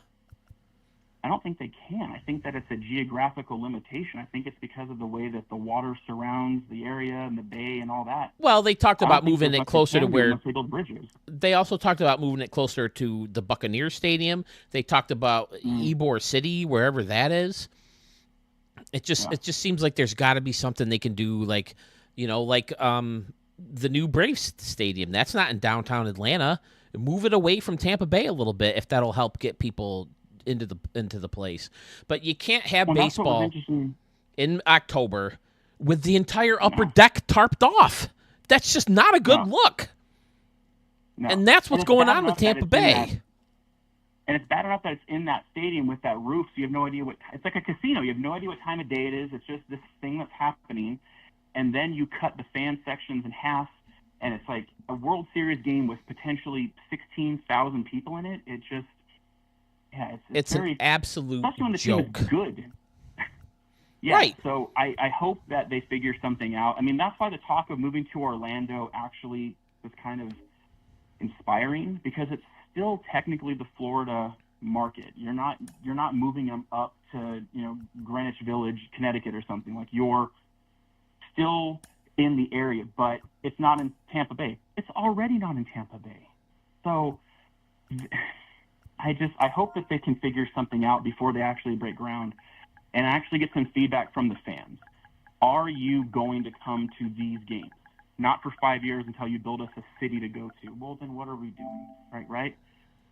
So I'm curious to see what happens. But the only positive is Manfred said once the A's situation and the Rays situation are complete, then they can talk expansion. So right. And it's going to be a mess because is one of those expansion teams going to be taken up by Oakland? If they let the A's move and, make it easier and everything like that. And we just going to, but then there's going to be a whole nother stadium debacle. And I know Portland, 30+ years. Portland really fought for one. They really want one. I have heard that Nashville's probably next in line.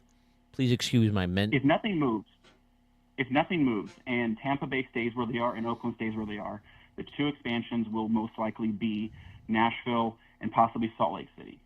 Yes, They've already got a hockey team, so they're showing potential that they're a city that, is on the verge of growth and all that. So most likely that's what you're going to be looking at. They want to stay one in the West, one in the East. Salt Lake City is a team that I have heard have been fighting. So next year the A's are playing in Sacramento. That's what I'm hearing. For 3 to possibly 4 years. Okay, and then they could play there and still not even be going to Vegas. You still don't know where they're going. Yeah, so I think we won't know for sure the Vegas situation until we actually have a shovel in the ground. Until you actually see a groundbreaking ceremony at the site of the Tropicana, Vegas is not official. That's just a fact. And they have a stadium right now that's not worthy of a major league team, but they can always expand it as a temporary situation, and they can decide, is Sacramento good enough? Should we stay? So there's a lot of questions up in the air, but unfortunately, Oakland is no longer a viable piece, and that's the only thing that's official, is that the A's will play their final game in Oakland next month. And it's kind of it's an understandable fact, but it's still a sad fact. I feel terrible that a team is losing their fan base. Well, I wanted to give you a chance to talk about your logos real quick. And that one thing I noticed when I tried to look at some of your stuff is you got like a bunch of pages of the black sheep. Do you have like? So, let me tell you what happened. You can blame SDS for that. Okay. Those are what we like to call server errors. Oh, when you upload them and they say they haven't uploaded yet? So I had commissioned, somebody commissioned me to make a logo for them.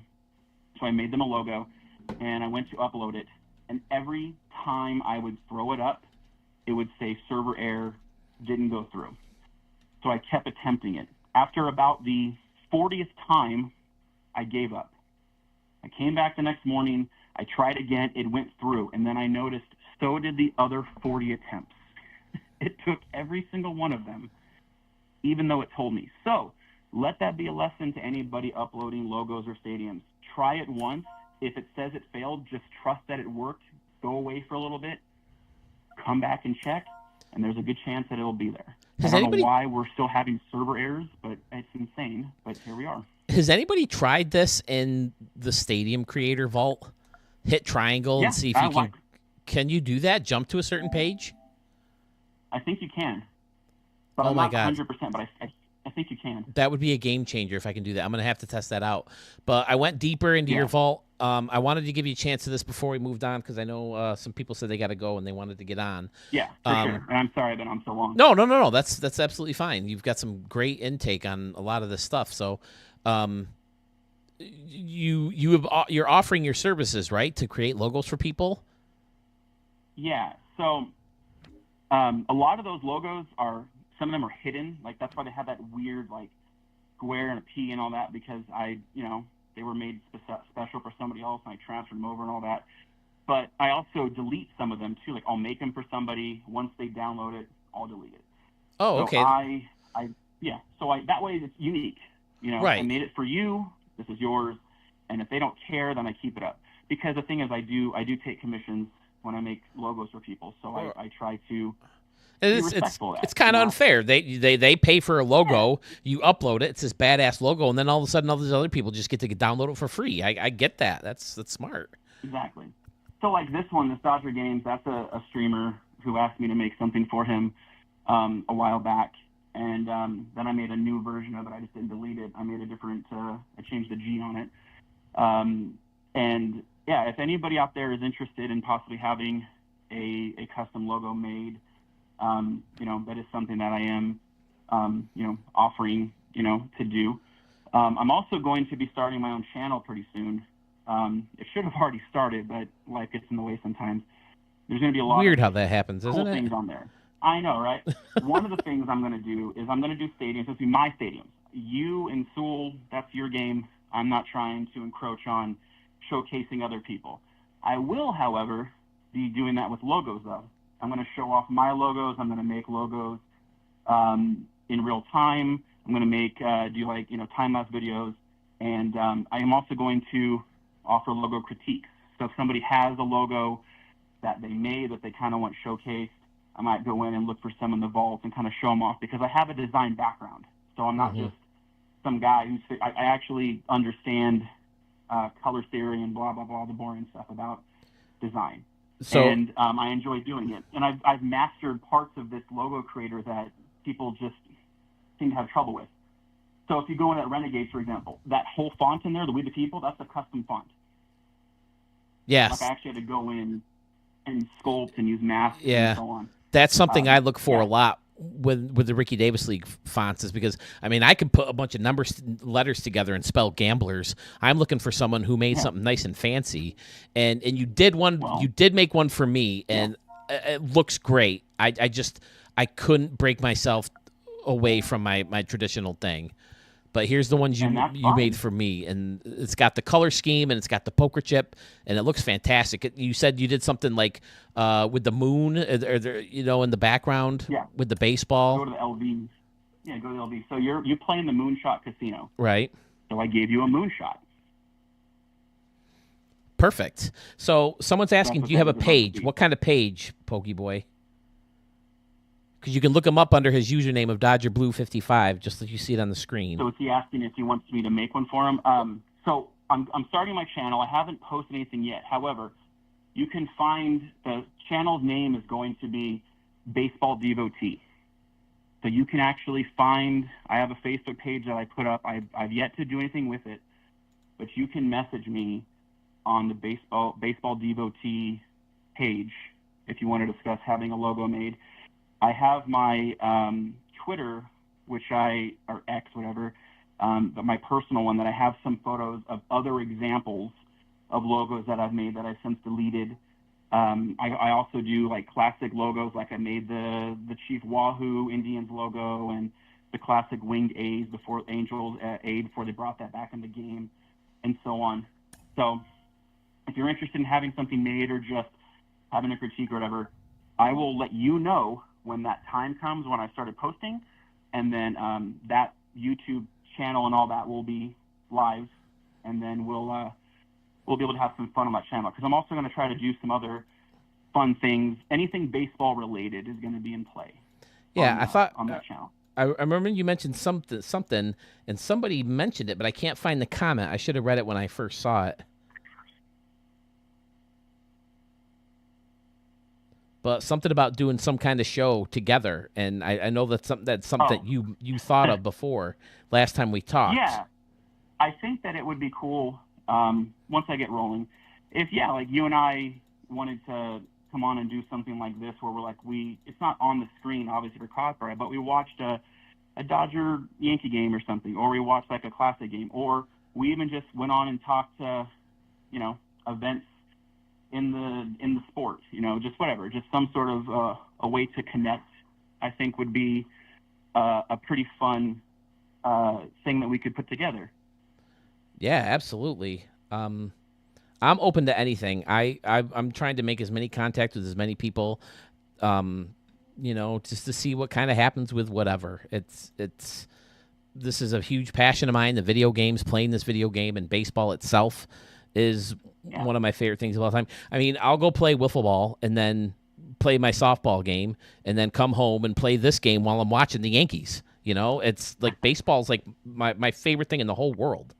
So I'm the same way. I would have MLB The Show on my monitor while I was watching a Dodger game on the TV, while I was scrolling my phone and looking at things. Like, my wife's not a fan of the multitasking so much, but you know, you do what you need to do sometimes. Well, you think women would appreciate that, right? Aren't women credited with being able to multitask so well? You'd think they'd appreciate the fact that we're multitasking. Yeah, in certain capacities, yes, it is appreciated. But I know other times it's not appreciated. So that's, you know, it is what it is. So, all right.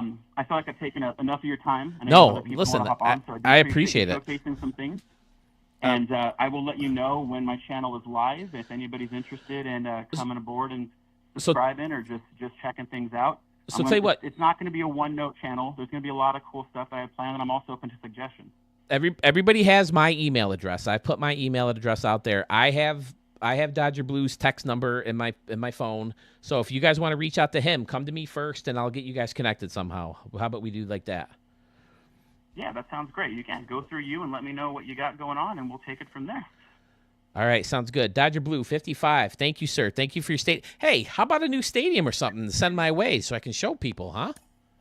Yeah, you got the Coliseum right there. I'm working on the other one. Give me a little while, and yeah, I will let you know what I have going on. We'll do a co-reveal. All right, sounds good. All right, thanks. Thank you. Dodger Blue 55, ladies and gentlemen. Definitely received some love in that competition that we had last year with the Stadium of the Year. Oh my God, I'm seeing all these comments that you guys are enjoying this. Archmage, thanks so much, man. I'm so glad you guys are enjoying this. I thought it would be fun. I've been on for almost 5 hours, over 5 hours now, and it does not feel like it. I've been having so much fun doing this. I can't believe the technology hasn't failed me. I mean, it took me a little while longer to set it up than I wanted to, which is why I was a little later. But now that it's set up, nothing has failed me, so everything's going well. I'm approaching my record. I'm on for 5 hours, 22 minutes. I was on for 5.5 before, so... But no one's getting, like, double audio or anything. Everything's sounding okay. I want to find that comment that someone made about... Yeah, see, here's Arch saying, great stream, loving all this. Thanks, man. I hope you guys are having as much fun as I am. Well, here's the thing, Mario. I mean, with the divisions, you mentioned before, 15 AL and 15 NL. I mean, it kind of sets up the playoffs a little easier, right? I don't know. I mean, I guess with wild card, the divisions don't really matter, but Ray should move to Montreal, Schmitty says. Okay, maybe you should do a dome, though, or a retractable roof. This is a good call. Mario says, when the best stadium in Tampa is the Yankees. It sure is. I would much rather go to that stadium, Legends Field or Steinbrenner Field now it's called, right? Than play it or watch a game at that frickin' Tampa Bay Park. It just looks like a dump. It wasn't made for baseball. You're hitting balls off beams and catwalks, and you're losing balls and roofs and all kinds of crappy stuff. The place just needs to go. And the fact that they want to build a new stadium right down the street when one of the biggest complaints is its location is insane to me.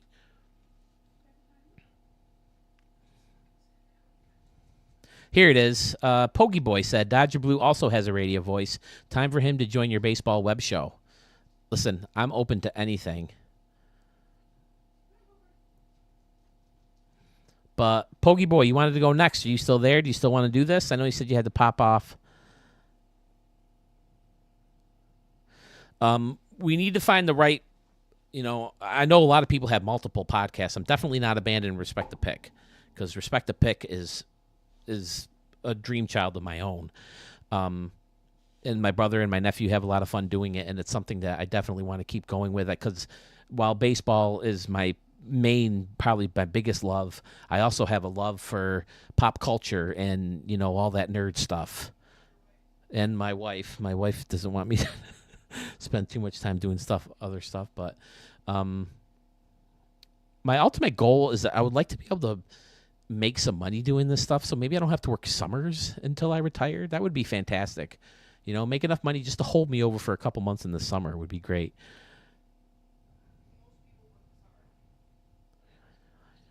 Got some feedback. I'll try to type as fast as possible when you scroll through the stadium. Wait. So, what, sweetheart? Yeah, I understand that, but working in a school, if I can make the same amount of money doing something else, it'd be nice to do that. So, Pokey Boy, you're saying you don't want to call in, but you want your stadium? Is that what you're telling me? Because I thought it was you who told me you didn't want to get on. What stadium do you want to see of yours?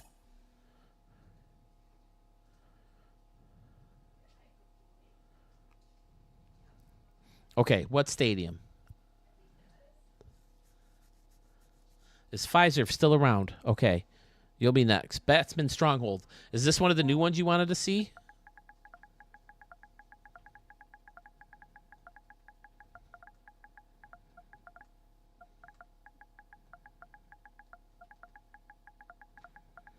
Listen, if you guys are enjoying this, I can try to make this a more regular thing. I was going to jump on and play my games live, but I didn't want that to be my 100th video. I wanted to save this for my 100th video. So I'll do that a lot more. And then when I'm done with my games, I can just do a home run derby or showcase a stadium or whatever, show some older highlights. Oh, wow, this is fantastic. Man, that's a lot of tedious work to build the whole structure out of the concourse. Might be, could be, out of here. I love it. Kneel to the bat. Bend the knee. All right, so what is this concept from?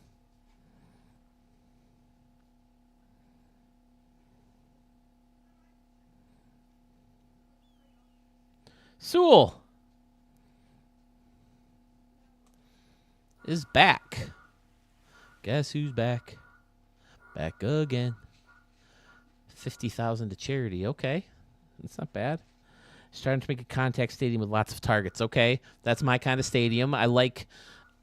Normally, cluster is not one of my favorite vocabulary words, but when it comes to a stadium, I'm finding that cluster is a pro. Like the guys like Marco and Laraco and Murf. There's just a lot jammed into a little Jace Chiff that we just talked to. A lot jammed into a little spot, and I think that looks great. And one of my flaws is I tend to just have, okay, in left field, there's going to be one deck, and then that's it. So I need to work on trying to, shorten out what's in each part of the field. But I love how you got these built-in, decks, and up here is open, but up here they're kind of closed in. Old school scoreboard. Now, here's another thing that I'm finding myself not being able to live without. I played in Murf Stadium. I think I mentioned this. He had the old school scoreboard, and it drove me crazy that I couldn't see how my guys were doing because it would show on the scoreboard that you can see from behind home plate. So that's just a personal preference of mine, is that I try to build my stadiums now where I can see the scoreboard from hitting. You got this on deck out here with the old school scoreboard facing it off. Excellent. The bat hall. Okay. Can you get retro bats and stuff?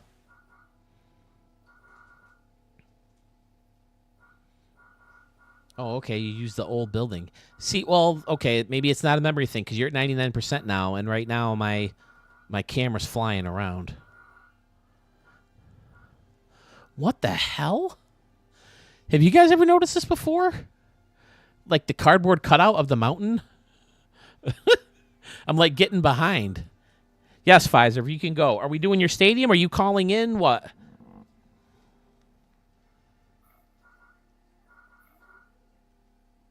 Anybody else watching right now willing to call in? We'll do Pfizer next. Left field is amazing. I like how you use the castle part. What did we decide this is called? The part with the... what is that called? Like the tower of a castle? And he's using the doors. He's got the drawbridge coming out. Nice.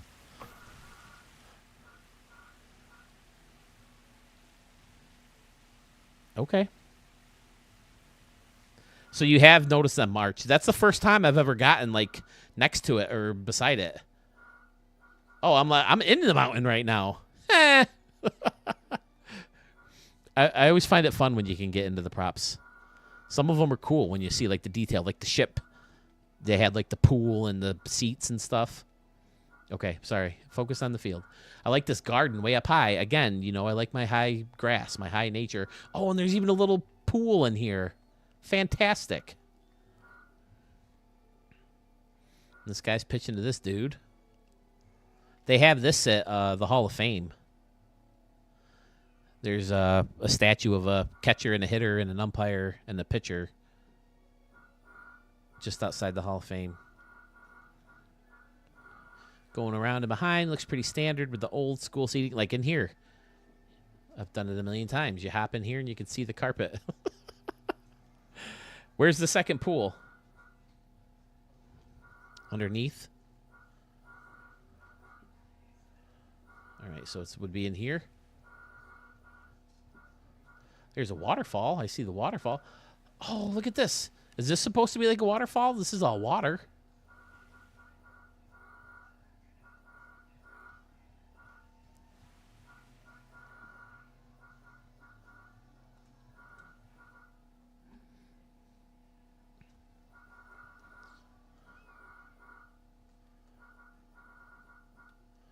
I'm trying to go underneath. It ends up taking me in the mountain and stuff.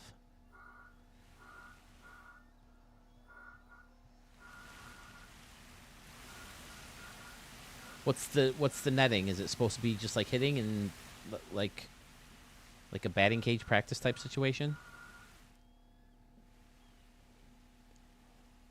In the stadium I built for Sewell's challenge, I did use these doors. It's going to be a staple. Oh, look at this. Each little layer has a little thing. Nice. Is this the fountain or... Yep, it's the fountain. It's the top part of the fountain. Nice. Very creative. Creative way to get the deck to cover the whole section back here.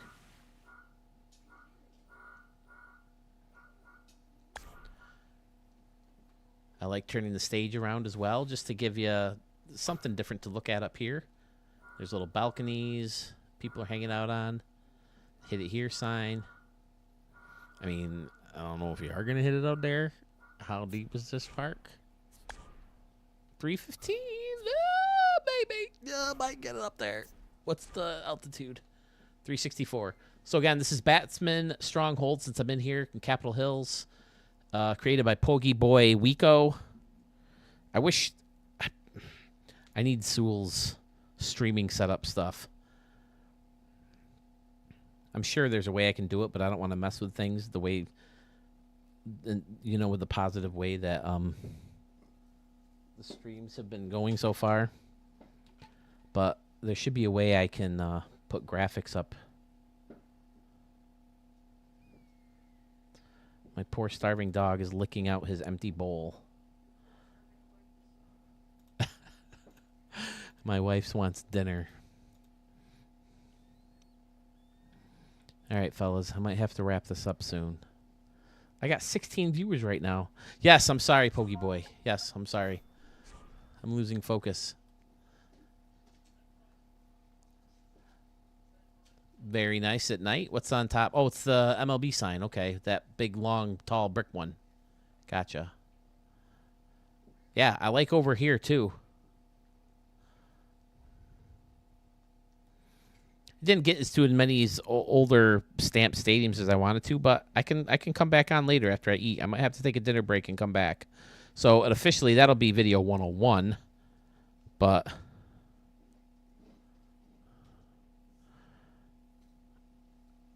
yeah. Check behind home plate. Simple. Use the sign for the MLB logo. You mean outside of the stadium behind home plate? Where am I at? Sorry, I'm looking at my phone. I'm looking at my computer. I'm all over the place right now. Right here. Oh, you must mean inside the stadium?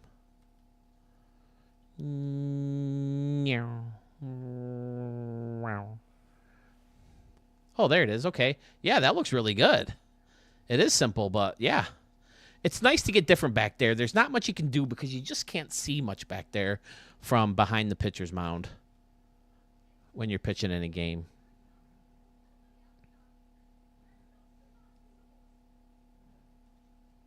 100 part 2. Okay, I'll do it. Let me show Pfizer a couple Pfizer's. Pokey Boy, did you have more that you wanted to see? Another stadium? I'll move on to Pfizer, and then I'll take a dinner break, and then I'll come back on later.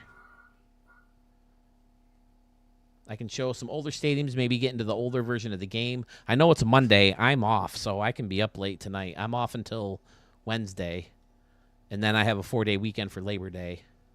But I mean, if you guys enjoy this, I'll go on live more. Thanks, Pokey Boy, for the shout out. 100th video. I like using the upper deck levels close to the field too. I like the steep slant close to the home run fence. I like that a lot. Fantastic. And again, if you want if you want the stadium shown in a regular showcase video, please feel free to send it again. I'll record it again. Because like I've said, we're approaching hour 6. So some of these newer stadiums get lost in the stream, and I don't want I would want to give you more time to, get it featured and stuff like that. So yeah, Pokey Boy, very nice. And I showed your Stamped Stadium earlier, right? One of the first stadiums I showed, if not the first stadium I showed. Besides my own, I showed, one of my earlier versions of the Ballpark at the Moonshot Casino. What a shock, huh?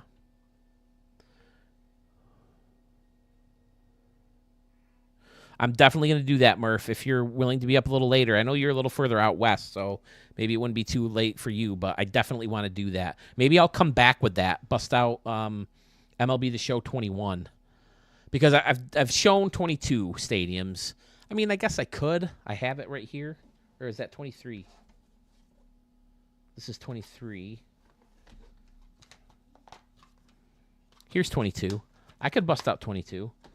But I like that idea, Murf. I came up with that when I thought of seeing the old highlight clips when I was looking for them. All right, Pfizer. We're going to wrap up part 1 with you, sir.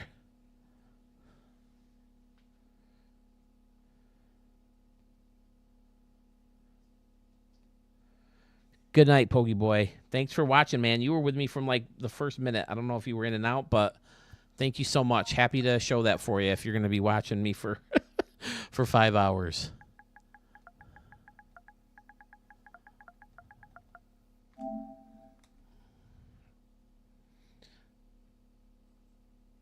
Discord. I mean, I can try.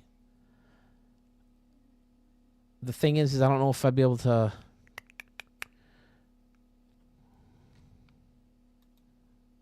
Can you do a video chat on Discord?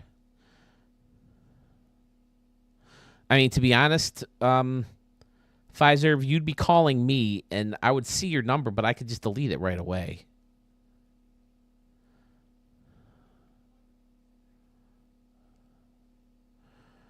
I think you'd still pop up if I turned on Discord and did that.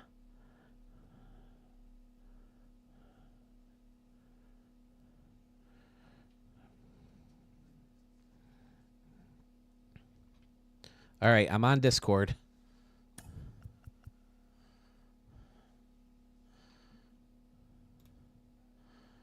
I see Pfizer. Is that you? Okay. Can we do this call through the computer? That's the other question.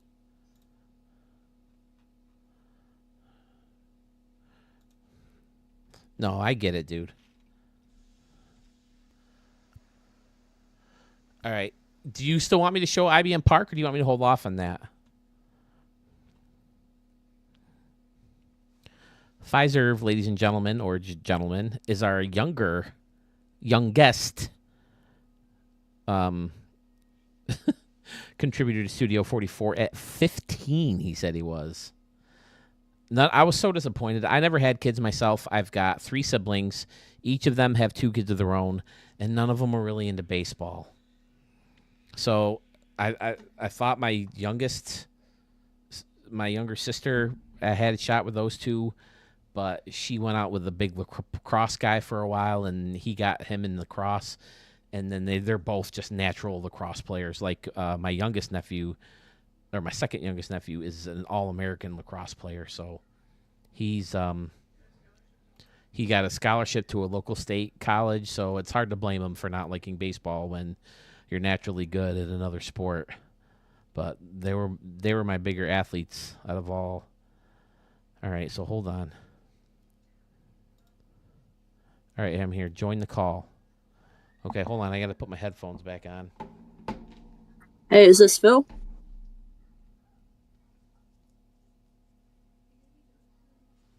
Hello. Hello? Can you hear me? I can't hear. You can't hear Can me? you hear me? I can hear you. Can you hear me on cool. the stream? Well, it's not letting me view the video. Let me get my phone real quick. It's right here. No, I'll just chat. I'll just chat, so it's a bit easier. Well, hold on. The question is now, can you guys hear Pfizer?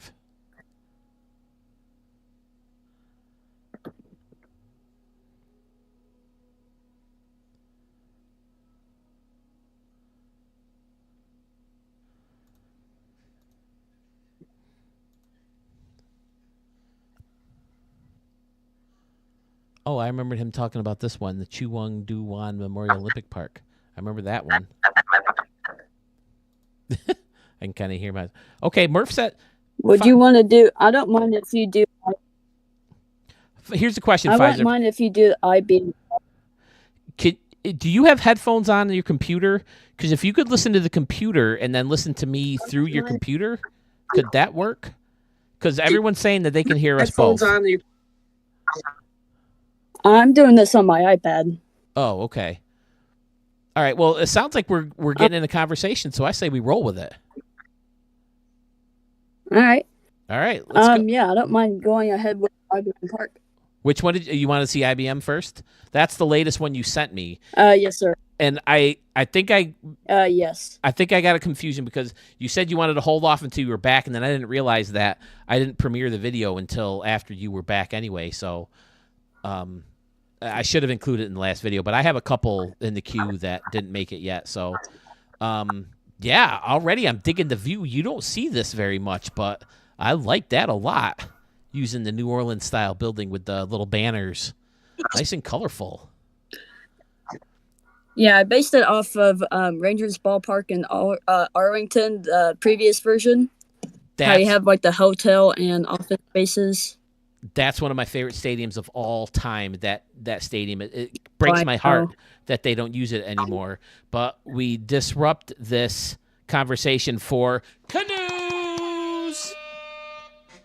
We have canoe company out here. I love it, bro. What do you got over here? Cold drinks.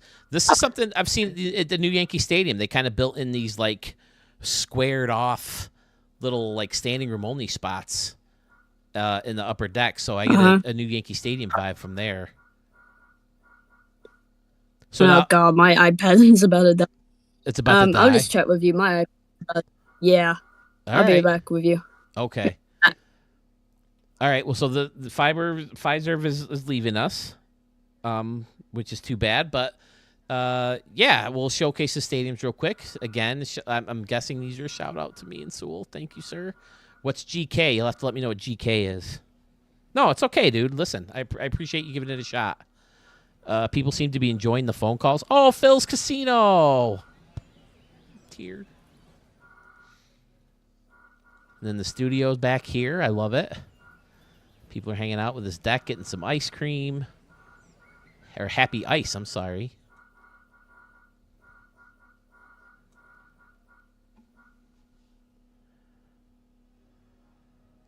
Do it, man. Do it, Sewell. Maybe I can do this. Can I start my own casino and start making money? It's pretty standard around and behind, although you did kind of create your own custom windows with that building. It's a perfect building because, I mean, that frame is basically set up the same way that all the luxury suites are. And then the second deck over here, you have those boxed off areas again, looking great. Oh, Pfizer, that's awesome, man. You and Ray Ratliff, are my two young guys. Because Ray, I remember, he was watching one of my live streams, updating the props before school or before he had class. I don't know if he's in college or if he's in high school, but yeah, I like the custom bullpen. Fantastic on either side. Nice work. And then, oh, this is interesting. You have, the end caps. All right. Mix in a couple end caps to save room. I like that. See, they need just a prop of this as like a fence, just a railing.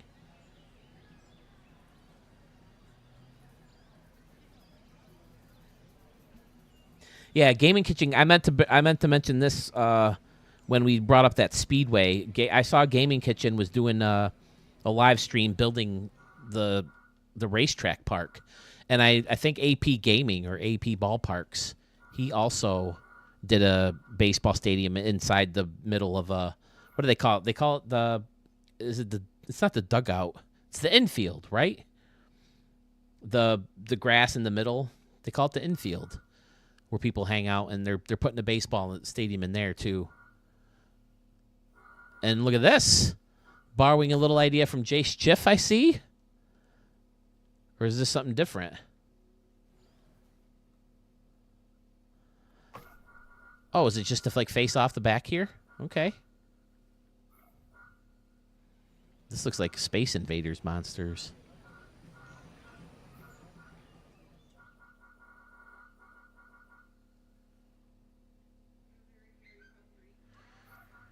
All right, sweetie, we're wrapping things up.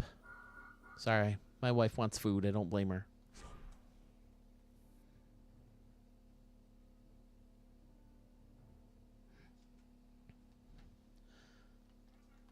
Yeah, I definitely get the Texas vibe, especially, I mean, you got the hill, first of all, is from that stadium. Are you from that area, Pfizer? I think I remember you saying you're from Texas, right?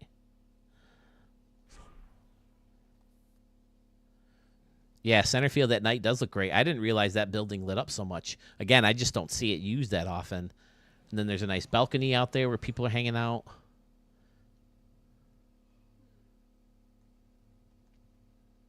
I like it a lot. Oh, okay, using the light posts. So these do light up. All right. But he's using those light posts to kind of hold up and creating like an arch. That looks really good. Now, how does your 15-year-old self come up with this kind of stuff? Fantastic. Georgia, okay. All right, so this would be like a version of that Texas ballpark, okay. The thing I liked about that ballpark is that it was old school in right field, right, with the upper deck that hung over a little bit, the bleachers below it. And they had the pillars. And then in left field, it was set up in a more modern fashion where it went back and back and back to give you a better line of sight, like a lot of the stadiums claim to do now. Fantastic. You got Canoe Company, and, you know, even without that, though, the 44 and the Phil's Casino, it's still fabulous either way. Nice and compact, different targets. Looks pretty shallow around here. 330? Oh, that's pretty standard. But, yeah, you're still going to reach a lot of these targets because it's nice and compact and kind of stacked up on top of each other instead of, like, leaning back and leaning back.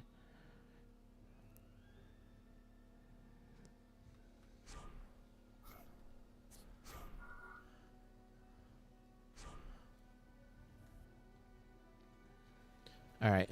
Well, I hope this video can keep the momentum going for part 2. This looks really good. Was there another one you wanted to take a look at quick, Pfizer? And if so, we can always come back, too, if you think of something later. Did you have another cyclone field that you wanted? And again, I'm going to repeat, if you want that in more depth, send it in the comments. I have no problem showcasing it again if you send it through the Google form. No problem at all. Okay, what part are... Okay, we'll look it up. One more stadium, and then I'm going to take a dinner break for my poor, poor wife.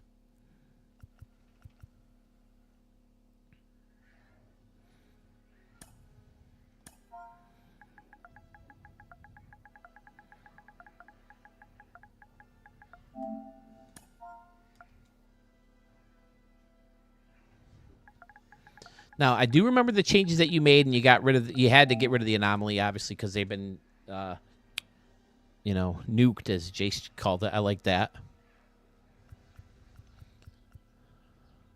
Well, it looks like people are downloading yours and uploading it.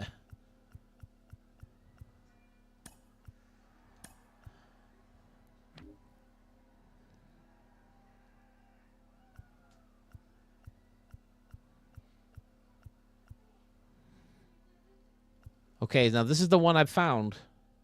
Oh, Cyclone Field new. Okay, I don't see one new from Pfizer. Do one of these looks like I can use it? I'll just do a search for it. Hold on.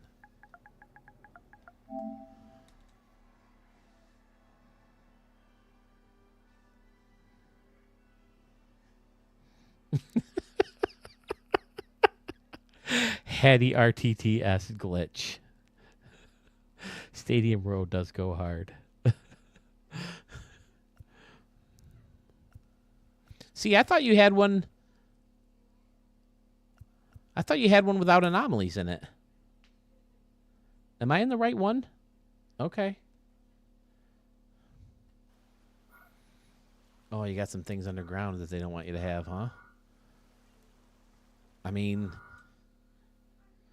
am I in the right one still? Okay. Because I could have swore you sent me one without anomaly. Getting rid of the Dodge or the Tiger thing.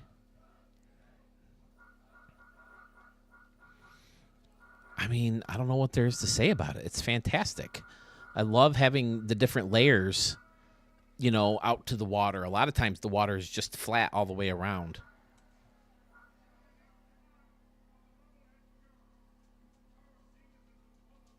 Oh, okay. I gotcha. Okay.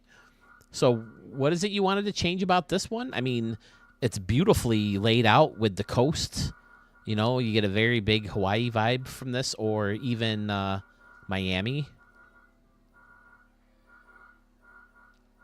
And the anomalies, obviously you'd have to change this to different plants, but that's certainly a great idea, having the sea indicator parts pop up.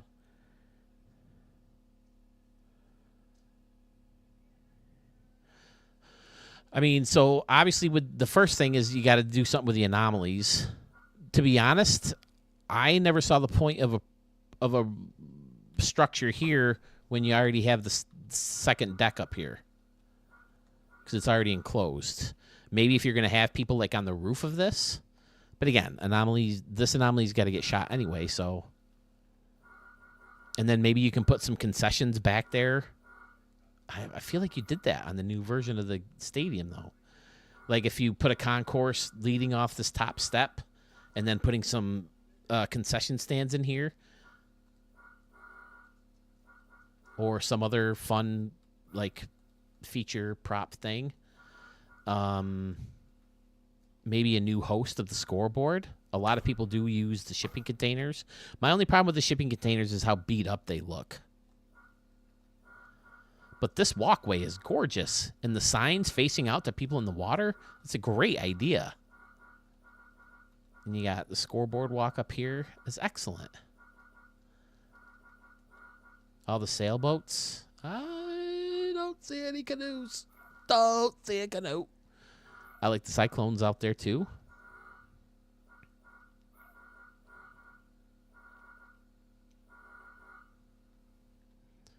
Yeah, just anomaly cleanup. Maybe a new host for the scoreboard.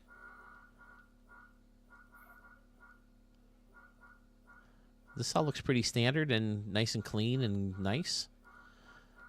I got to work on doing this more. That looks really good. The way you cut straight across instead of trying to curve it around. That's a great, great look right there. Murf is really good at that too.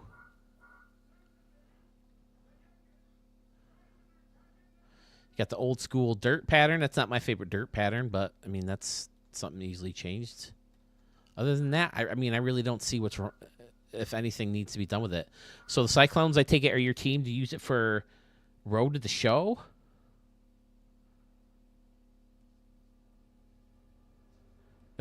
That's okay, Pfizer.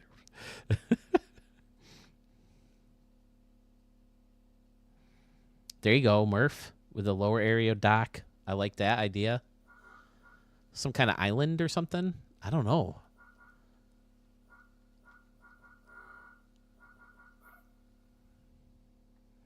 How do you got it faced off? Okay, using the shipping containers to face it off. This is a good building. Again, you guys, you taking the different levels. See, I would just want to keep taking this over and over and over. But you guys think it's higher over here but lower down here. And that's a great look. That works.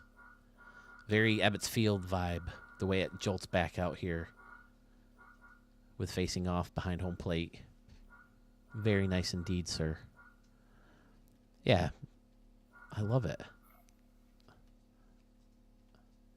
I mean, a lot of times it just comes to your personal preference when it comes to if you've been playing at a stadium and you're tired of it and you think something needs to be changed and you just don't know what it is. Maybe you can work on this corner. Like, I try to start moving these curves in earlier.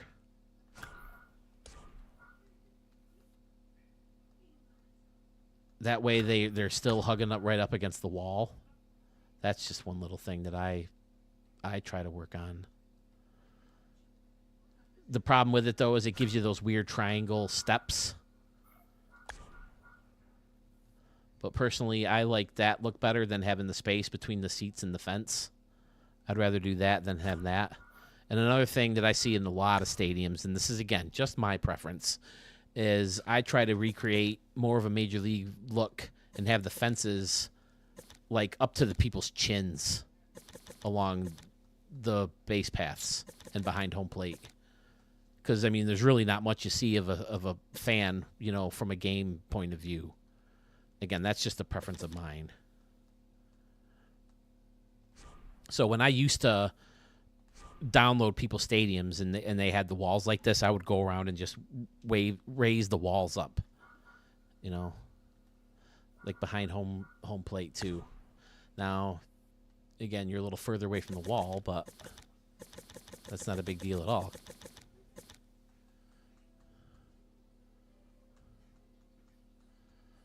Trying to hit that button just there you go.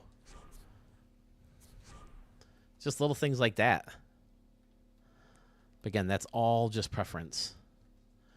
And again, you got the dead space in here. I would try to pull those up. Other than that, it's fantastic. It's gorgeous scenery. And you're, wow, how are you at 100%? I guess it's all this facing off out here, all these buildings. And you got a bunch of buildings built in here. But yeah, it's very open in center field. If there's some way you could change the scenery in that aspect, that could be cool too.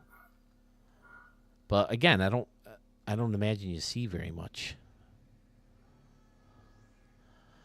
But man, this has been amazing.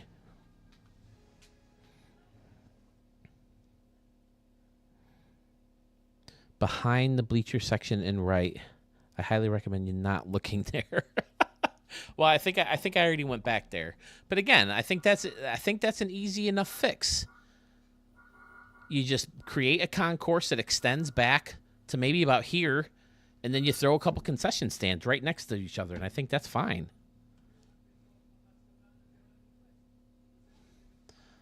This is an amazing park, Pfizer.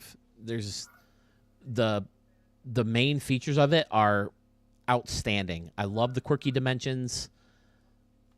I love splash shots, trying to hit the ball over the scoreboard. It looks amazing. It's nice and clean. Oh, and you have the building to face it off. That looks nice. Outstanding. Yeah. It all just has to be your preference stuff because I see no problem with it the way it is. But those are just some of my little takes. So, having said all that, I think I'm going to wrap up part 1. I think I broke my record for my previous stream. I think it was at 5 hours and 33 minutes. Right now, I'm at 6 hours on the nose, 6 hours and 8 seconds. So, this has been fantastic. I'm going to take a dinner break. Like I said, it's my 100th, so I want to get right back at it. And hopefully you guys are still around. If not, hey, I'm happy with the way this went. and am happy to call this my 100th video. And I can't wait to see more stadiums from you guys and getting more feedback. Hopefully we can get a few more people on the line. I'd love to get a Sandman Dan or a Scotty Warren. I think Scotty said he didn't necessarily want to talk, and that's fine. That's fine. But whoever. All right, so I'm going to call it quit. I'm going to call it quits. Feel free to start sending stadium requests my way now that we've got this out of the way. I think I'm going to come back with old school games. So maybe think about some of your old school stadiums that you want to take a look at, and we'll get into those. All right, and I'll see you guys very soon.